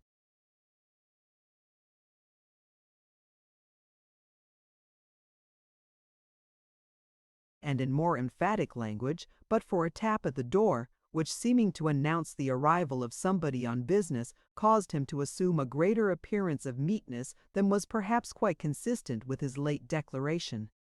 Mr. Swiveller, hearing the same sound, caused his stool to revolve rapidly on one leg until it brought him to his desk, into which, having forgotten in the sudden flurry of his spirits to part with the poker, he thrust it as he cried, "Come in!" Who should present himself but that very Kit who had been the theme of Mr. Chuckster's wrath. Never did man pluck up his courage so quickly or look so fierce as Mr. Chuckster when he found it was he. Mr. Swiveller stared at him for a moment, and then leaping from his stool and drawing out the poker from its place of concealment, performed the broadsword exercise with all the cuts and guards complete in a species of frenzy.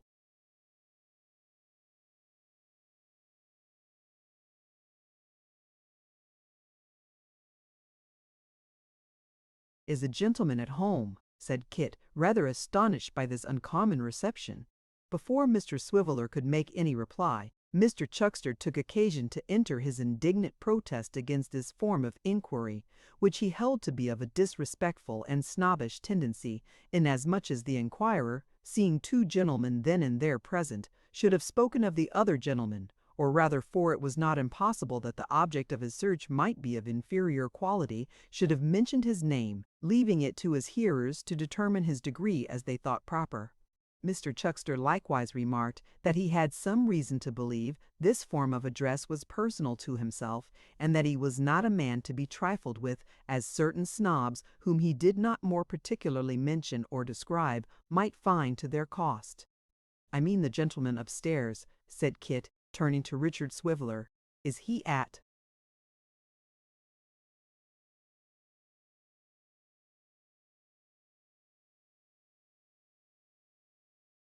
home?"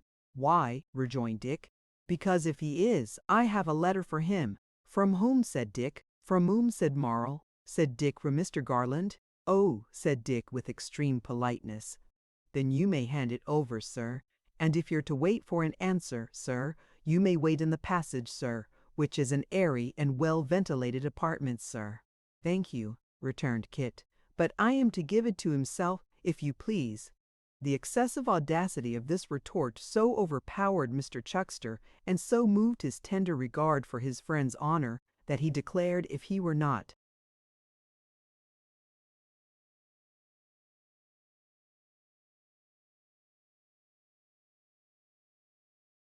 restrained by official considerations, he must certainly have annihilated Kit upon the spot. A resentment of the affront which he did consider, under the extraordinary circumstances of aggravation attending it, could but have met with the proper sanction and approval of a jury of Englishmen, who he had no doubt would have returned a verdict of justifiable homicide, coupled with a high testimony to the morals and character of the avenger. Mr. Swiveller, without being quite so hot upon the matter, was rather shamed by his friend's excitement, and not a little puzzled how to act Kit, being quite cool and good-humoured, when the single gentleman was heard to call violently down the stairs. "Didn't I see somebody for me come in?" cried the lodger. "Yes, sir," replied Dick. "Certainly, sir." "Then where is he?" roared the single gentleman.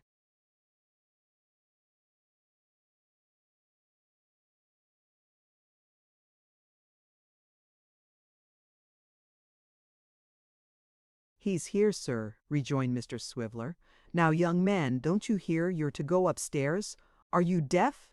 Kit did not appear to think it worth his while to enter into any altercation, but hurried off and left the glorious Apollos gazing at each other in silence. "Didn't I tell you so?" said Mr. Chuckster. "What do you think of that?"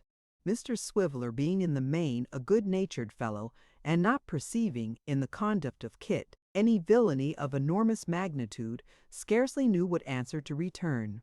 He was relieved from his perplexity, however, by the entrance of Mr. Sampson and his sister Sally, at sight of whom Mr. Chuckster precipitately retired.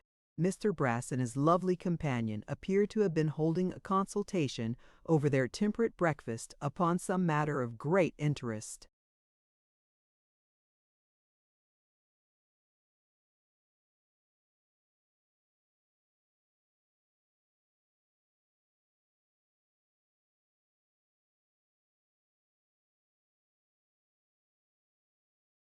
And importance.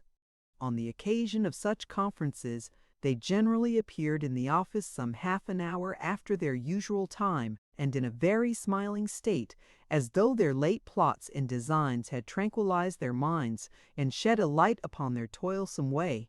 In the present instance, they seemed particularly gay, Miss Sally's aspect being of a most oily kind, and Mr. Brass rubbing his hands in an exceedingly jocose and light-hearted manner. "Well, Mr. Richard," said Brass, "how are we this morning? Are we pretty fresh and cheerful, sir? Eh, Mr. Richard?" "Pretty well, sir," replied Dick. "That's well," said Brass. "Ha, ha! We should be as gay as larks, Mr. Richard." "Why not? It's a pleasant world we live in, sir, a very pleasant world. There are bad people in it, Mr. Richard, but if there were no bad people, there would be no good lawyers. Ha, ha! Any letters by the post this morning, Mr. Richard?" Mr. Swiveller answered in the negative. "Ha!" said Brass. "No matter. If there's little business today, there'll be more tomorrow. A contented spirit, Mr. Richard, is the sweetness of existence. Anybody been here, sir?" "Only my friend," replied Dick. "May we ne'er want a friend," Brass chimed in quickly, "or a bottle to give him. Ha, ha! That's the way the song runs, isn't it? A very good song, isn't it? A very good song, Mr. Richard. Very good. I like the sentiment of it. Ha, ha! Your friend's the young man from Witherden's office. I think, yes. May we ne'er want a nobody else at all, Ben, Mr. Richard?" "Only somebody to the lodger," replied Mr. Swiveller.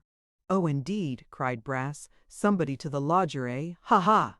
May we ne'er want a friend, or a somebody to the lodger, eh, Mr. Richard?"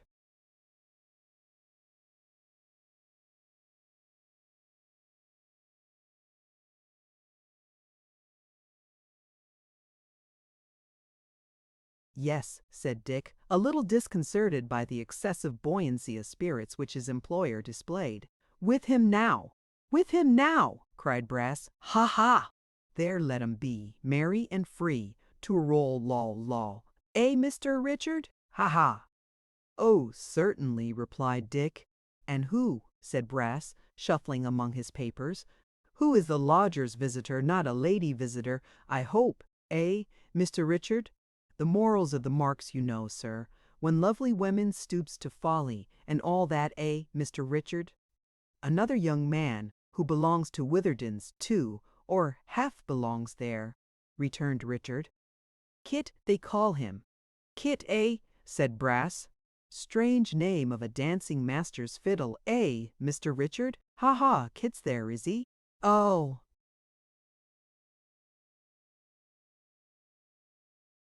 Dick looked at Miss Sally, wondering that she didn't check this uncommon exuberance on the part of Mr. Sampson, but as she made no attempt to do so, and rather appeared to exhibit a tacit acquiescence in it, he concluded that they had just been cheating somebody and receiving the bill. "Will you have the goodness, Mr. Richard," said Brass, taking a letter from his desk, "just to step over to Peckham Rye with that? There's no answer, but it's rather particular and should go by hand. Charge the office with your coach hire back, you know. Don't spare the office. Get as much out of it as you can. Clerk's motto. Eh, Mr. Richard? Ha, ha!" Mr. Swiveller solemnly doffed the aquatic jacket, put on his coat, took down his hat from its peg, pocketed the letter, and departed. As soon as he was gone, up rose Miss Sally Brass, and smiling sweetly at her brother, who nodded and smote his nose in return, withdrew also.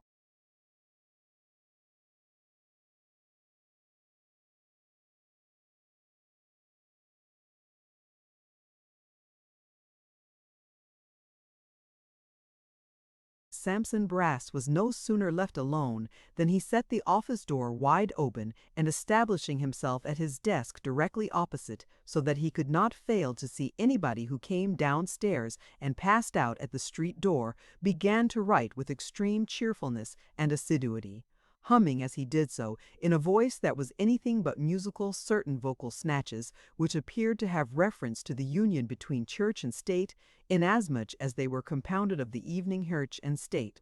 Inecbot in it, the reverend quickly. Thus the attorney of Bevis Marks sat and wrote and hummed for a long time, except when he stopped to listen with a very cunning face, and hearing nothing, went on humming louder and writing slower than ever. At length, in one of these pauses, he heard his lodger's door opened and shut, and footsteps coming down the stairs. Then Mr. Brass left off writing entirely, and, with his pen in his hand, hummed his very loudest, shaking his head meanwhile from side to side, like a man whose whole soul was in the music, and smiling in a manner quite seraphic. It was towards this moving spectacle that the staircase and the sweet sounds guided Kit, on whose arrival before his door Mr. Brass stopped his singing, but not his smiling, and nodded affably, at the same time beckoning to him with his pen. "Kit," said Mr. Brass, in the pleasantest way imaginable, "how do you do?" Kit, being rather shy of his friend, made a suitable reply, and had his hand upon the lock of the street door when Mr. Brass called him softly back. "You are not to go, if you please, Kit," said the attorney in a mysterious and yet businesslike way. "You are to step in here, if you please." "Dear me, dear me! When I look at you," said the lawyer, quitting his stool, and standing before the fire with his back towards it, "I am reminded of the sweetest little face that ever my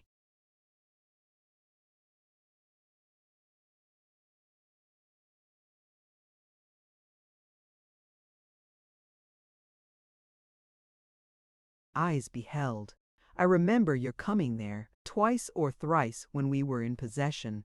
Ah, Kit, my dear fellow, gentlemen in my profession have such painful duties to perform sometimes that you needn't envy us, you needn't indeed." "I don't, sir," said Kit, "though it isn't for the like of me to judge." "Our only consolation, Kit," pursued the lawyer, looking at him in a sort of pensive abstraction, "is, that although we cannot turn away the wind, we can soften it, we can temper it, if I may say so, to the shorn lambs." "Shorn indeed," thought Kit, "pretty close, but he didn't say so." "On that occasion, Kit," said Mr. Brass, "on that occasion that I have just alluded to, I had a hard battle with Mr. Quilp, for Mr. Quilp is a very hard man to obtain them, the indulgence they had. It might have cost me a client, but suffering virtue inspired me, and I prevailed."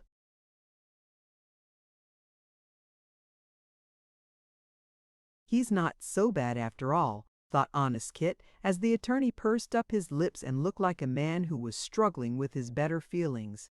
"I respect you, Kit," said Brass with emotion. "I saw enough of your conduct at that time to respect you, though your station is humble and your fortune lowly. It isn't the waistcoat that I look at, it is the heart. The checks in the waistcoat are but the wires of the cage, but the heart is the bird. Ah!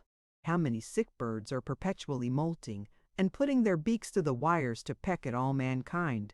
This poetic figure, which Kit took to be an especial allusion to his own checked waistcoat, quite overcame him. Mr. Brass's voice and manner added not a little to its effect, for he discoursed with all the mild austerity of a hermit, and wanted but a cord round the waist of his rusty surtout, and a skull on the chimney-piece, to be completely set up in that line of business.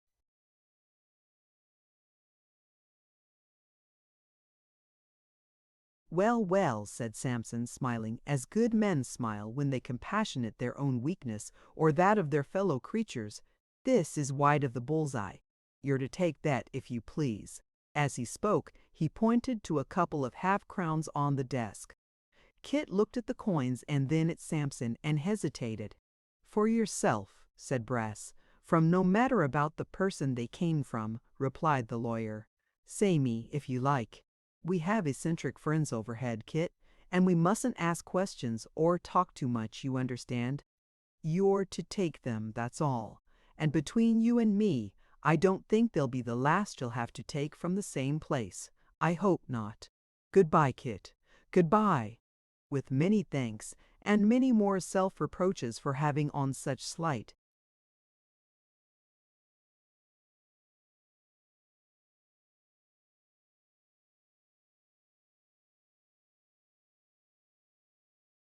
grounds suspected one who, in their very first conversation, turned out such a different man from what he had supposed.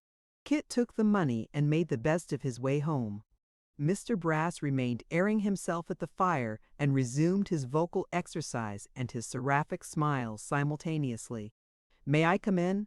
said Miss Sally, peeping. "Oh, yes, you may come in," returned her brother. "Ahem," coughed Miss Brass interrogatively. "Why, yes," returned Samson. "I should say as good as done."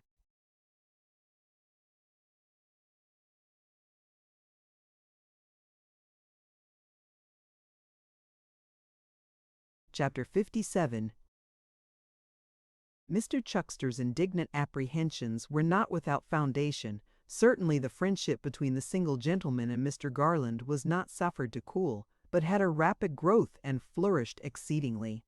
They were soon in habits of constant intercourse and communication, and the single gentleman laboring at this time under a slight attack of illness, the consequence most probably of his late excited feelings and subsequent disappointment, furnished a reason for their holding yet more frequent correspondence, so that someone of the inmates of Abel Cottage, Finchley, came backwards and forwards between that place and Bevis Marks almost every day. As the pony had now thrown off all disguise, and without any mincing of the matter or beating about the bush, sturdily refused to be driven by anybody but Kit, it generally happened that whether old Mr. Garland came or Mr. Abel, Kit was of the party. Of all messages and inquiries, Kit was, in right of his position, the bearer. Thus it came about that, while the single gentleman remained indisposed, Kit turned into Bevis Marks every morning with nearly as much regularity as the general postman. Mr. Samson Brass, who no doubt had his reasons for looking sharply about him, soon learnt to distinguish the pony's trot and the clatter of the little chaise at the corner of the street. Whenever the sound reached his ears, he would immediately lay down his pen and fall to rubbing his hands and exhibiting the greatest glee. "Ha, ha!" he would cry. "Here's the pony again. Most remarkable pony, extremely docile, Mr. Richard, sir?" Dick would return some matter-of-course reply, and Mr. Brass, standing on the bottom rail of his stool, so as to get a view of the street over the top of the window blind, would take an observation of the visitors.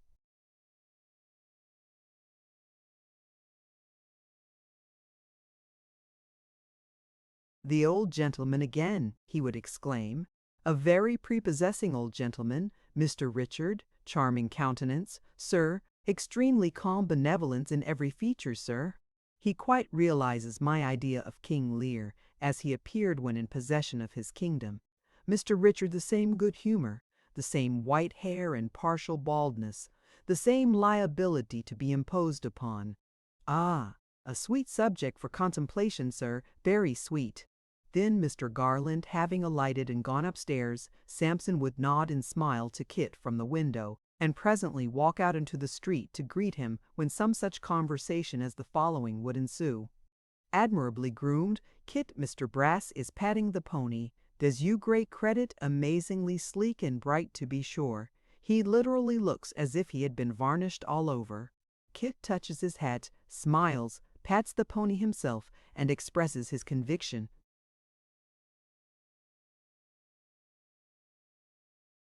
"Tut, tut, Mr. Brass will not find many like him."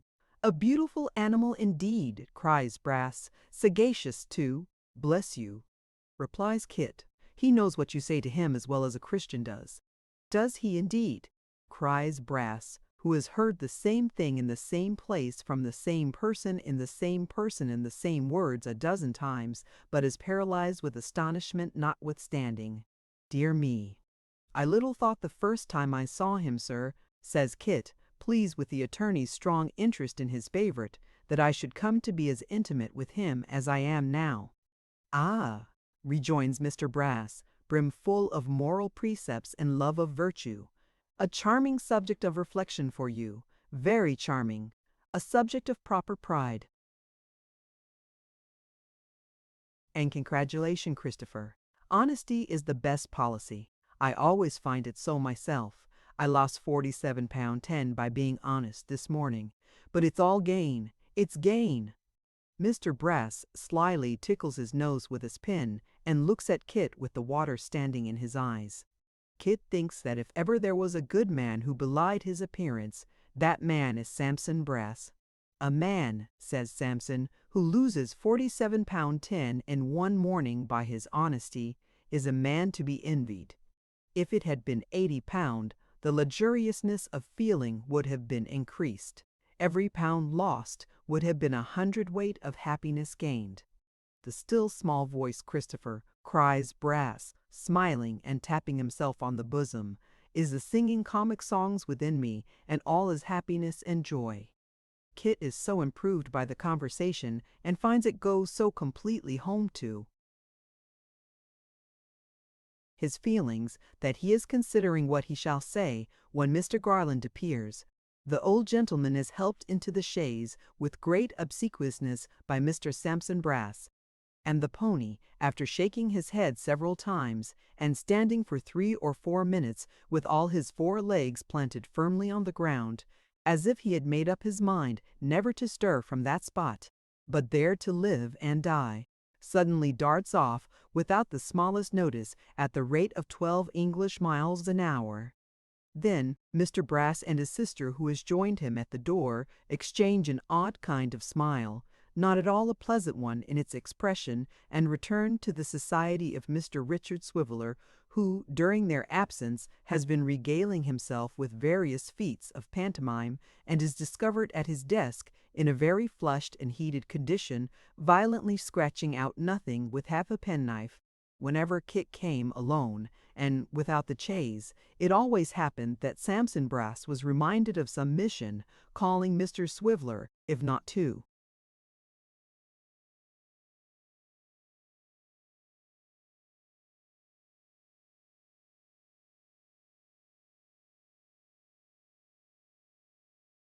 Peckham Rye again, at all events to some pretty distant place from which he could not be expected to return for 2 or 3 hours, or in all probability a much longer period, as that gentleman was not, to say the truth, renowned for using great expedition on such occasions, but rather for protracting and spinning out the time to the very utmost limit of possibility.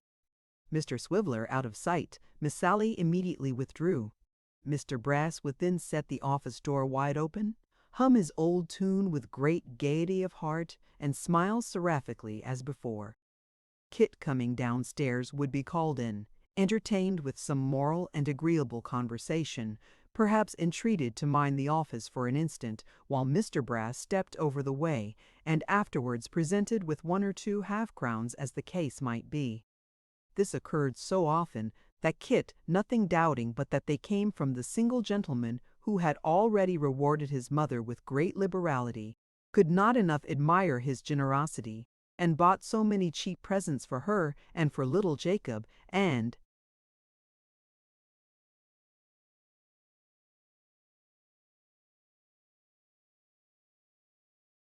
for the baby, and for Barbara to boot, that one or other of them was having some new trifle every day of their lives.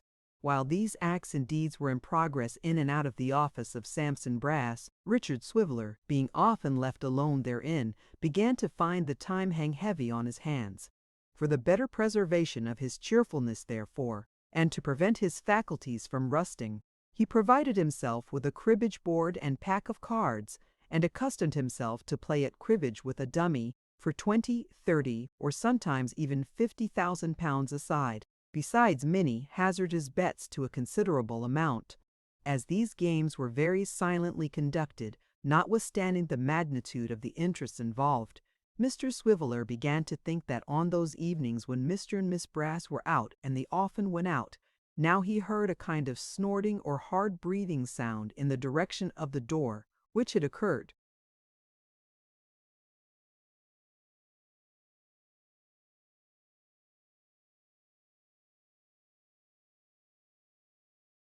to him, after some reflection, must proceed from the small servant who always had a cold from damp living.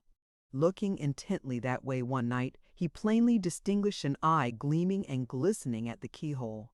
And having now no doubt that his suspicions were correct, he stole softly to the door and pounced upon her before she was aware of his approach. "Oh, I didn't mean any harm indeed, upon my word I didn't," cried the small servant, struggling like a much larger one. "It's so very dull downstairs. Please don't you tell upon me, please don't." "Tell upon you," said Dick. "Do you mean to say you were looking through the keyhole for company?" "Yes, upon my word, I was," replied the small servant. "How long have you been cooling your eye there?" said Dick.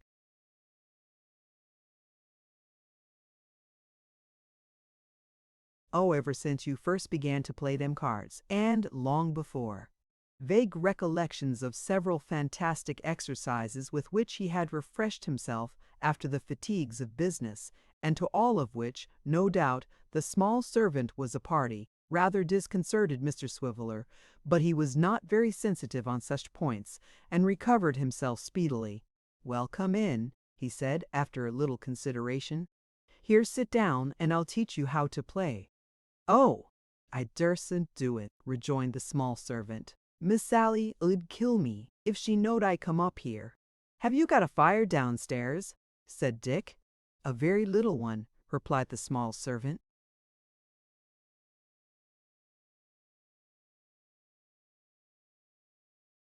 "Miss Sally couldn't kill me if she knowed I went down there, so I'll come," said Richard, putting the cards into his pocket. "Why, how thin you are! What do you mean by it?" "It ain't my fault." "Could you eat any bread and meat?" said Dick, taking down his hat. "Yes." "Ah, I thought so. Did you ever taste beer?" "I had a sip of it once," said the small servant. "Here's a state of things," cried Mr. Swiveller, raising his eyes to the ceiling. "She never tasted it. It can't be tasted, and it can't be tasted in a sip." "Why, how old are you?" "I don't know." Mr. Swiveller opened his eyes very wide, and appeared thoughtful for a moment.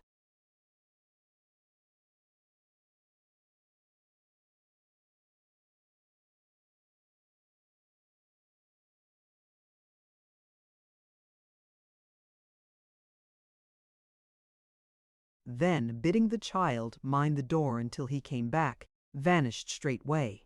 Presently he returned, followed by the boy from the public house, who bore in one hand a plate of bread and beef, and in the other a great pot, filled with some very fragrant compound, which sent forth a grateful steam, and was indeed choice pearl, made after a particular recipe which Mr. Swiveller had imparted to the landlord, at a period when he was deep in his books and desirous to conciliate his friendship. Relieving the boy of his burden at the door, and charging his little companion to fasten it to prevent surprise, Mr. Swiveller followed her into the kitchen.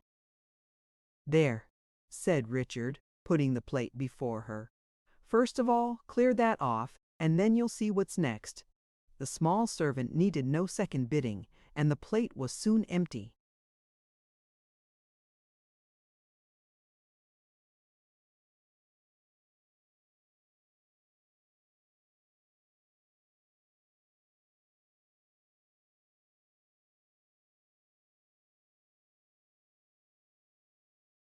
"Next," said Dick, handing the pearl, "take a pull at that.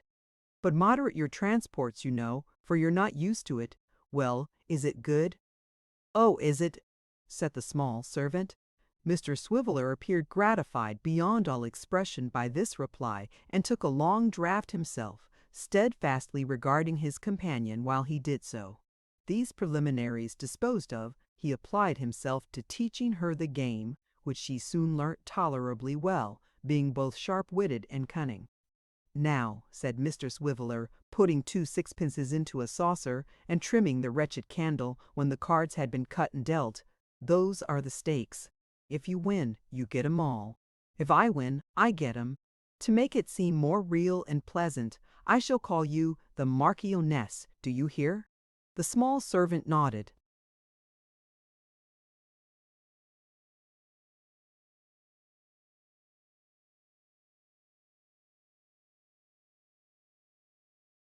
"Then, Marchioness," said Mr. Swiveller, "fire away." The Marchioness, holding her cards very tight in both hands, considered which to play, and Mr. Swiveller, assuming the gay and fashionable air which such society required, took another pull at the tankard and waited for her lead.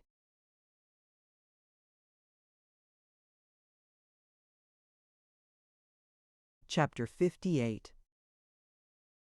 Mr. Swiveller and his partner played several rubbers with varying success, until the loss of 3 sixpences, the gradual sinking of the pearl, and the striking of 10 o'clock combined to render that gentleman mindful of the flight of time and the expediency of withdrawing before Mr. Sampson and Miss Sally Brass returned.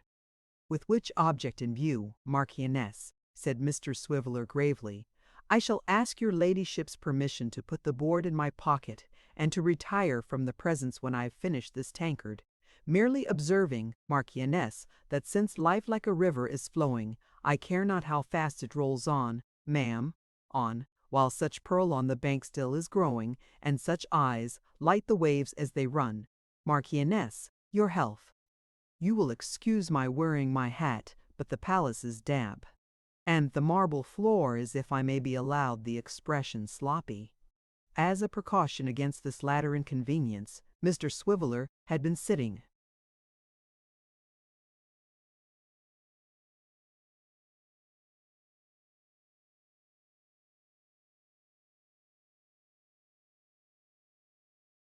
For some time with his feet on the hob, in which attitude he now gave utterance to these apologetic observations, and slowly sipped the last choice drops of nectar.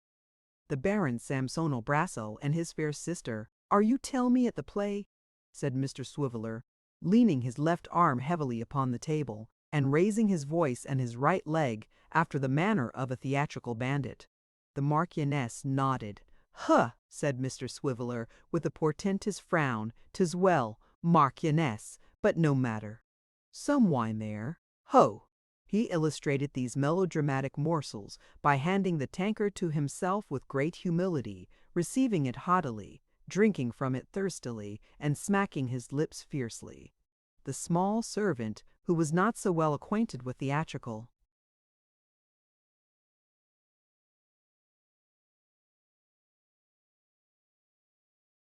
conventionalities, as Mr. Swiveller, having indeed never seen a play, or heard one spoken of, except by chance through chinks of doors and in other forbidden places, was rather alarmed by demonstrations so novel in their nature, and showed her concern so plainly in her looks, that Mr. Swiveller felt it necessary to discharge his brigand manner for one more suitable to private life, as he asked, "Do they often go where glory waits 'em, and leave you here?" "Oh yes, I believe you they do," returned the small servant. "Miss Sally's such a one-er, for that she is." "Such a what?" said Dick. "Such a want," said Dick. "Such a one-er," returned the Marchioness. After a moment's reflection, Mr. Swiveller determined to forego his responsible duty of setting her right, and to suffer her to talk on, as it was evident that her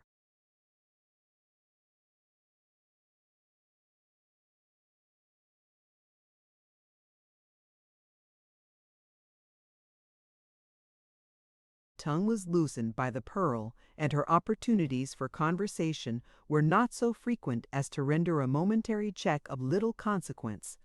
"They sometimes go to see Mr. Quilp," said the small servant with a shrewd look.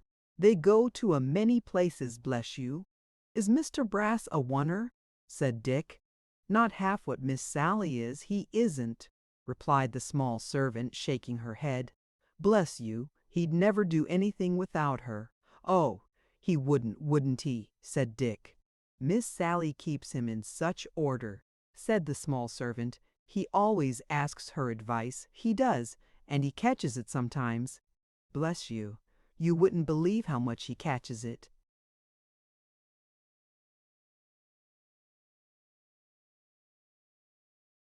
I suppose, said Dick, that they consult together a good deal and talk about a great many people about me. For instance, sometimes, Marchioness? The Marchioness nodded amazingly. Complimentary? Said Mr. Swiveller. The Marchioness changed the motion of her head, which had not yet left off nodding, and suddenly began to shake it from side to side with a vehemence which threatened to dislocate her neck. Humph, Dick muttered. Would it be any breach of confidence, Marchioness, to relate what they say of the humble individual who has now the honor to? Miss Sally says you're a funny chap, replied his friend. Well, Marchioness, said Mr. Swiveller, that's not uncomplimentary.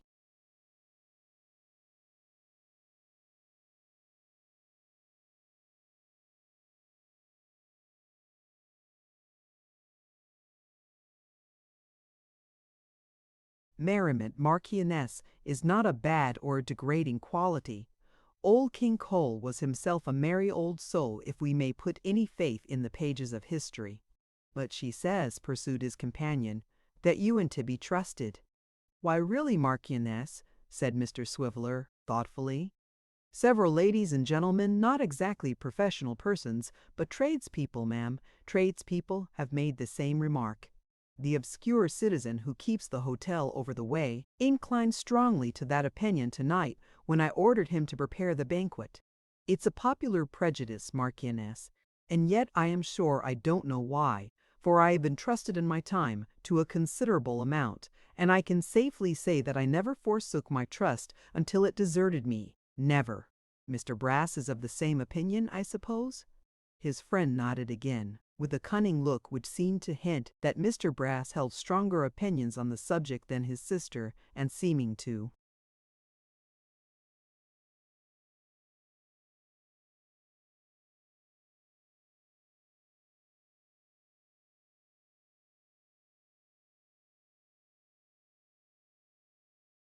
recollect herself, added imploringly, but don't you ever tell upon me, or I shall be beat to death. Marchioness, said Mr. Swiveller, rising, the word of a gentleman is as good as his bond, sometimes better, as in the present case, where his bond might prove but a doubtful sort of security.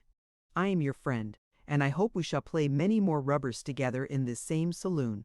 But, Marchioness, added Richard, stopping in his way to the door and wheeling slowly round upon the small servant who was following with the candle, it occurs to me that you must be in the constant habit of airing your eye at keyholes to know all this. I only wanted, replied the trembling Marchioness, to know where the key of the safe was hid. That was all, and I wouldn't have taken much if I had found it only enough to squinch my hunger. You didn't find it then, said Dick, but of course you didn't, or you'd be. Plumper. Good night, Marchioness. Fare thee well, and if for ever, then for ever fare thee well, and put up the chain, Marchioness, in case of accidents. With this parting injunction, Mr. Swiveller emerged from the house, and feeling that he had by this time taken quite as much to drink as promised to be good for his constitution, Pearl, being a rather strong and heady compound, wisely resolved to betake himself to his lodgings and to bed at once. Homeward he went therefore, and his apartments, for he still retained the plural fiction, being at no great distance from the office, he was soon seated in his own bedchamber, where, having pulled off one boot and forgotten the other, he fell into deep cogitation. This Marchioness, said Mr. Swiveller, folding his arms, is a very extraordinary person, surrounded by mysteries, ignorant of the taste of beer, unacquainted with her own name, which is less remarkable, and taking a limited view of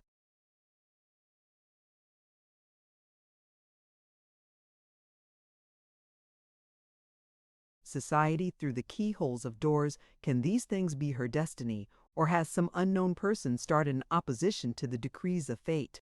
It is a most inscrutable and unmitigated staggerer. When his meditations had attained this satisfactory point, he became aware of his remaining boot, of which, with unimpaired solemnity, he proceeded to divest himself, shaking his head with exceeding gravity all the time, and sighing deeply. These rubbers, said Mr. Swiveller, putting on his nightcap in exactly the same style as he wore his hat, remind me of the matrimonial fireside. Cheg's wife plays cribbage, all fours likewise. She rings the changes on 'em now. From sport to sport they hurry her to banish her regrets, and when they win a smile from her, they think that she forgets, but she don't. By this time, I should say, added Richard, getting his left cheek into profile and looking complacently at the reflection of a very little scrap of whisker in the looking-glass. By this time, I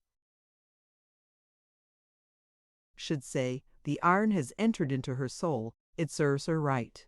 Melting from this stern and obdurate into the tender and pathetic mood, Mr. Swiveller groaned a little, walked wildly up and down, and even made a show of tearing his hair, which, however, he thought better of, and wrenched the tassel from his nightcap instead. At last, undressing himself with a gloomy resolution, he got into bed. Some men in his blighted position would have taken to drinking, but as Mr. Swiveller had taken to that before, he only took, on receiving the news that Sophie Wackles was lost to him forever, to playing the flute, thinking after mature consideration that it was a good, sound, dismal occupation, not only in unison with his own sad thoughts, but calculated to awaken a fellow feeling in the bosoms of his neighbors. In pursuance of this resolution, he now drew a little table to his bedside, and arranging the light and a small oblong music book,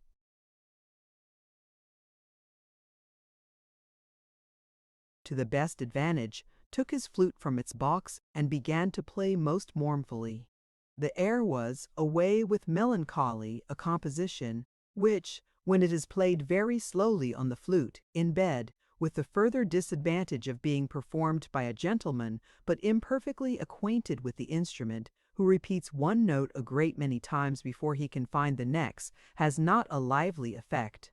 Yet for half the night or more Mr. Swiveller, lying sometimes on his back with his eyes upon the ceiling, and sometimes half out of bed to correct himself by the book, played this unhappy tune over and over again, never leaving off save for a minute or two at a time to take breath and soliloquize about the Marchioness, and then beginning again with renewed vigor.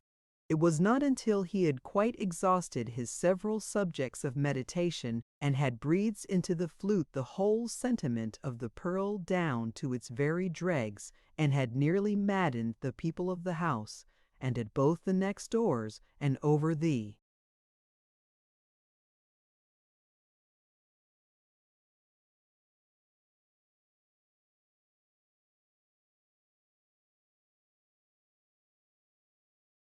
way that he shut up the music book, extinguished the candle, and finding himself greatly lightened and relieved in his mind, turned round and fell asleep. He awoke in the morning much refreshed, and having taken half an hour's exercise at the flute, and graciously received a notice to quit from his landlady, who had been in waiting on the stairs for that purpose since the dawn of day, repaired to Bevis Marks, where the beautiful Sally was already at her post, bearing in her looks a radiance, mild as that which beameth from the virgin moon. Mr. Swiveller acknowledged her presence by a nod, and exchanged his coat for the aquatic jacket, which usually took some time fitting on, for in consequence of a tightness in the sleeves, it was only to be got into by a series of struggles. This difficulty overcome, he took his seat at the desk. "I say," quoth Miss Brass, abruptly breaking silence, "you haven't seen a silver."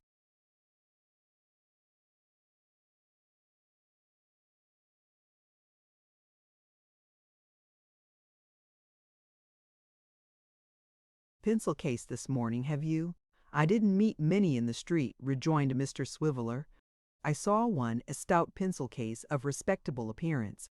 But as he was in company with an elderly penknife and a young toothpick with whom he was in earnest conversation, I felt a delicacy in speaking to him." "No, but have you?" returned Miss Brass. "Seriously, you know." "What a dull dog you must be to ask me such a question seriously," said Mr. Swiveller. "Haven't I this moment come?" "Well, all I know is," replied Miss Sally, "that it's not to be found, and that it disappeared one day this week, when I left it on the desk." "Hulloa," thought Richard, "I hope the Marchioness hasn't been at work here." "There was a knife, too," said Miss Sally, "of the same pattern. They were given to me by my father years ago and are both gone. You haven't missed anything yourself, have you?" Mr. Swiveller involuntarily clapped his hands to the jacket to be quite sure that it was a jacket and not a skirted coat, and having satisfied himself of the safety of this, his only movable in Beavis Marks, made answer in the negative. "It's a very unpleasant thing, Dick," said Miss Brass, pulling out the tin box and refreshing herself with a pinch of snuff. "But between you and me, between friends, you know, for if Sammy knew it, I should never hear the last of it. Some of the office money, too, that has been left about, has gone in the same way. In particular, I have missed 3 half-crowns at 3 different times." "You don't mean that," cried Dick. "Be careful what you say, old boy, for this is a serious matter." "Are you quite sure? Is there no mistake?" "It is so, and there can't be any mistake at all," rejoined Miss Brass emphatically. "Then by Jove," thought Richard, laying down his pen, "I am afraid the Marchioness is done for." The more he discussed the subject in his thoughts, the more probable it appeared to Dick that the miserable little servant was the culprit. When he considered on what a spare allowance of food she lived, how neglected and untaught she was, and how her natural cunning had been sharpened by necessity and privation, he scarcely doubted it. And yet he pitied her so much, and felt so unwilling to have a matter of such gravity disturbing the oddity of their acquaintance, that he thought, and thought truly, that rather than receive £50 down, he would have the Marchioness proved innocent. While he was plunged in very profound and serious meditation upon this theme, Miss Sally sat shaking her head with an air of great mystery and doubt. When the voice of her brother Samson, carolling a cheerful strain, was heard in the passage, and that gentleman himself, beaming with virtuous smiles, appeared. "Mr. Richard, sir, good morning. Here we are again, sir, entering upon another day, with our bodies strengthened by slumber and breakfast, and our spirits fresh and flowing. Here we are, Mr. Richard, rising with the sun to run our little course, our course of duty, sir, and like him, to get through our day's work with credit to ourselves and advantage to our fellow creatures. A charming reflection, sir, very charming." While he addressed his clerk in these words, Mr. Brass was, somewhat ostentatiously, engaged in minutely examining and holding up against the light a £5 banknote which he had brought in his hand. Mr. Richard, not receiving his remarks with anything like enthusiasm, his employer turned his eyes to his face and observed that it wore a troubled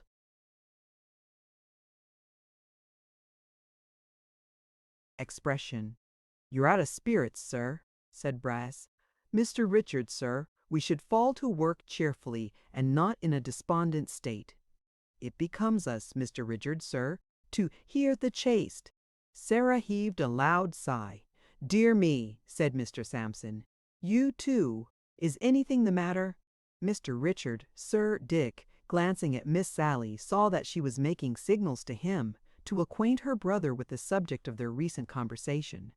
As his own position was not a very pleasant one, until the matter was set at rest one way or other, he did so, and Miss Brass, plying her snuff-box at a most wasteful rate, corroborated his account. The countenance of Samson fell, and anxiety overspread his features. Instead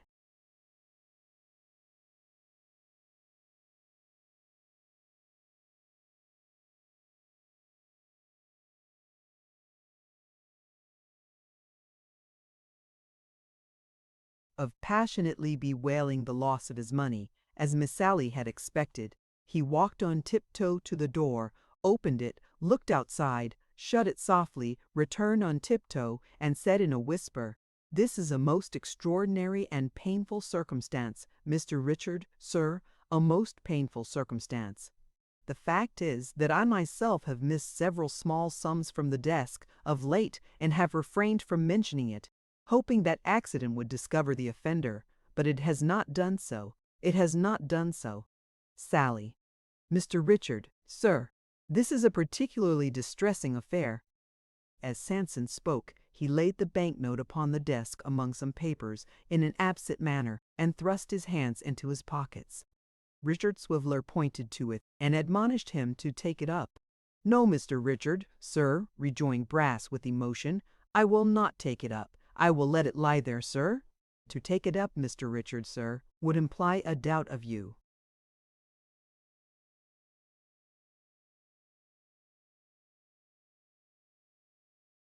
"And in you, sir, I have unlimited confidence. We will let it lie there, sir, if you please, and we will not take it up by any means." With that, Mr. Brass patted him twice or thrice on the shoulder in a most friendly manner, and entreated him to believe that he had as much faith in his honesty as he had in his own. Although at another time Mr. Swiveller might have looked upon this as a doubtful compliment, he felt it, under the then existing circumstances, a great relief to be assured that he was not wrongfully suspected. When he had made a suitable reply, Mr. Brass wrung him by the hand and fell into a brown study, as did Miss Sally likewise. Richard, too, remained in a thoughtful state, fearing every moment to hear the Marchioness impeached, and unable to resist the conviction that she must be guilty. When they had severally remained in this condition for some minutes, Miss Sally all at once gave a loud rap upon the desk with her clenched fist, and cried,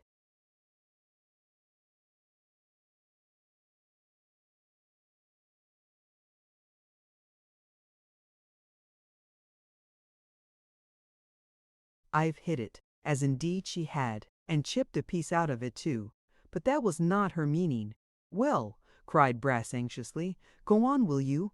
"Why," replied his sister with an air of triumph, "hasn't there been somebody always coming in and out of this office for the last 3 or 4 weeks? Hasn't that somebody been left alone in it sometimes, thanks to you? And do you mean to tell me that that somebody isn't the thief?" "What somebody?" blustered Brass. "Why, what do you call him, Kit? Mr. Garland's young man, to be sure."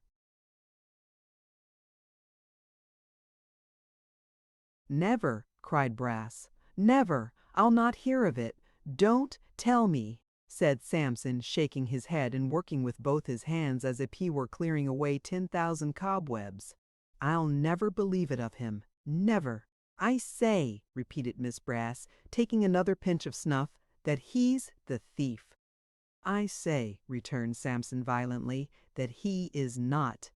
"What do you mean? How dare you? Are characters to be whispered away like this? Do you know that he's the honestest and faithfulest fellow that ever lived, and that he has an irreproachable good name? Come in, come in." These last words were not addressed to Miss Sally, though they partook of the tone in which the indignant remonstrances that preceded them had been uttered. They were addressed to some person who had knocked at the office door, and they had hardly passed the lips of Mr. Brass when this very Kit himself looked in.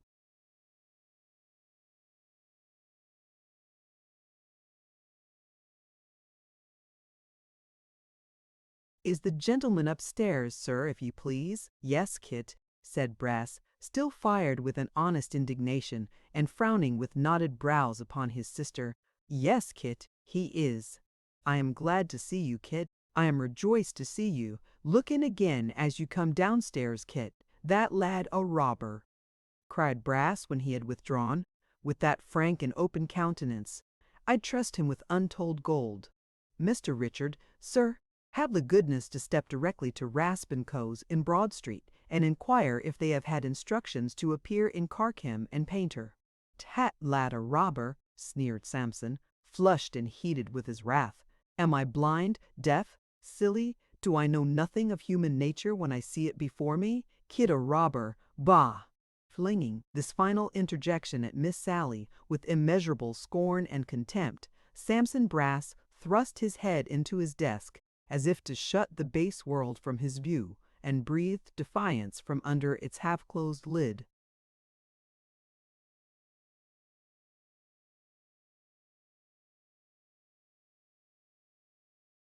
Chapter 59. When Kit, having discharged his errand, came downstairs from the single gentleman's apartment, after the lapse of a quarter of an hour or so, Mr. Samson Brass was alone in the office. He was not singing as usual, nor was he seated at his desk. The open door showed him standing before the fire with his back towards it and looking so very strange that Kit supposed he must have been suddenly taken ill. "Is anything the matter, sir?" said Kit. "Matter!" cried Brass. "No. Why anything the matter? You are so very pale," said Kit, "that I should hardly have known you. Pooh! Mere fancy," cried Brass, stooping to throw up the cinders. "Never better, Kit, never better in all my life. Merry too, ha ha! How's our friend above stairs, eh?"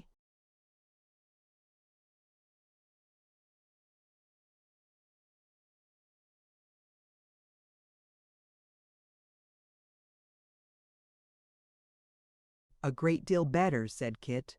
"I'm glad to hear it," rejoined Brass. "Thankful, I may say.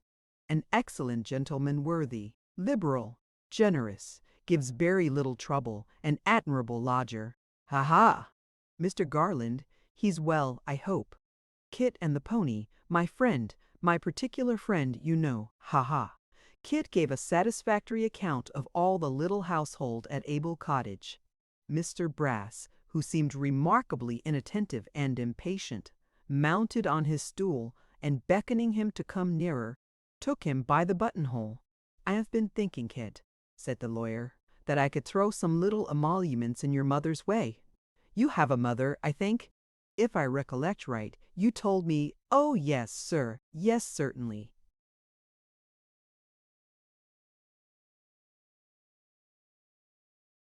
"A widow, I think? An industrious widow? A harder working woman or a better mother never lived, sir." "Ah!" cried Brass, "that's affecting, truly affecting. A poor widow struggling to maintain her orphans in decency and comfort is a delicious picture of human goodness. Put down your hat, Kit." "Thank you, sir. I must be going directly."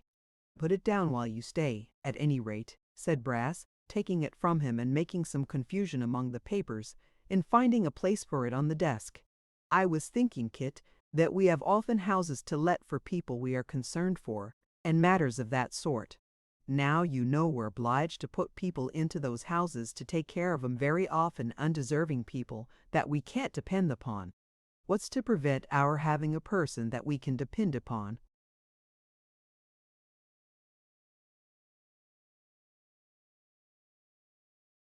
"And enjoying the delight of doing a good action at the same time? I say, what's to prevent our employing this worthy woman, your mother? What with one job and another, there's lodging and good lodging, too pretty well all the year round, rent-free, and a weekly allowance besides, Kit, that would provide her with a great many comforts she don't at present enjoy. Now what do you think of that? Do you see any objection? My only desire is to serve you, Kit, therefore if you do, say so freely." As Brass spoke, he moved the hat twice or thrice and shuffled among the papers again as if in search of something. "How can I see any objection to such a kind offer, sir?" replied Kit with his whole heart. "I don't know how to thank you, sir, I don't indeed." "Why then," said Brass, suddenly turning upon him, and thrusting his face close to Kit's with such a repulsive smile that the latter, even in the very height of his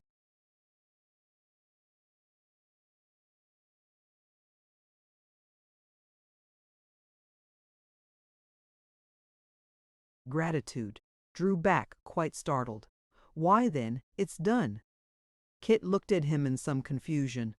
"Done, I say," added Samson, rubbing his hands and veiling himself again in his usual oily manner. "Ha ha! And so you shall find, Kit, so you shall find."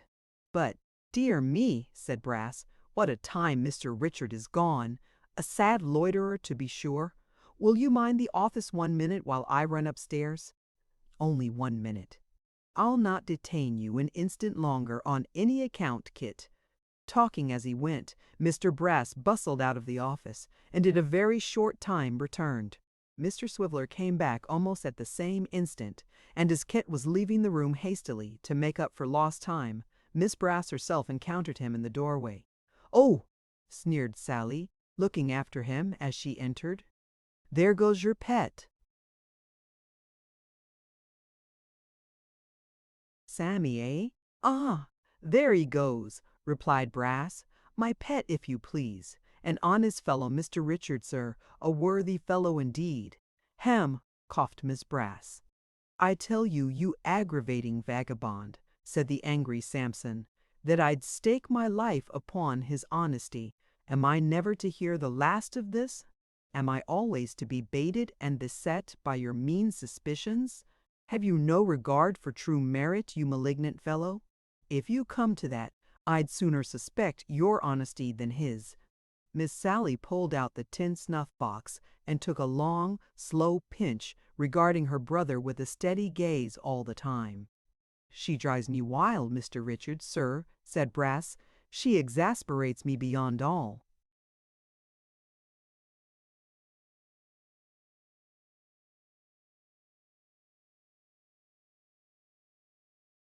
Bearing, I am heated and excited, sir. I know I am. These are not business manners, sir, nor business looks, but she carries me out of myself. Why don't you leave him alone?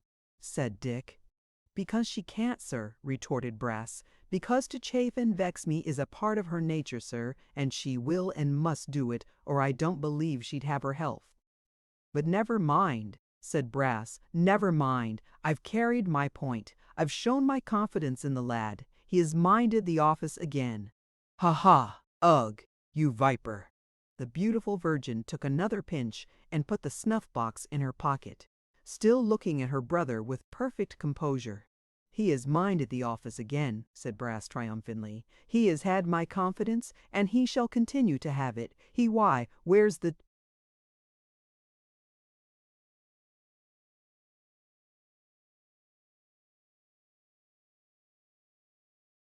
What have you lost? Inquired Mr. Swiveller. Dear me, said Brass, slapping all his pockets, one after another, and looking into his desk, and under it, and upon it, and wildly tossing the papers about. The note, Mr. Richard, sir, the £5 note. What can have become of it? I laid it down here. God bless me. What? Cried Miss Sally, starting up, clapping her hands, and scattering the papers on the floor. Gone. Now who's right? Now who's got it? Never mind £5. What's £5? He's honest. You know, quite honest. It would be mean to suspect him. Don't run after him. No, no, not for the world. Is it really gone, though? Said Dick, looking at Brass with a face as pale as his own. Upon my word, Mr. Richard, sir, replied the lawyer, feeling in all his pockets, with looks of the greatest agitation, I fear this is a black business. It's certainly gone, sir. What's to be done? Don't run after him, said Miss Sally, taking more snuff. Don't run after him on any account. Give him time to get rid of it, you know. It would be cruel to find him out. Mr. Swiveller and Samson Brass looked from Miss Sally to each other in a state of bewilderment, and then, as by one impulse, caught up their hats and rushed out into the street, darting along in the middle of the road and dashing aside all obstructions as though they were running for their lives. It happened that Kit had been running too, though not so fast, and having the start of them by some few minutes, was a good distance ahead. As they were pretty certain of the road he must have taken, however, and kept on at a great pace, they came up with him at the very moment when he had taken breath and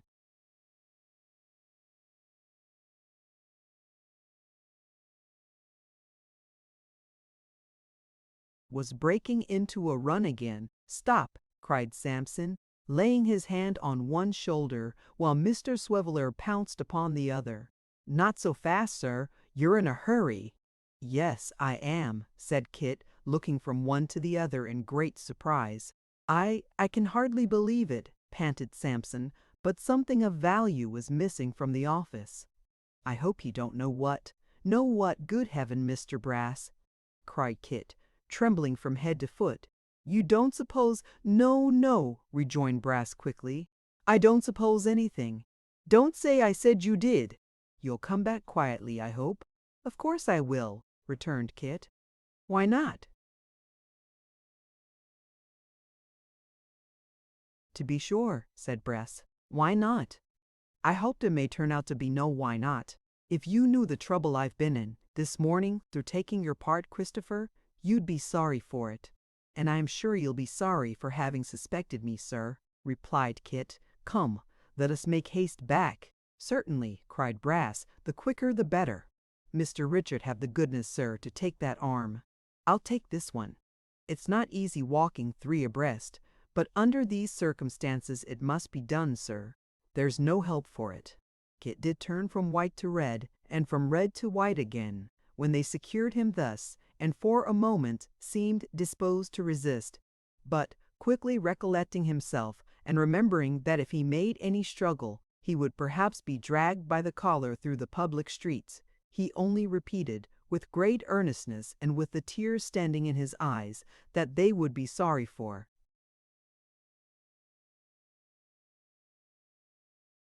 This, and suffered them to lead him off. While they were on the way back, Mr. Swiveller, upon whom his present functions sat very irksomely, took an opportunity of whispering in his ear that if he would confess his guilt, even by so much as a nod, and promise not to do so any more, he would connive at his kicking Samson Brass on the shins and escaping up a court. But Kit indignantly rejecting this proposal, Mr. Richard had nothing for it but to hold him tight until they reached Bevis Marks, and ushered him into the presence of the charming Sarah, who we immediately to a comport that the cock that in the quad die. Now, you know, said Brass, if this is a case of innocence, it is a case of that description, Christopher, where the fullest disclosure is the best satisfaction for everybody. Therefore, if you'll consent to an examination, he demonstrated what kind of examination he meant by turning back the cuffs of his coat. It will be a comfortable and pleasant thing for all parties.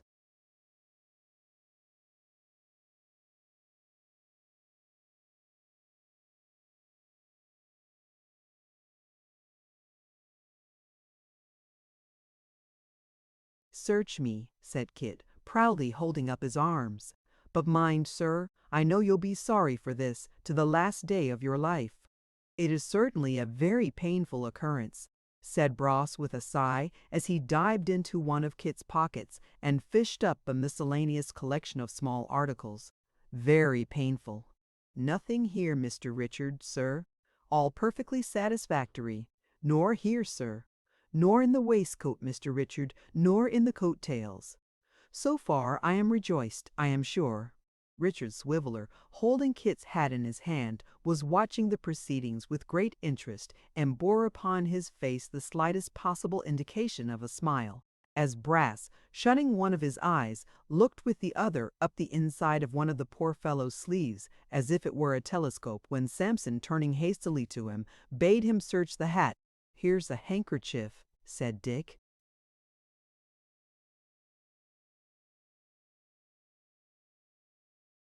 "No harm in that, sir," rejoined Brass, applying his eye to the other sleeve, and speaking in the voice of one who was contemplating an immense extent of prospect.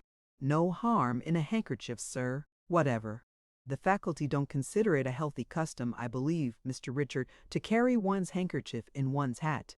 I have heard that it keeps the head too warm, but in every other point of view its being there is extremely satisfactory, extremely so." An exclamation at once for Richard Swiveller, Miss Sally, and Kit himself cut the lawyer short. He turned his head and saw Dick standing with the banknote in his hand. "In the hat?" cried Brass, in a sort of shriek. "Under the handkerchief, and tucked beneath the lining," said Dick, aghast at the discovery. Mr. Brass looked at him, at his sister, at the walls, at the ceiling, at the floor, everywhere but at Kit, who stood quite stupefied and motionless. "And this," cried Samson, clasping his hands, "is the world that turns upon its own axis and has lunar influences, and revolutions round heavenly bodies, and various games of that sort. This is human nature, is it? Oh, nature, nature! This is the miscreant that I was going to benefit with all my little arts, and that, even now, I feel so much for, as to wish to let him go. But," added Mr. Brass with greater fortitude, "I am myself a lawyer, and bound to set an example in carrying the laws of my happy country into effect. Sally, my dear, forgive me, and catch hold of him on the other side." Mr. Richard, sir, have the goodness to run and fetch a constable. The weakness is past and over, sir, and moral strength returns. A constable, sir, if you please.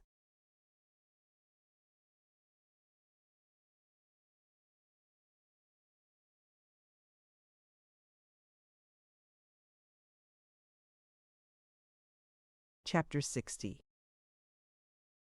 Kit stood as one entranced, with his eyes open wide and fixed upon the ground, regardless alike of the tremulous hold which Mr. Brass maintained on one side of his cravat and of the firmer grasp of Miss Sally upon the other, although this latter detention was in itself no small inconvenience, as that fascinating woman, besides screwing her knuckles inconveniently into his throat from time to time, had fastened upon him in the first instance with so tight a grip that even in distraughted his thoughts he could not dimessive a chouf, and isk. Between the brother and sister he remained in this posture, quite unresisting and passive, until Mr. Swiveller returned with a police constable at his heels. This functionary being, of course, well used to such scenes, looking upon all kinds of robbery, from petty larceny up to housebreaking or ventures on the highway, as matters in the regular course of business, and regarding the perpetrators in the light of so many customers coming to be served at the wholesale and retail shop of criminal law where he stood behind the counter, received Mr. Brass's statement of facts with about as much interest and surprise as an undertaker might evince if required to listen to a circumstantial account of the last illness of a person whom he was called in to wait upon professionally, and took Kit into custody with a decent indifference. "We had better," said the subordinate minister of justice, "get to the office while there's a magistrate sitting. I shall want you to come along with us, Mr. Brass, and he looked at Miss Sally as if in some doubt whether she might not be a griffin or other fabulous monster. "The lady, eh?" said Samson. "Ah," replied the constable, "yes, the lady, likewise the young man that found the property."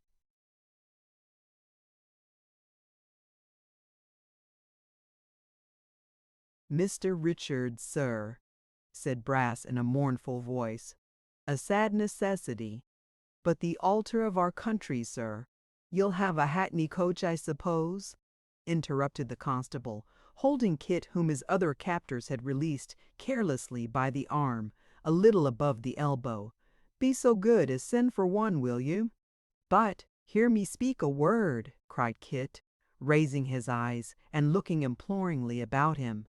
"Hear me speak a word. I am no more guilty than any one of you. Upon my soul, I am not. I a thief? Oh, Mr. Brass, you know me better. I am sure you know me better. This is not right of you, indeed." "I give you my word, constable," said Brass. But here the constable interposed with the constitutional principle, words be blowed, observing that words were but spoon meat for babes and sucklings, and that oaths were the food for strong men. "Quite true, constable," assented Brass in the same mournful tone. "Strictly correct. I give you my oath, constable, that down to a few minutes ago, when this fatal discovery was made, I had such confidence in that lad that I'd have trusted him with the hackney coach. Mr. Richard, sir, you're very slow, sir." "Who is there that knows me," cried Kit, "that would not trust me that does not? Ask anybody whether they have ever doubted me, whether I have ever wronged them of a farthing. Was I ever once dishonest when I was poor and hungry, and is it likely I would begin now? Oh, consider what you do. How can I meet the kindest friends that ever human creature had with this dreadful charge upon me?" Mr. Brass rejoined that it would have been well for the prisoner if he had thought of that before, and was about to make some other gloomy observations, when the voice of the single gentleman was heard, demanding from above stairs what was the matter, and what was the cause of all that noise and hurry. Kit made an involuntary start towards the door in his anxiety to answer for himself, but being speedily detained by the constable, had the agony of seeing Samson Brass run out alone to tell the story in his own way. "And he can hardly believe it either," said Samson when he returned, "nor nobody will. I wish I could doubt the evidence of my senses, but their depositions are unimpeachable. "It's of no use cross-examining my eyes," cried Samson, winking and rubbing them. "They stick to their first account and will. Now, Sarah, I hear the coach in the marks. Get on your bonnet and we'll be off. A sad errand, a moral funeral, quite." "Mr. Brass," said Kit, "do me one favor.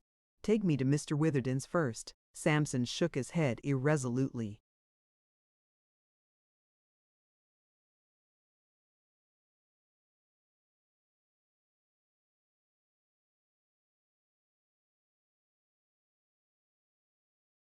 "Do," said Kit. "My master's there. For heaven's sake, take me there first."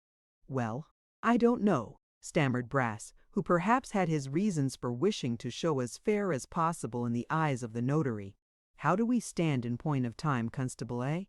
The constable, who had been chewing a straw all this while with great philosophy, replied that if they went away at once they would have time enough, but that if they stood shilly-shallying there any longer they must go straight to the mansion house, and finally expressed his opinion that that was where it was, and that was all about it. Mr. Richard Swiveller having arrived inside the coach, and still remaining immovable in the most commodious corner with his face to the horses, Mr. Brass instructed the officer to remove his prisoner, and declared himself quite ready, therefore the constable still holding Kit in the same manner and pushing him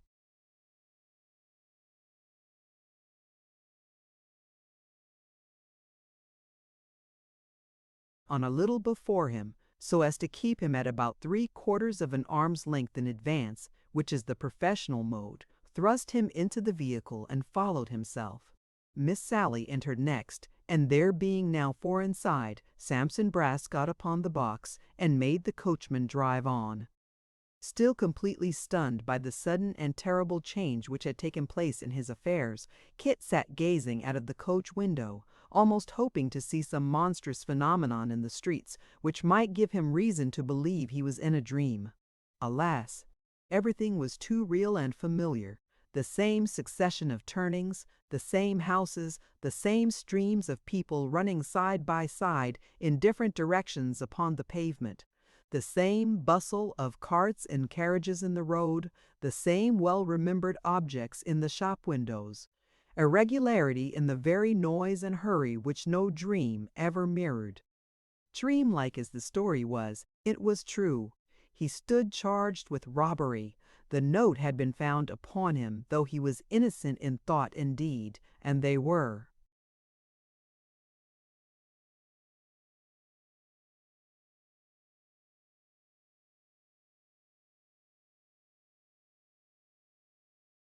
Carrying him back a prisoner. Absorbed in these painful ruminations, thinking with a drooping heart of his mother and little Jacob, feeling as though even the consciousness of innocence would be insufficient to support him in the presence of his friends if they believed him guilty, and sinking in hope and courage more and more as they drew nearer to the notary's, poor Kit was looking earnestly out of the window, observant of nothing, when all at once, as though it had been conjured up by magic, he became aware of the face of Kilp. And what a leer there was upon the face! It was from the open window of a tavern that it looked out, and the dwarf had so spread himself over it with his elbows on the window-sill and his head resting on both his hands, that what between this attitude and his being swollen with suppressed laughter, he looked puffed and bloated into twice his usual breadth. Mr. Brass, on recognizing him,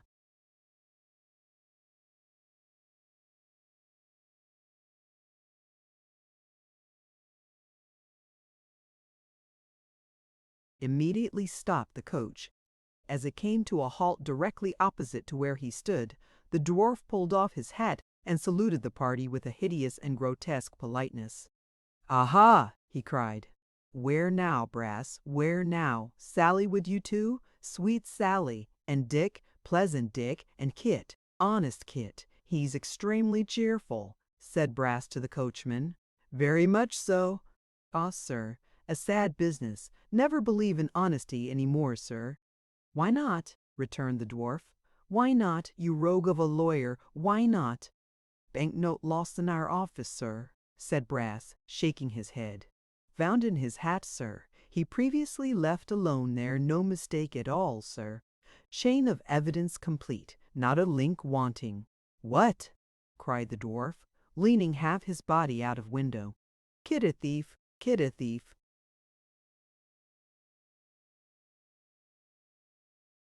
Thief. Ha ha! Why, he's an uglier looking thief than can be seen anywhere for a penny. Eh, Kit, eh? Ha ha ha! Have you taken Kit into custody before he had time and opportunity to beat me? Kit, eh?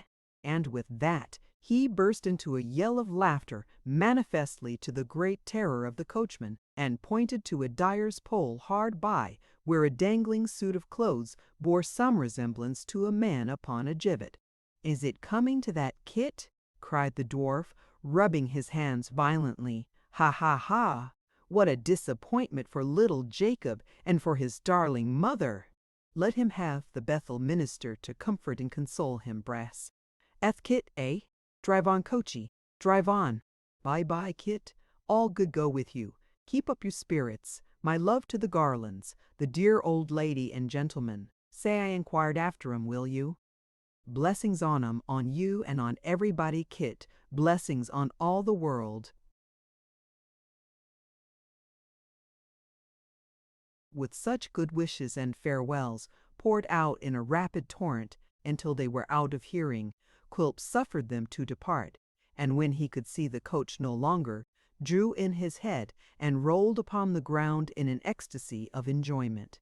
When they reached the notary's, which they were not long in doing, for they had encountered the dwarf in a by-street at a very little distance from the house, Mr. Brass dismounted, and opening the coach door with a melancholy visage, requested his sister to accompany him into the office with the view of preparing the good people within for the mournful intelligence that awaited them.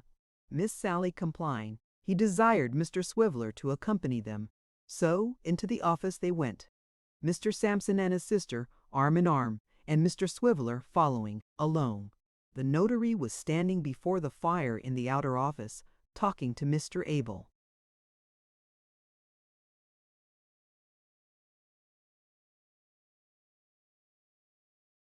And the elder Mr. Garland, while Mr. Chuckster sat writing at the desk, picking up such crumbs of their conversation as happened to fall in his way. This posture of affairs Mr. Brass observed through the glass door as he was turning the handle, and seeing that the notary recognized him, he began to shake his head and sigh deeply while that partition yet divided them. "Sir," said Sampson, taking off his hat and kissing the 2 forefingers of his right-hand beaver glove, "my name is Brass of Bevis Mark, sir. I have had the honor and pleasure, sir, of being concerned against you in some little testamentary matters. How do you do, sir?" "My clerk will attend to any business you may have come upon, Mr. Brass," said the notary, turning away. "Thank you, sir," said Brass. "Thank you, I am sure. Allow me, sir, to introduce my sister, quite one of us, sir, although of the weaker sex of great use in my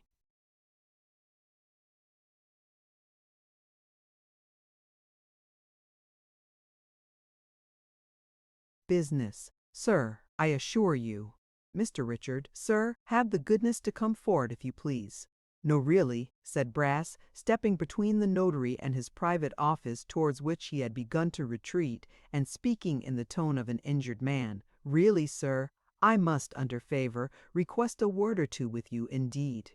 "Mr. Brass," said the other in a decided tone, "I am engaged. You see that I am occupied with these gentlemen.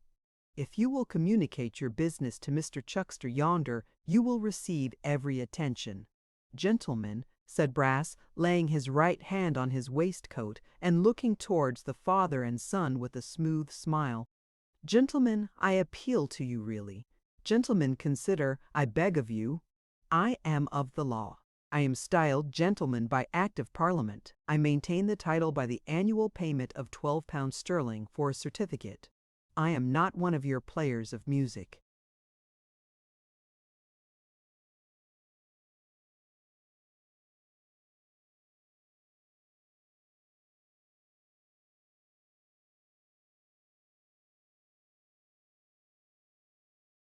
Stage actors, writers of books, or painters of pictures who assume a station that the laws of their country don't recognize. I am none of your strollers or vagabonds. If any man brings his action against me, he must describe me as a gentleman, or his action is null and void. I appeal to you, is this quite respectful? Really, gentlemen? Well, will you have the goodness to state your business then, Mr. Brass? Said the notary. Sir, rejoined Brass, I will. I'm Mr. Witherden. You little know, but I will not be tempted to travel from the point, sir. I believe the name of one of these gentlemen is Garland. Of both, said the notary. Indeed, rejoined Brass, cringing excessively, but I might have known that.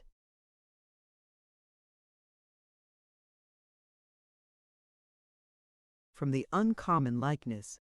Extremely happy, I am sure, to have the honor of an introduction to two such gentlemen, although the occasion is a most painful one. One of you gentlemen has a servant called Kit? Both, replied the notary. Two Kits? Said Brass, smiling. Dear me. One Kit, sir, returned Mr. Witherden angrily, who is employed by both gentlemen. What of him? This of him, sir, rejoined Brass, dropping his voice impressively. That young man, sir, that I have felt unbounded and unlimited confidence in, and always behaved to as if he was my equal, that young man has this morning committed a robbery in my office, and been taken almost in the fact.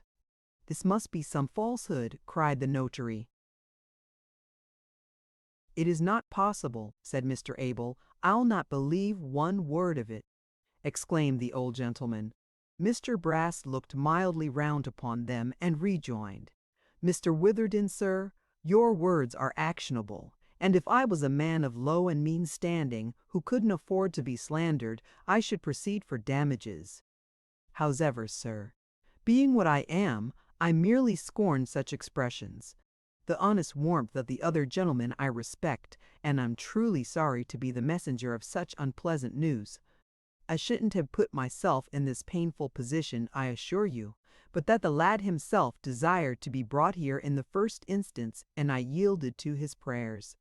Mr. Chuckster, sir, will you have the goodness to tap at the window for the constable that's waiting in the coach? The three gentlemen looked at each other with blank faces when these words,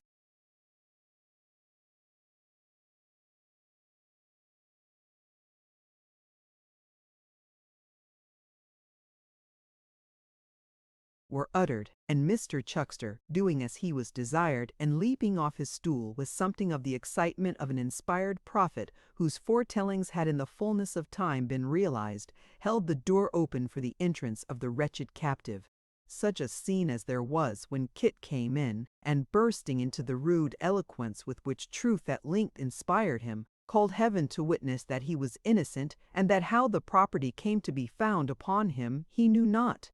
Such a confusion of tongues before the circumstances were related and the proofs disclosed. Such a dead silence when all was told, and his three friends exchanged looks of doubt and amazement.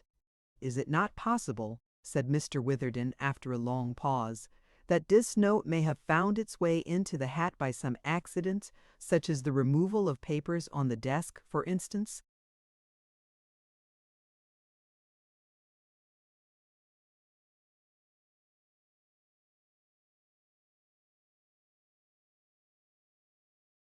But this was clearly shown to be quite impossible. Mr. Swiveller, though an unwilling witness, could not help proving to demonstration, from the position in which it was found, that it must have been designedly secreted. It's very distressing, said Brass. Immensely distressing, I am sure. When he comes to be tried, I shall be very happy to recommend him to mercy on account of his previous good character. I did lose money before, certainly, but it doesn't quite follow that he took it. The presumption's against him, strongly against him. But we're Christians, I hope? I suppose, said the constable, looking round, that no gentleman here can give evidence as to whether he's been flush of money of late. Do you happen to know, sir?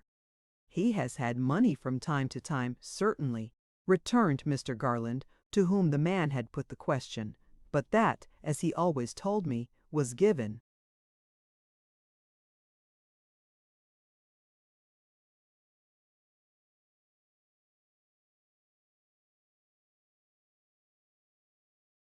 Him by Mr. Brass himself. Yes, to be sure, said Kit eagerly. You can bear me out in that, sir? Eh? Cried Brass, looking from face to face with an expression of stupid amazement. The money you know, the half-crowns that you gave me from the lodger, said Kit. Oh dear me, cried Brass, shaking his head and frowning heavily. This is a bad case, I find, a very bad case indeed. What? Did you give him no money on account of anybody, sir? Asked Mr. Garland with great anxiety. I give him money, sir, returned Samson. Oh, come, you know, this is too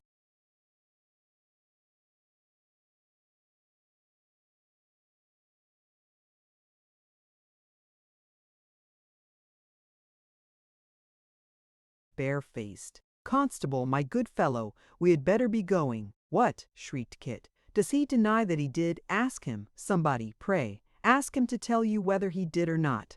Did you, sir? Asked the notary. I tell you what, gentlemen, replied Brass in a very grave manner, he'll not serve his case this way, and really, if you feel any interest in him, you had better advise him to go upon some other tack. Did I, sir? Of course I never did. Gentlemen, cried Kit, on whom a light broke suddenly, Master, Mr. Abel, Mr. Witherden, every one of you, he did it. What I have done to offend him, I don't know, but this is a plot to ruin me. Mind, gentlemen, it's a plot, and whatever comes of it, I will say with my dying breath that he put that note in my hat himself. Look at him, gentlemen, see how he changes color. Which of us looks?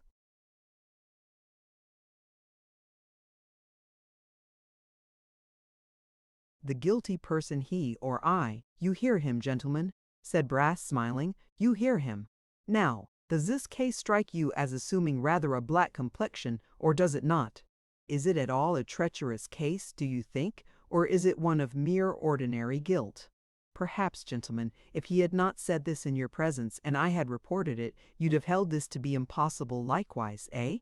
With such pacific and bantering remarks did Mr. Brass refute the foul aspersion on his character, but the virtuous Sarah, moved by stronger feelings, and having at heart, perhaps, a more jealous regard for the honor of her family, flew from her brother's side without any previous intimation of her design, and darted at the prisoner with the utmost fury.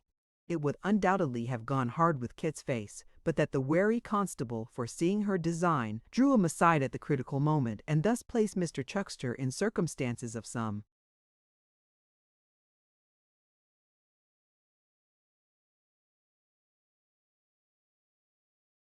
jeopardy. For that gentleman happening to be next the object of Miss Brass's wrath, and rage being, like love and fortune, blind, was pounced upon by the fair enslaver, and had a false collar plucked up by the roots, and his hair very much dishevelled, before the exertions of the company could make her sensible of her mistake.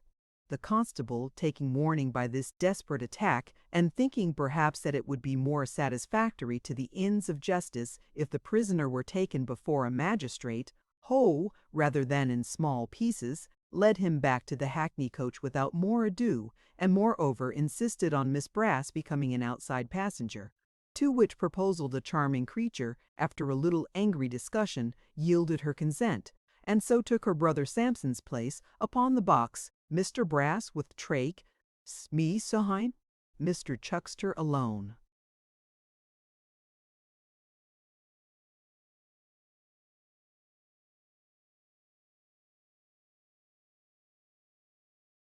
Was left behind greatly to his indignation, for he held the evidence he could have given, relative to Kit's returning to work out the shilling, to be so very material as bearing upon his hypocritical and designing character, that he considered its suppression little better than a compromise of felony.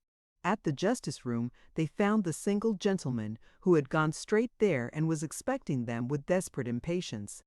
But not 50 single gentlemen rolled into one could have helped poor Kit, who in half an hour afterwards was committed for trial, and was assured by a friendly officer on his way to prison that there was no occasion to be cast down, for the sessions would soon be on, and he would, in all likelihood, get his little affair disposed of, and be comfortably transported in less than a fortnight.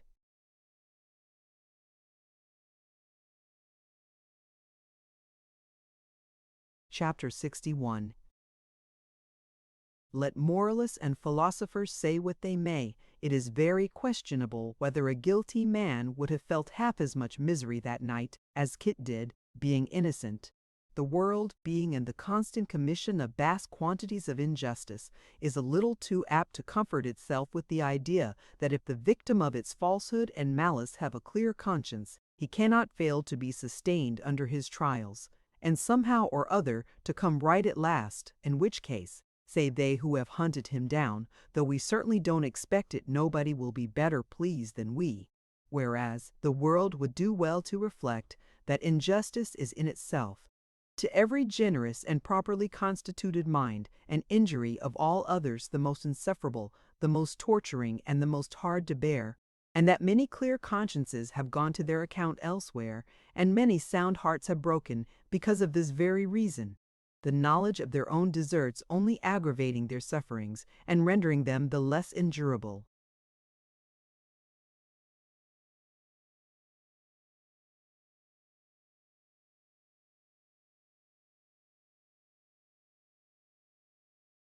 The world, however, was not in fault in Kit's case. But Kit was innocent, and knowing this, and feeling that his best friends deemed him guilty, that Mr. and Mrs. Garland would look upon him as a monster of ingratitude, that Barbara would associate him with all that was bad and criminal, that the pony would consider himself forsaken, and that even his own mother might perhaps yield to the strong appearances against him, and believe him to be the wretch he seemed, knowing and feeling all this, he experienced, at first, an agony of mind which no words can describe, and what by the amount might have to even when the violence of these emotions had in some degree subsided, and he was beginning to grow more calm, there came into his mind a new thought, the anguish of which was scarcely less. The child, the bright star of the simple fellow's life, she, who always came back upon him like a beautiful dream, who had made the poorest part of his existence the happiest and best who had ever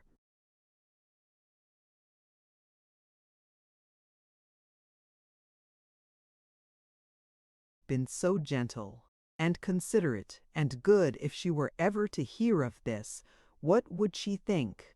As this idea occurred to him, the walls of the prison seemed to melt away, and the old place to reveal itself in their stead, as it was wont to be on winter nights, the fireside, the little supper table, the old man's hat and coat and stick, the half-open door leading to her little room. They were all there, and Nell herself was there, and he both laughing heartily as they had often done, and when he had got as far as this, Kit go no farther, but flung himself upon his poor bedstead and wept. It was a long night, which seemed as though it would have no end, but he slept too, and dreamed always of being at liberty, and roving about, now with one person, and now with another, but ever with a vague dread of being recalled to prison. Not that prison, but one which was in itself a dim idea, not of a place, but of a care and sorrow, of something oppressive and yet impossible to define. At last the morning dawned, and there was the jail.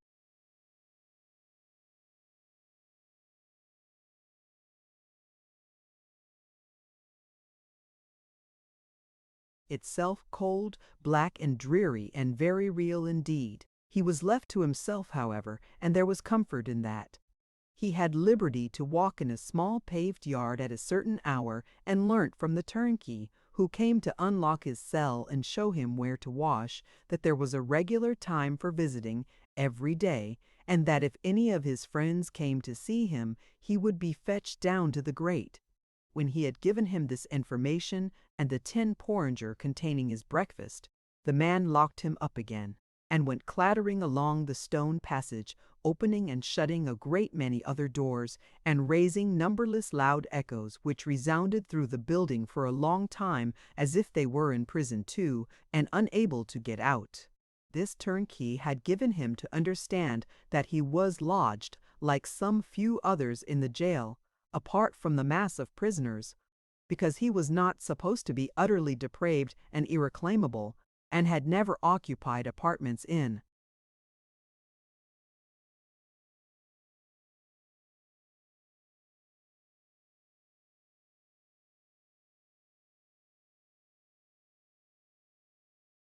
that mansion before. Kit was thankful for this indulgence and sat reading the church catechism very attentively, though he had known it by heart from a little child, until he heard the key in the lock, and the man entered again. "Now then," he said. "Come on." "Where to, sir?" asked Kit.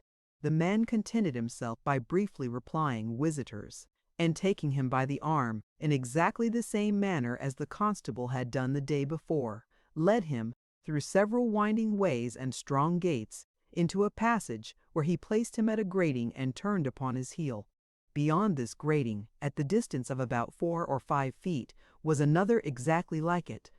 In the space between sat a turnkey reading a newspaper, and outside the further railing Kit saw, with a palpitating heart, his mother with the baby in her arms, Barbara's mother with her never-failing umbrella, and poor little Jacob staring in with awe.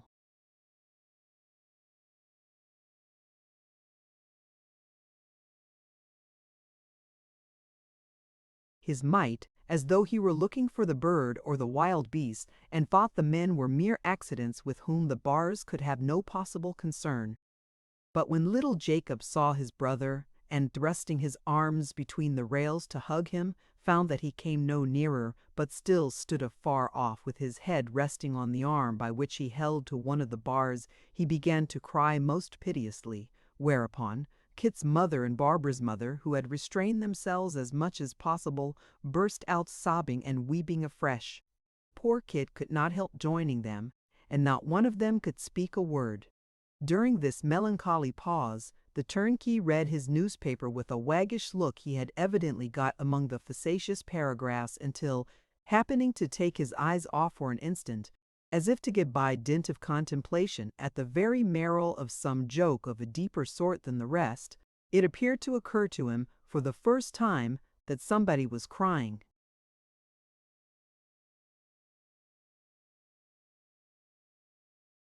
"Now, ladies, he said, looking round with surprise, "I'd advise you not to waste time like this. It's allowanced here, you know. You mustn't let that child make that noise either. It's against all rules. I'm his poor mother, sir," sobbed Mrs. Nubbles, curtsying humbly, "and this is his brother, sir." "Oh, dear me, dear me!" "Well," replied the turnkey, folding his paper on his knee so as to get with greater convenience at the top of the next column, "it can't be helped, you know. He ain't the only one in the same fix. You mustn't make a noise about it." With that he went on reading. The man was not unnaturally cruel or hard-hearted. He had come to look upon felony as a kind of disorder, like the scarlet fever or erysipelas. Some people had it. Some had it, just as it might be. "Oh, my darling Kit," said his mother, whom Barbara's mother had charitably.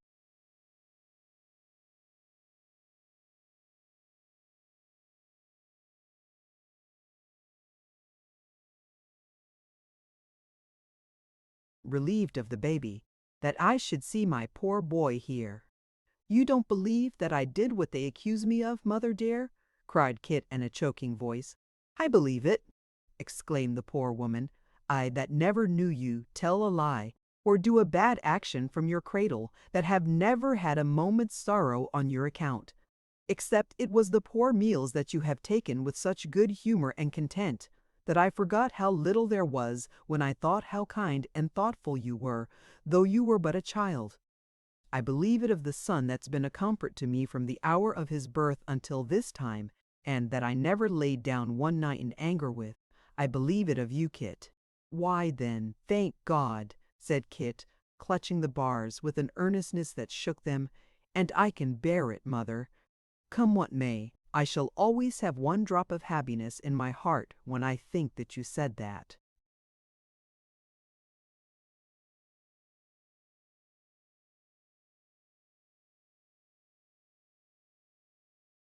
At this, the poor woman fell a-crying again, and Barbara's mother too, and little Jacob, whose disjointed thoughts had by this time resolved themselves into a pretty distinct impression that Kit couldn't go out for a walk if he wanted, and that there were no birds, lions, tigers, or other natural curiosities behind those bars. Nothing, indeed, but a caged brother added his tears to theirs with as little noise as possible.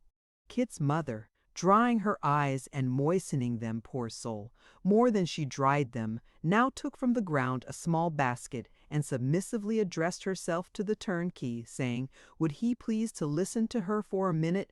The turnkey, being in the very crisis and passion of a joke, motioned to her with his hand to keep silent 1 minute longer for her life. Nor did he remove his hand into its former posture, but kept it in the same warning attitude until he had finished the paragraph, when he paused for a few seconds, with a smile upon his face, as who should say, this editor is a comical blade, a funny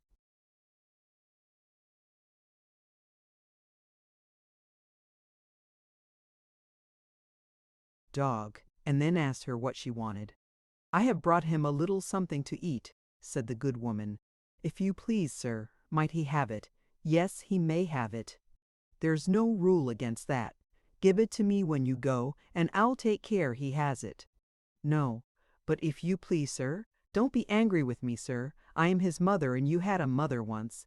If I might only see him eat a little bit, I should go away so much more satisfied that he was all comfortable. And again the tears of Kit's mother burst forth, and of Barbara's mother, and of little Jacob. As to the baby, it was crowing and laughing with its might, under the idea, apparently, that the whole scene had been invented, and got up for its particular satisfaction.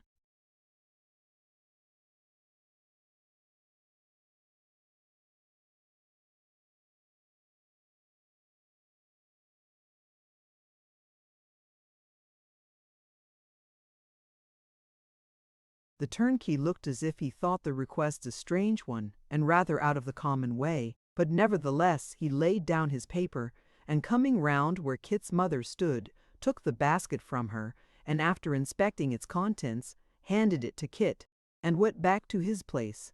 It may be easily conceived that the prisoner had no great appetite, but he sat down on the ground and ate as hard as he could, while at every morsel he put into his mouth, his mother sobbed and wept afresh, though with a softened grief that bespoke the satisfaction the sight afforded her. While he was thus engaged, Kit made some anxious inquiries about his employers, and whether they had expressed any opinion concerning him, but all he could learn was that Mr. Abel had himself broken the intelligence to his mother with great kindness and delicacy, late on the previous night, but had himself expressed no opinion of his innocence or guilt. Kit was on the point of mustering courage to ask Barbara's mother about Barbara, when the turnkey who had conducted him reappeared. A second turnkey appeared behind his visitors, and the third turnkey with the newspaper cried, "Time's up," adding in the same breath, "Now for the next party," and then plunging deep into his newspaper again. Kit was taken off in an instant, with a blessing from his mother, and a scream from little Jacob, ringing in his ears. As he was crossing the next yard with the basket in his hand, under the guidance of his former conductor, another officer called to them to stop, and came up with a pint pot of porter in his hand. "This is Christopher Nubbles, isn't it, that come in last night for felony?" said the man. His comrade replied that this was the chicken in question. "Then here's your beer," said the other man to Christopher. "What are you looking at? There ain't a discharge in it."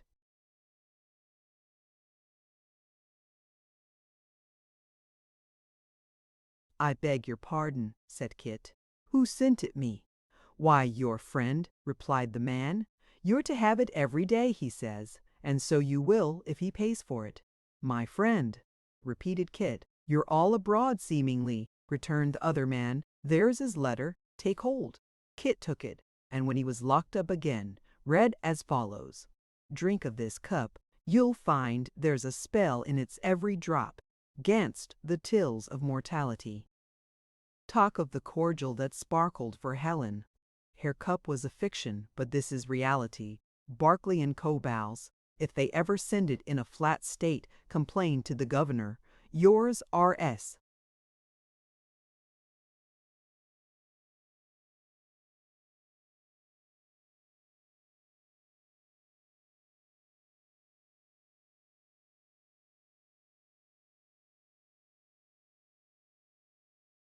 "R.S.," said Kit after some consideration. It must be Mr. Richard Swiveller. Well, it's very kind of him, and I thank him heartily. Chapter 62. A faint light, twinkling from the window of the counting-house on Quilp's wharf and looking inflamed and red through the night fog, as though it suffered from it like an eye, forewarned Mr. Sampson Brass, as he approached the wooden cabin with a cautious step, that the excellent proprietor, his esteemed client, was inside, and probably waiting with his accustomed patience and sweetness of temper the fulfillment of the appointment which now brought within his fair domain. "A treacherous place to pick one's steps in, of a dark night," muttered Sampson, as he stumbled for the 20th time over some stray lumber and limped in pain. "I believe that boy strews the ground differently every day on purpose to bruise and maim one, unless his master does it with his own hands, which is more than likely. I hate to come to this place without Sally. She's more protection than a dozen men."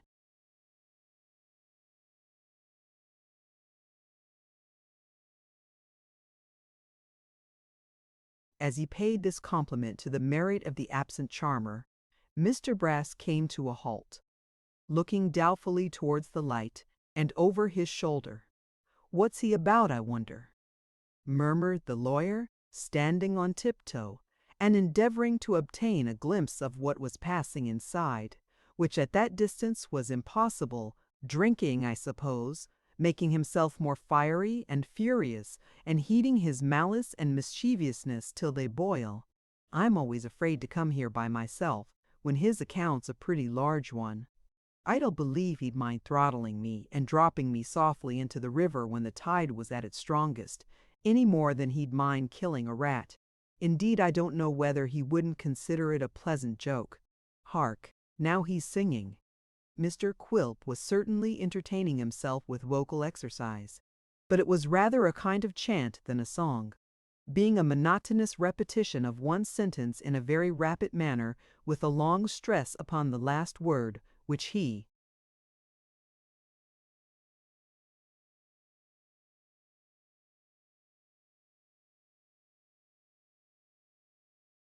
swelled into a dismal roar.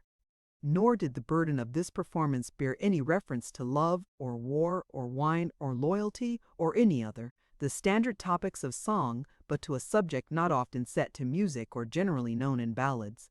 The words being these: the worthy magistrate, after remarking that the prisoner would find some difficulty in persuading a jury to believe his tale, committed him to take his trial at the approaching sessions, and directed the customary recognizances to be entered into for the pros et cons. Every time he came to this concluding word, and had exhausted all possible stress upon it, Quilp burst into a shriek of laughter and began again. "He's dreadfully imprudent," muttered Brass after he had listened to 2 or 3 repetitions of the chant. "Horribly imprudent. I wish he was dumb. I wish he was deaf. I wish he was blind. Hang him!" cried Brass, as the chant began again. "I wish he was dead."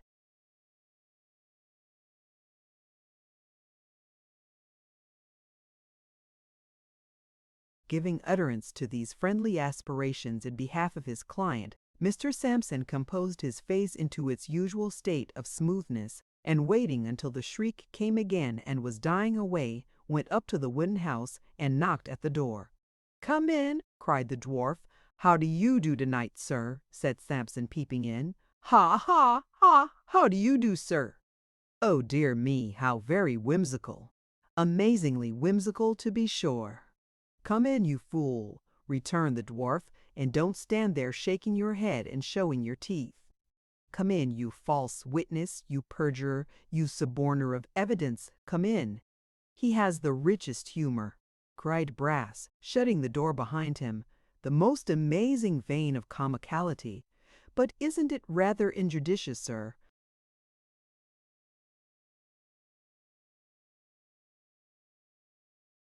"What?" demanded Quilp. "What, Judas? Judas!" cried Brass. "He has such extraordinary spirits. His humor is so extremely playful. Judas! Oh yes! Dear me, how very good!" "Ha, ha, ha!" All this time Sampson was rubbing his hands and staring with ludicrous surprise and dismay at a great goggle-eyed, blunt-nosed figurehead of some old ship, which was reared up against the wall in a corner near the stove, looking like a goblin or hideous idol whom the dwarf worshipped. A mass of timber on its head, carved into the dim and distant semblance of a cocked hat, together with a representation of a star on the left breast and epaulets on the shoulders, denoted that it was intended for the effigy of some famous admiral. But without those helps, any observer might have supposed it the authentic portrait of a distinguished merman or great sea monster.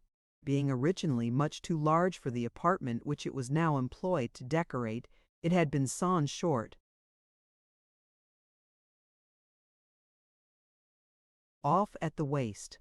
Even in this state it reached from floor to ceiling, and thrusting itself forward with that excessively wide-awake aspect, an air of somewhat obtrusive politeness by which figure-heads are usually characterized, seemed to reduce everything else to mere pygmy proportions. "Do you know it?" said the dwarf, watching Samson's eyes. "Do you see the likeness?" "Eh?" said Brass, holding his head on one side and thawing it a little back as connoisseurs do.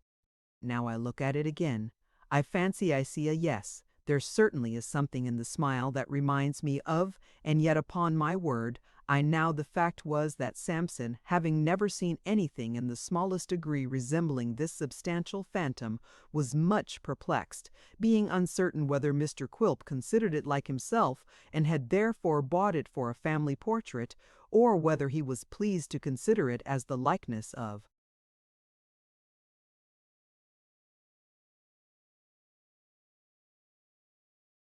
some enemy. He was not very long in doubt, for, while he was surveying it with that knowing look which people assume when they are contemplating for the first time portraits which they ought to recognize, but don't, the dwarf threw down the newspaper from which he had been chanting the words already quoted, and seizing a rusty iron bar, which he used in lieu of poker, dealt the figure such a stroke on the nose that it rocked again. "Is it like Kit? Is it his picture, his image, his very self?" cried the dwarf, aiming a shower of blows at the insensible countenance, and covering it with deep dimples. "Is it the exact model and counterpart of the dog? Is it?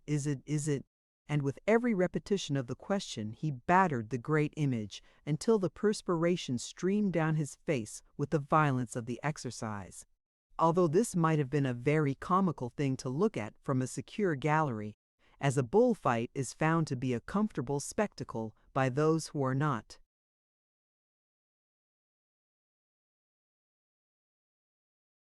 in the arena, and a house on fire is better than a play to people who don't live near it. There was something in the earnestness of Mr. Quilp's manner which made his legal adviser feel that the counting-house was a little too small and a deal too lonely for the complete enjoyment of these humors. Therefore he stood as far off as he could while the dwarf was thus engaged, whimpering out but feeble applause, and when Quilp left off and sat down again from pure exhaustion, approached with more obsequiousness than ever. "Excellent indeed," cried Brass. "He.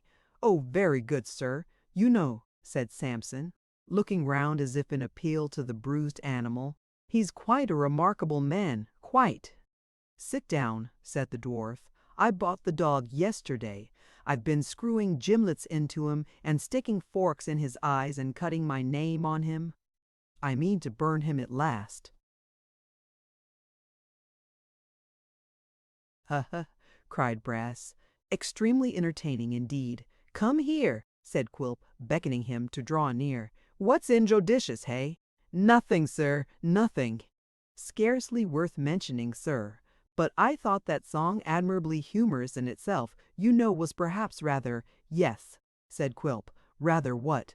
"Just bordering, or as one may say remotely verging, upon the confines of injudiciousness perhaps, sir," returned Brass, looking timidly at the dwarf's cunning eyes, which were turned towards the fire and reflected its red light.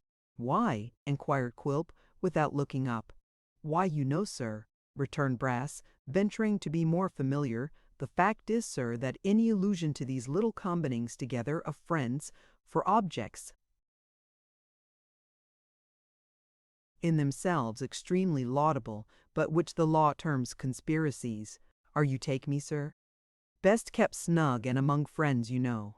Eh, said Quilp, looking up with a perfectly vacant countenance. What do you mean? Cautious, exceedingly cautious, very right and proper, cried Brass, nodding his head. Mum, sir, even hear my meaning, sir, exactly.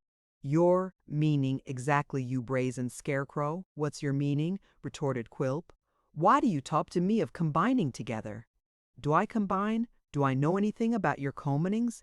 No, no, sir, certainly not. Not by any means, returned Brass. If you so wink and nod at me, said the dwarf, looking about him as if for his poker, I'll spoil the expression of your monkey's face, I will.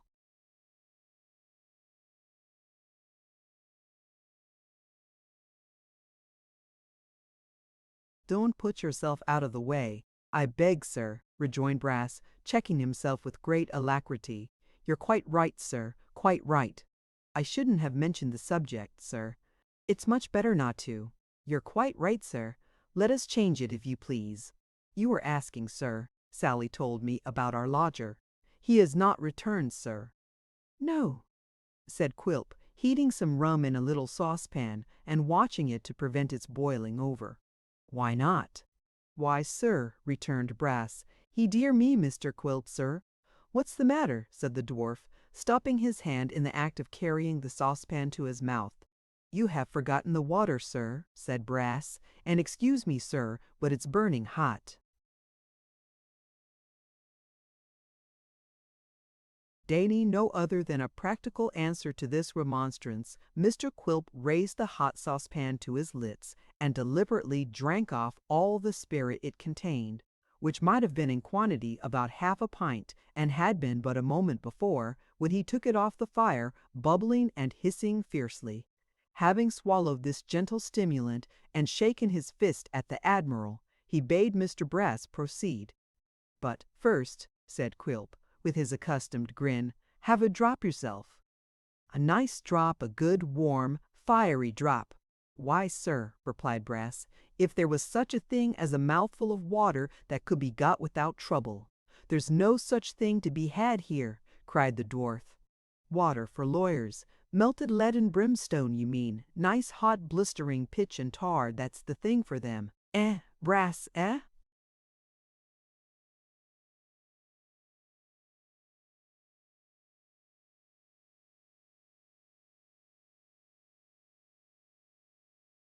Ha, ha, ha, laughed Mr. Brass. Oh, very biting. And yet it's like being tickled. There's a pleasure in it too, sir. Drink that, said the dwarf, who had by this time heated some more. Toss it off. Don't leave any heel tap. Scorch your throat and be happy. The wretched Samson took a few short sips of the liquor, which immediately distilled itself into burning tears, and in that form came rolling down his cheeks into the pipkin again, turning the color of his face and eyelids to a deep red, and giving rise to a violent fit of coughing, in the midst of which he was still heard to declare, with the constancy of a martyr, that it was beautiful indeed. While he was yet in unspeakable agonies, the dwarf renewed their conversation. The lodger, said Quilp. What about him? He is still, sir, returned Brass, with intervals of coughing, stopping with the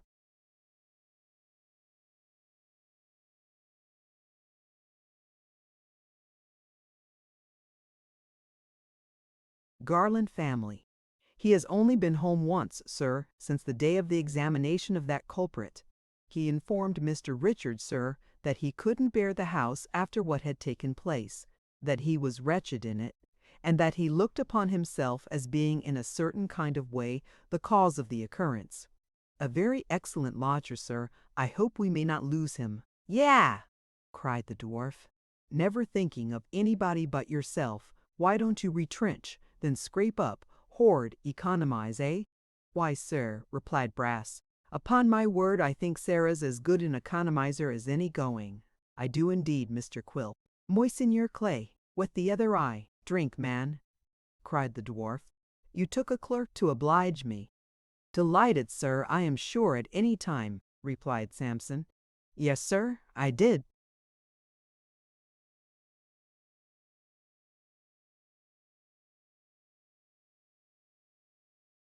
Then now you may discharge him, said Quilp. There's a means of retrenchment for you at once. Discharge Mr. Richard, sir, cried Brass. Have you more than one clerk, you parrot, that you ask the question? Yes, upon my word, sir, said Brass. I wasn't prepared for this. How could you be? Sneered the dwarf. When I wasn't. How often am I to tell you that I brought him to you that I might always have my eye on him and know where he was, and that I had a plot, a scheme, a little quiet piece of enjoyment afoot, of which the very cream and essence was that this old man and grandchild who have sunk underground, I think should be, while he and his precious friend believed them rich, in reality as poor as frozen rats. I quite understood that, sir, rejoined Brass, thoroughly.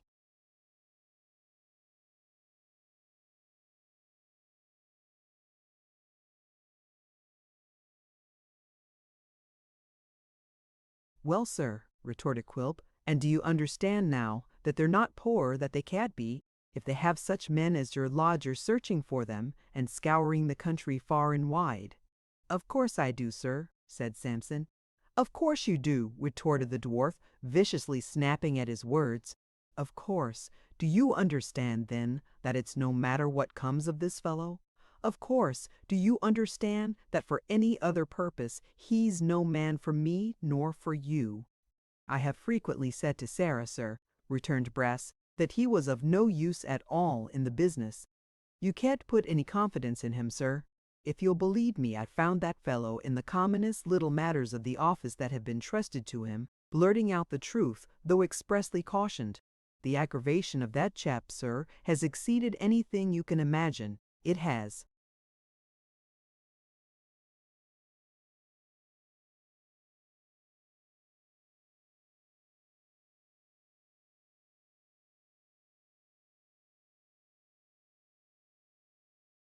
Indeed. Nothing but the respect and obligation I owe to you, sir, as it was plain that Samson was bent on the complimentary harangue, unless he received a timely interruption. Mr. Quilp politely tapped him on the crown of his head with a little saucepan and requested that he would be so obliging as to hold his peace. Practical, sir, practical, said Brass, rubbing the place and smiling, but still extremely pleasant, immensely so. Hearken to me, will you? Returned Quilp, or I'll be a little more pleasant presently. There's no chance of his comrade and friend returning. The scamp has been obliged to fly, as I learn, for some knavery, and has found his way abroad. Let him rot there. Certainly, sir. Quite proper. Forcible, cried Brass, glancing at the Admiral.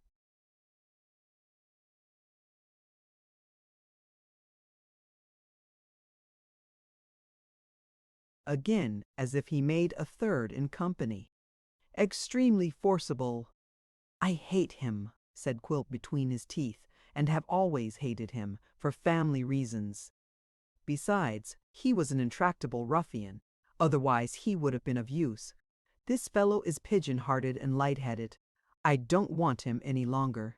Let him hang or drown, starve, go to the devil.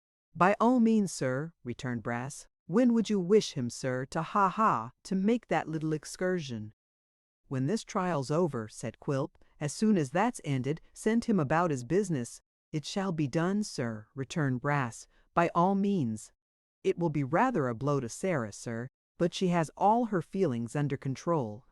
Ah, Mr. Quilp, I often think, sir, if it had only pleased Providence to bring you and Sarah together in earlier.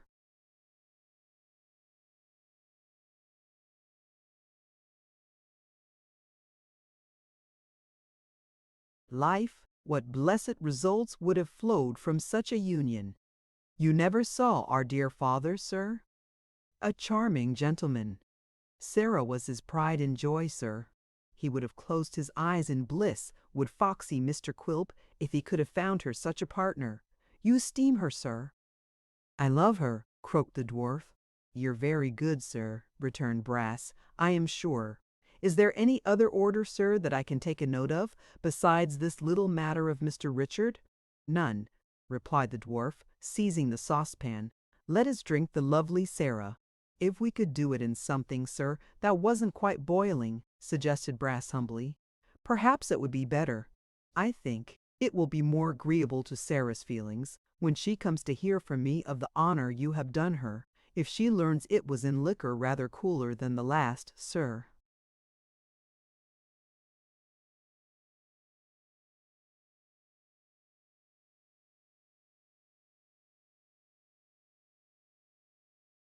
But to these remonstrances, Mr. Quilp turned a deaf ear. Samson Brass, who was by this time anything but sober, being compelled to take further draughts of the same strong bowl, found that, instead of at all contributing to his recovery, they had the novel effect of making the counting-house spin round and round with extreme velocity, and causing the floor and ceiling to heave in a very distressing manner. After a brief stupor, he awoke to a consciousness of being partly under the table and partly under the grate. This position not being the most comfortable one he could have chosen for himself, he managed to stagger to his feet, and, holding on by the Admiral, looked round for his host. Mr. Brass's first impression was that his host was gone and had left him there alone, perhaps locked him in for the night. A strong smell of tobacco, however, suggested a new train of ideas. He looked upward and saw that the dwarf was smoking in his hammock.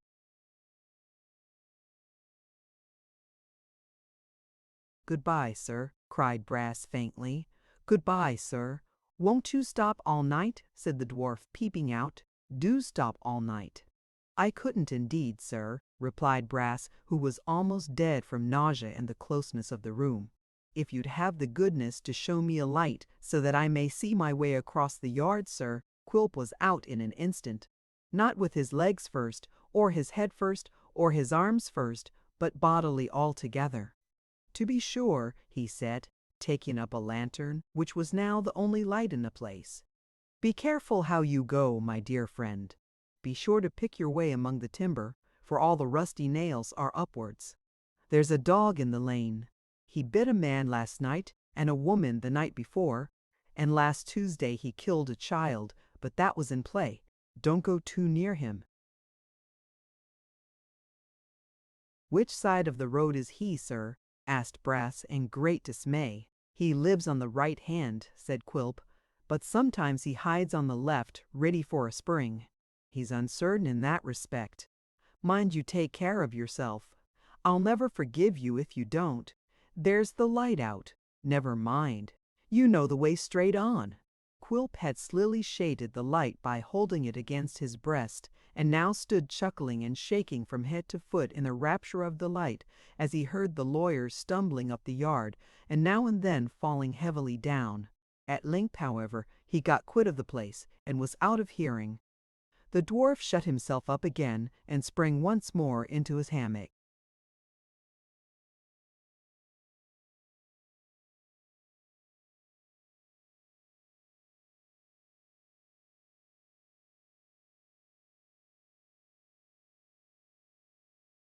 Chapter 63. The professional gentleman who had given Kit the consolatory piece of information relative to the settlement of his trifle of business at the Old Bailey, and the probability of its being very soon disposed of, turned out to be quite correct in his prognostications. In 8 days' time the sessions commenced. In 1 day afterwards the grand jury found a true bill against Christopher Nubbles for felony, and in 2 days from that finding the aforesaid Christopher Nubbles was called upon to plead guilty or not guilty to an indictment for that he, the said Christopher, did feloniously abstract and steal from the dwelling house and office of one Samson Brass, gentleman, 1 bank note for £5, issued by the Governor and Company of Bank of England, in contravention of the statutes in that case made and provided, and against the apiece, a coronage to Greece. To this indictment Christopher Nubbles, in a low and trembling voice, pleaded not guilty, and here let those who are in the habit of forming hasty judgments from appearances, and who would have had Christopher, if innocent, speak out very strong and loud, observe that confinement and anxiety will subdue the stoutest hearts, and that to one who has been close shut up, though it be only for 10 or 11 days, seeing but stone walls and a very few stony faces, the sudden entrance into a great hall filled with life is a rather disconcerting and startling circumstance. To this it must be added that life in a wig is to a large class of people much more terrifying and impressive than life with its own head of hair, and if, in addition to these considerations, there be taken into account Kit's natural emotion on seeing the two Mr. Garlands and the little notary looking on with pale and anxious faces, it will perhaps seem matter of no very great wonder that he should have been rather out of sorts and unable to make himself quite at home.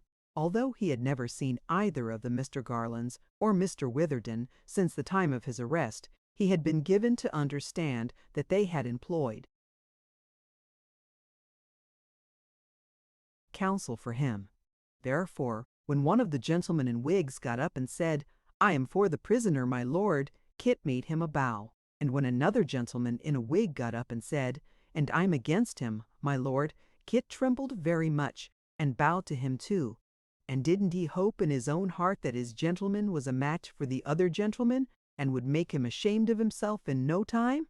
The gentleman who was against him had to speak first, and being in dreadfully good spirits, for he had, in the last trial, very nearly procured the acquittal of a young gentleman who had had the misfortune to murder his father, he spoke up, you may be sure, telling the jury that if they acquitted this prisoner, they must expect to suffer no less pangs and agonies than he had told the other jury they would certainly undergo if they convicted that prisoner. And when he had told them all about the case, and that he had never known a worse case, he stopped a little while, like a man who had something terrible to tell them, and then said that he understood an attempt would be made by his learned friend, and here he looked sideways at Kit's gentleman, to impeach the testimony of those immaculate witnesses whom he should call before them. But he did hope and trust that his learned friend would have a greater respect and veneration for the character of the prosecutor, than whom, as he well knew, there did not exist, and never had existed, a more honorable member of that most honorable profession to which he was attached. And then he said, did the jury know Bevis Marks? And if they did know Bevis Marks as he trusted for their own character, they did. Did they know the historical and elevating associations connected with that most remarkable spot? Did they believe that a man like Brass could reside in a place like Bevis Marks, and not be a virtuous and most upright character? And when he had said a great deal to them on this point, he remembered that it was an insult to their understandings to make any remarks on what they must have felt so strongly without him, and therefore called Samson Brass into the witness.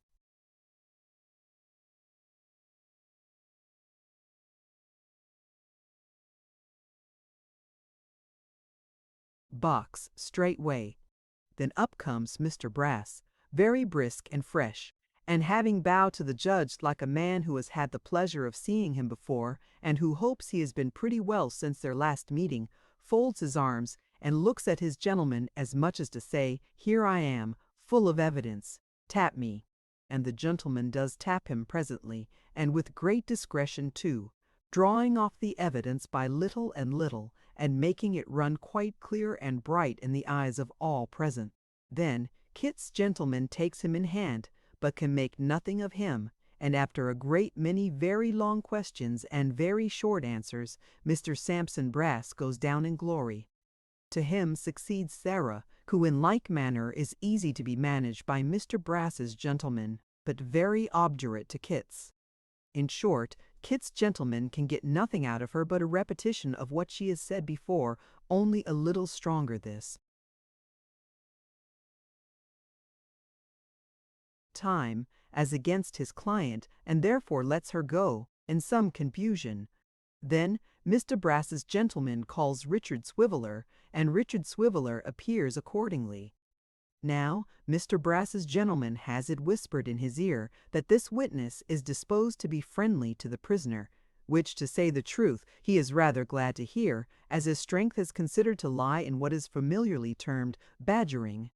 Wherefore he begins by requesting the officer to be quite sure that this witness kisses the book, then goes to work at him tooth and nail. Mr. Swiveller, says this gentleman to Dick, when he had told his tale with evident reluctance and a desire to make the best of it, "Pray, sir, where did you dine yesterday?" "Where did I dine yesterday?" "Ay, sir, where did you dine yesterday? Was it near here, sir?" "Oh, to be sure. Yes, just over the way, to be sure. Yes, just over the way, repeats Mr. Brass's gentleman with a glance at the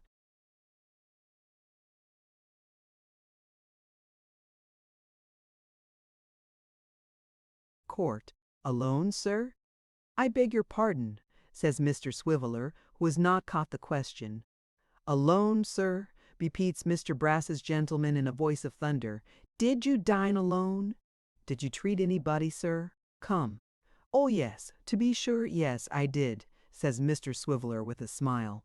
Have the goodness to banish a levity, sir, which is very ill suited to the place in which you stand, though perhaps you have reason to be thankful that it's only that place, says Mr. Brass's gentleman, with a nod of the head, insinuating that the dock is Mr. Swiveller's legitimate sphere of action, and attend to me. You were waiting about here yesterday in expectation that this trial was coming on. You dined over the way. You treated somebody. Now, was that somebody brother to the prisoner at the bar? Mr. Swiveller is proceeding to explain. Yes or no, sir, cries Mr. Brass's gentleman. But will you allow me yes or no, sir? Yes, it was. But yes, it was, cries the gentleman, taking him up short. And a very pretty witness you are. Down sits Mr. Brass's gentleman, Kit's gentleman, not knowing how the matter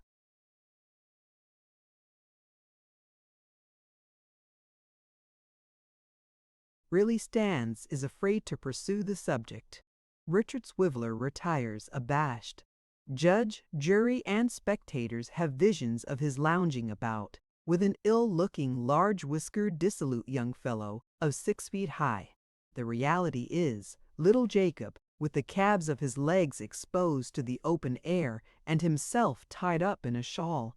Nobody knows the truth, everybody believes a falsehood, and all because of the ingenuity of Mr. Brass's gentleman. Then come the witnesses to character, and here Mr. Brass's gentleman shines again. It turns out that Mr. Garland has had no character with Kit, no recommendation of him but from his own mother, and that he was suddenly dismissed by his former master for unknown reasons. Really, Mr. Garland, says Mr. Brass's gentleman, for a person who has arrived at your time of life, you are, to say the least of it, singularly indiscreet, I think. The jury think so too, and find Kit guilty. He is taken off, humbly protesting his innocence. The spectators settle themselves in their places with renewed attention, for there are several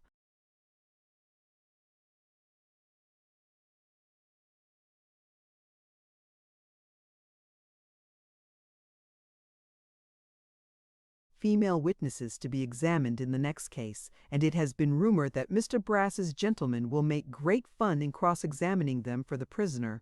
Kit's mother, poor woman, is waiting at the grate below stairs, accompanied by Barbara's mother, who, honest soul, never does anything but cry and hold the baby, and a sad interview ensues. The newspaper reading turnkey has told them all. He don't think it will be transportation for life, because there's time to prove the good character yet, and that is sure to serve him. He wonders what he did it for. He never did it, cries Kit's mother. Well, says the turnkey, I won't contradict you. It's all one now whether he did it or not. Kit's mother can reach his hand through the bars, and she clasps it. God! And those to whom he has given such tenderness only know in how much agony. Kit bids her keep a good heart, and, under pretense of having the children lifted up,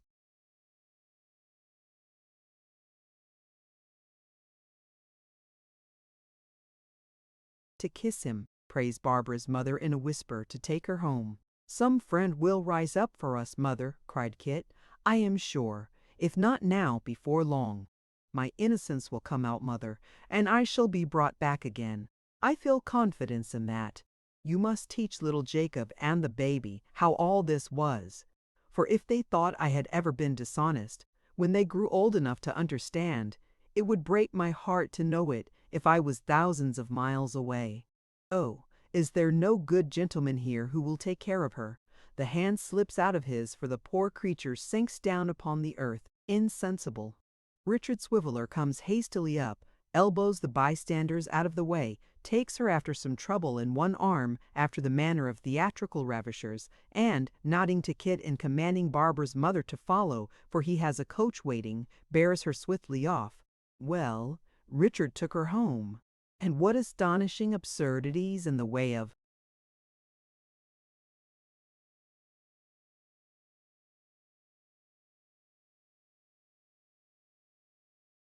quotation from song and poem he perpetrated on the road no man knows. He took her home and stayed till she was recovered, and, having no money to pay the coach, went back in state to Bevis Marks, bidding the driver, for it was Saturday night, wait at the door while he went in for change. "Mr. Richard, sir," said Brass cheerfully. "Good evening." Monstrous as Kit's tale had appeared at first, Mr. Richard did, that night, half suspect his affable employer of some deep villainy. Perhaps it was but the misery he had just witnessed which gave his careless nature this impulse. But be that as it may, it was very strong upon him, and he said in as few words as possible what he wanted. "Money," cried Brass, taking out his purse. "Ha ha! To be sure, Mr. Richard, to be sure, sir, all men must live. You haven't change for a £5 note, have you, sir?"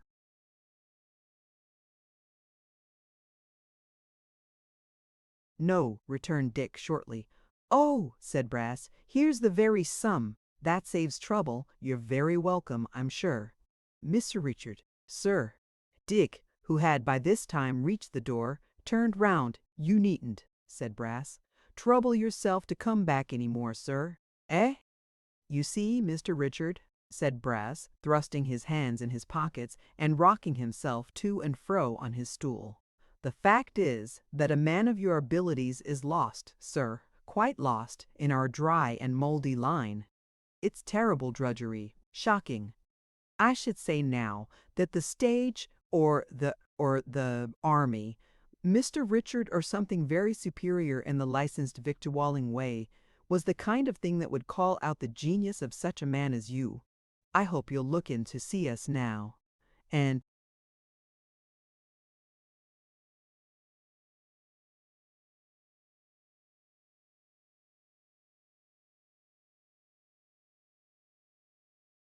then, Sally, sir, will be delighted, I'm sure. She's extremely sorry to lose you, Mr. Richard, but a sense of her duty to society reconciles her. An amazing creature, that, sir. You'll find the money quite correct, I think. There's a cracked window, sir, but I've not made any deduction on that account. Whenever we part with friends, Mr. Richard, let us part liberally. A delightful sentiment, sir." To all these rambling observations, Mr. Swiveller answered not one word, but, returning for the aquatic jacket, rolled it into a tight round ball, looking steadily at Brass meanwhile as if he had some intention of bowling him down with it. He only took it under his arm, however, and marched out of the office in profound silence. When he had closed the door, he reopened it, stared in again for a few moments with the same portentous gravity, and nodding his head once, in a slow and ghost-like manner, vanished. He paid the coachman and turned his back on Bevis Marks, big with great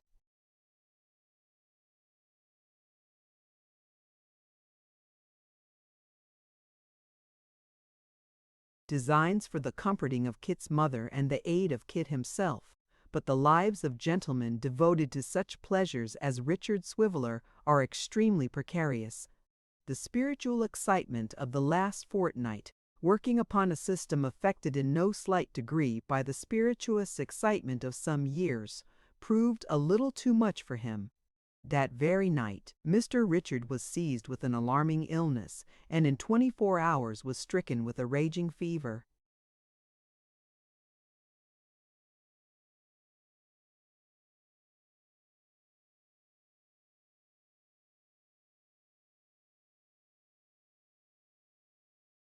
The end. Thank you for listening to this story. I hope you enjoyed the journey, the characters, and the world they carried with them. If you enjoyed this audiobook, please subscribe to the channel and leave a comment below. Your support helps keep these stories alive and allows more timeless books to be shared with listeners around the world. Until next time, thank you for listening.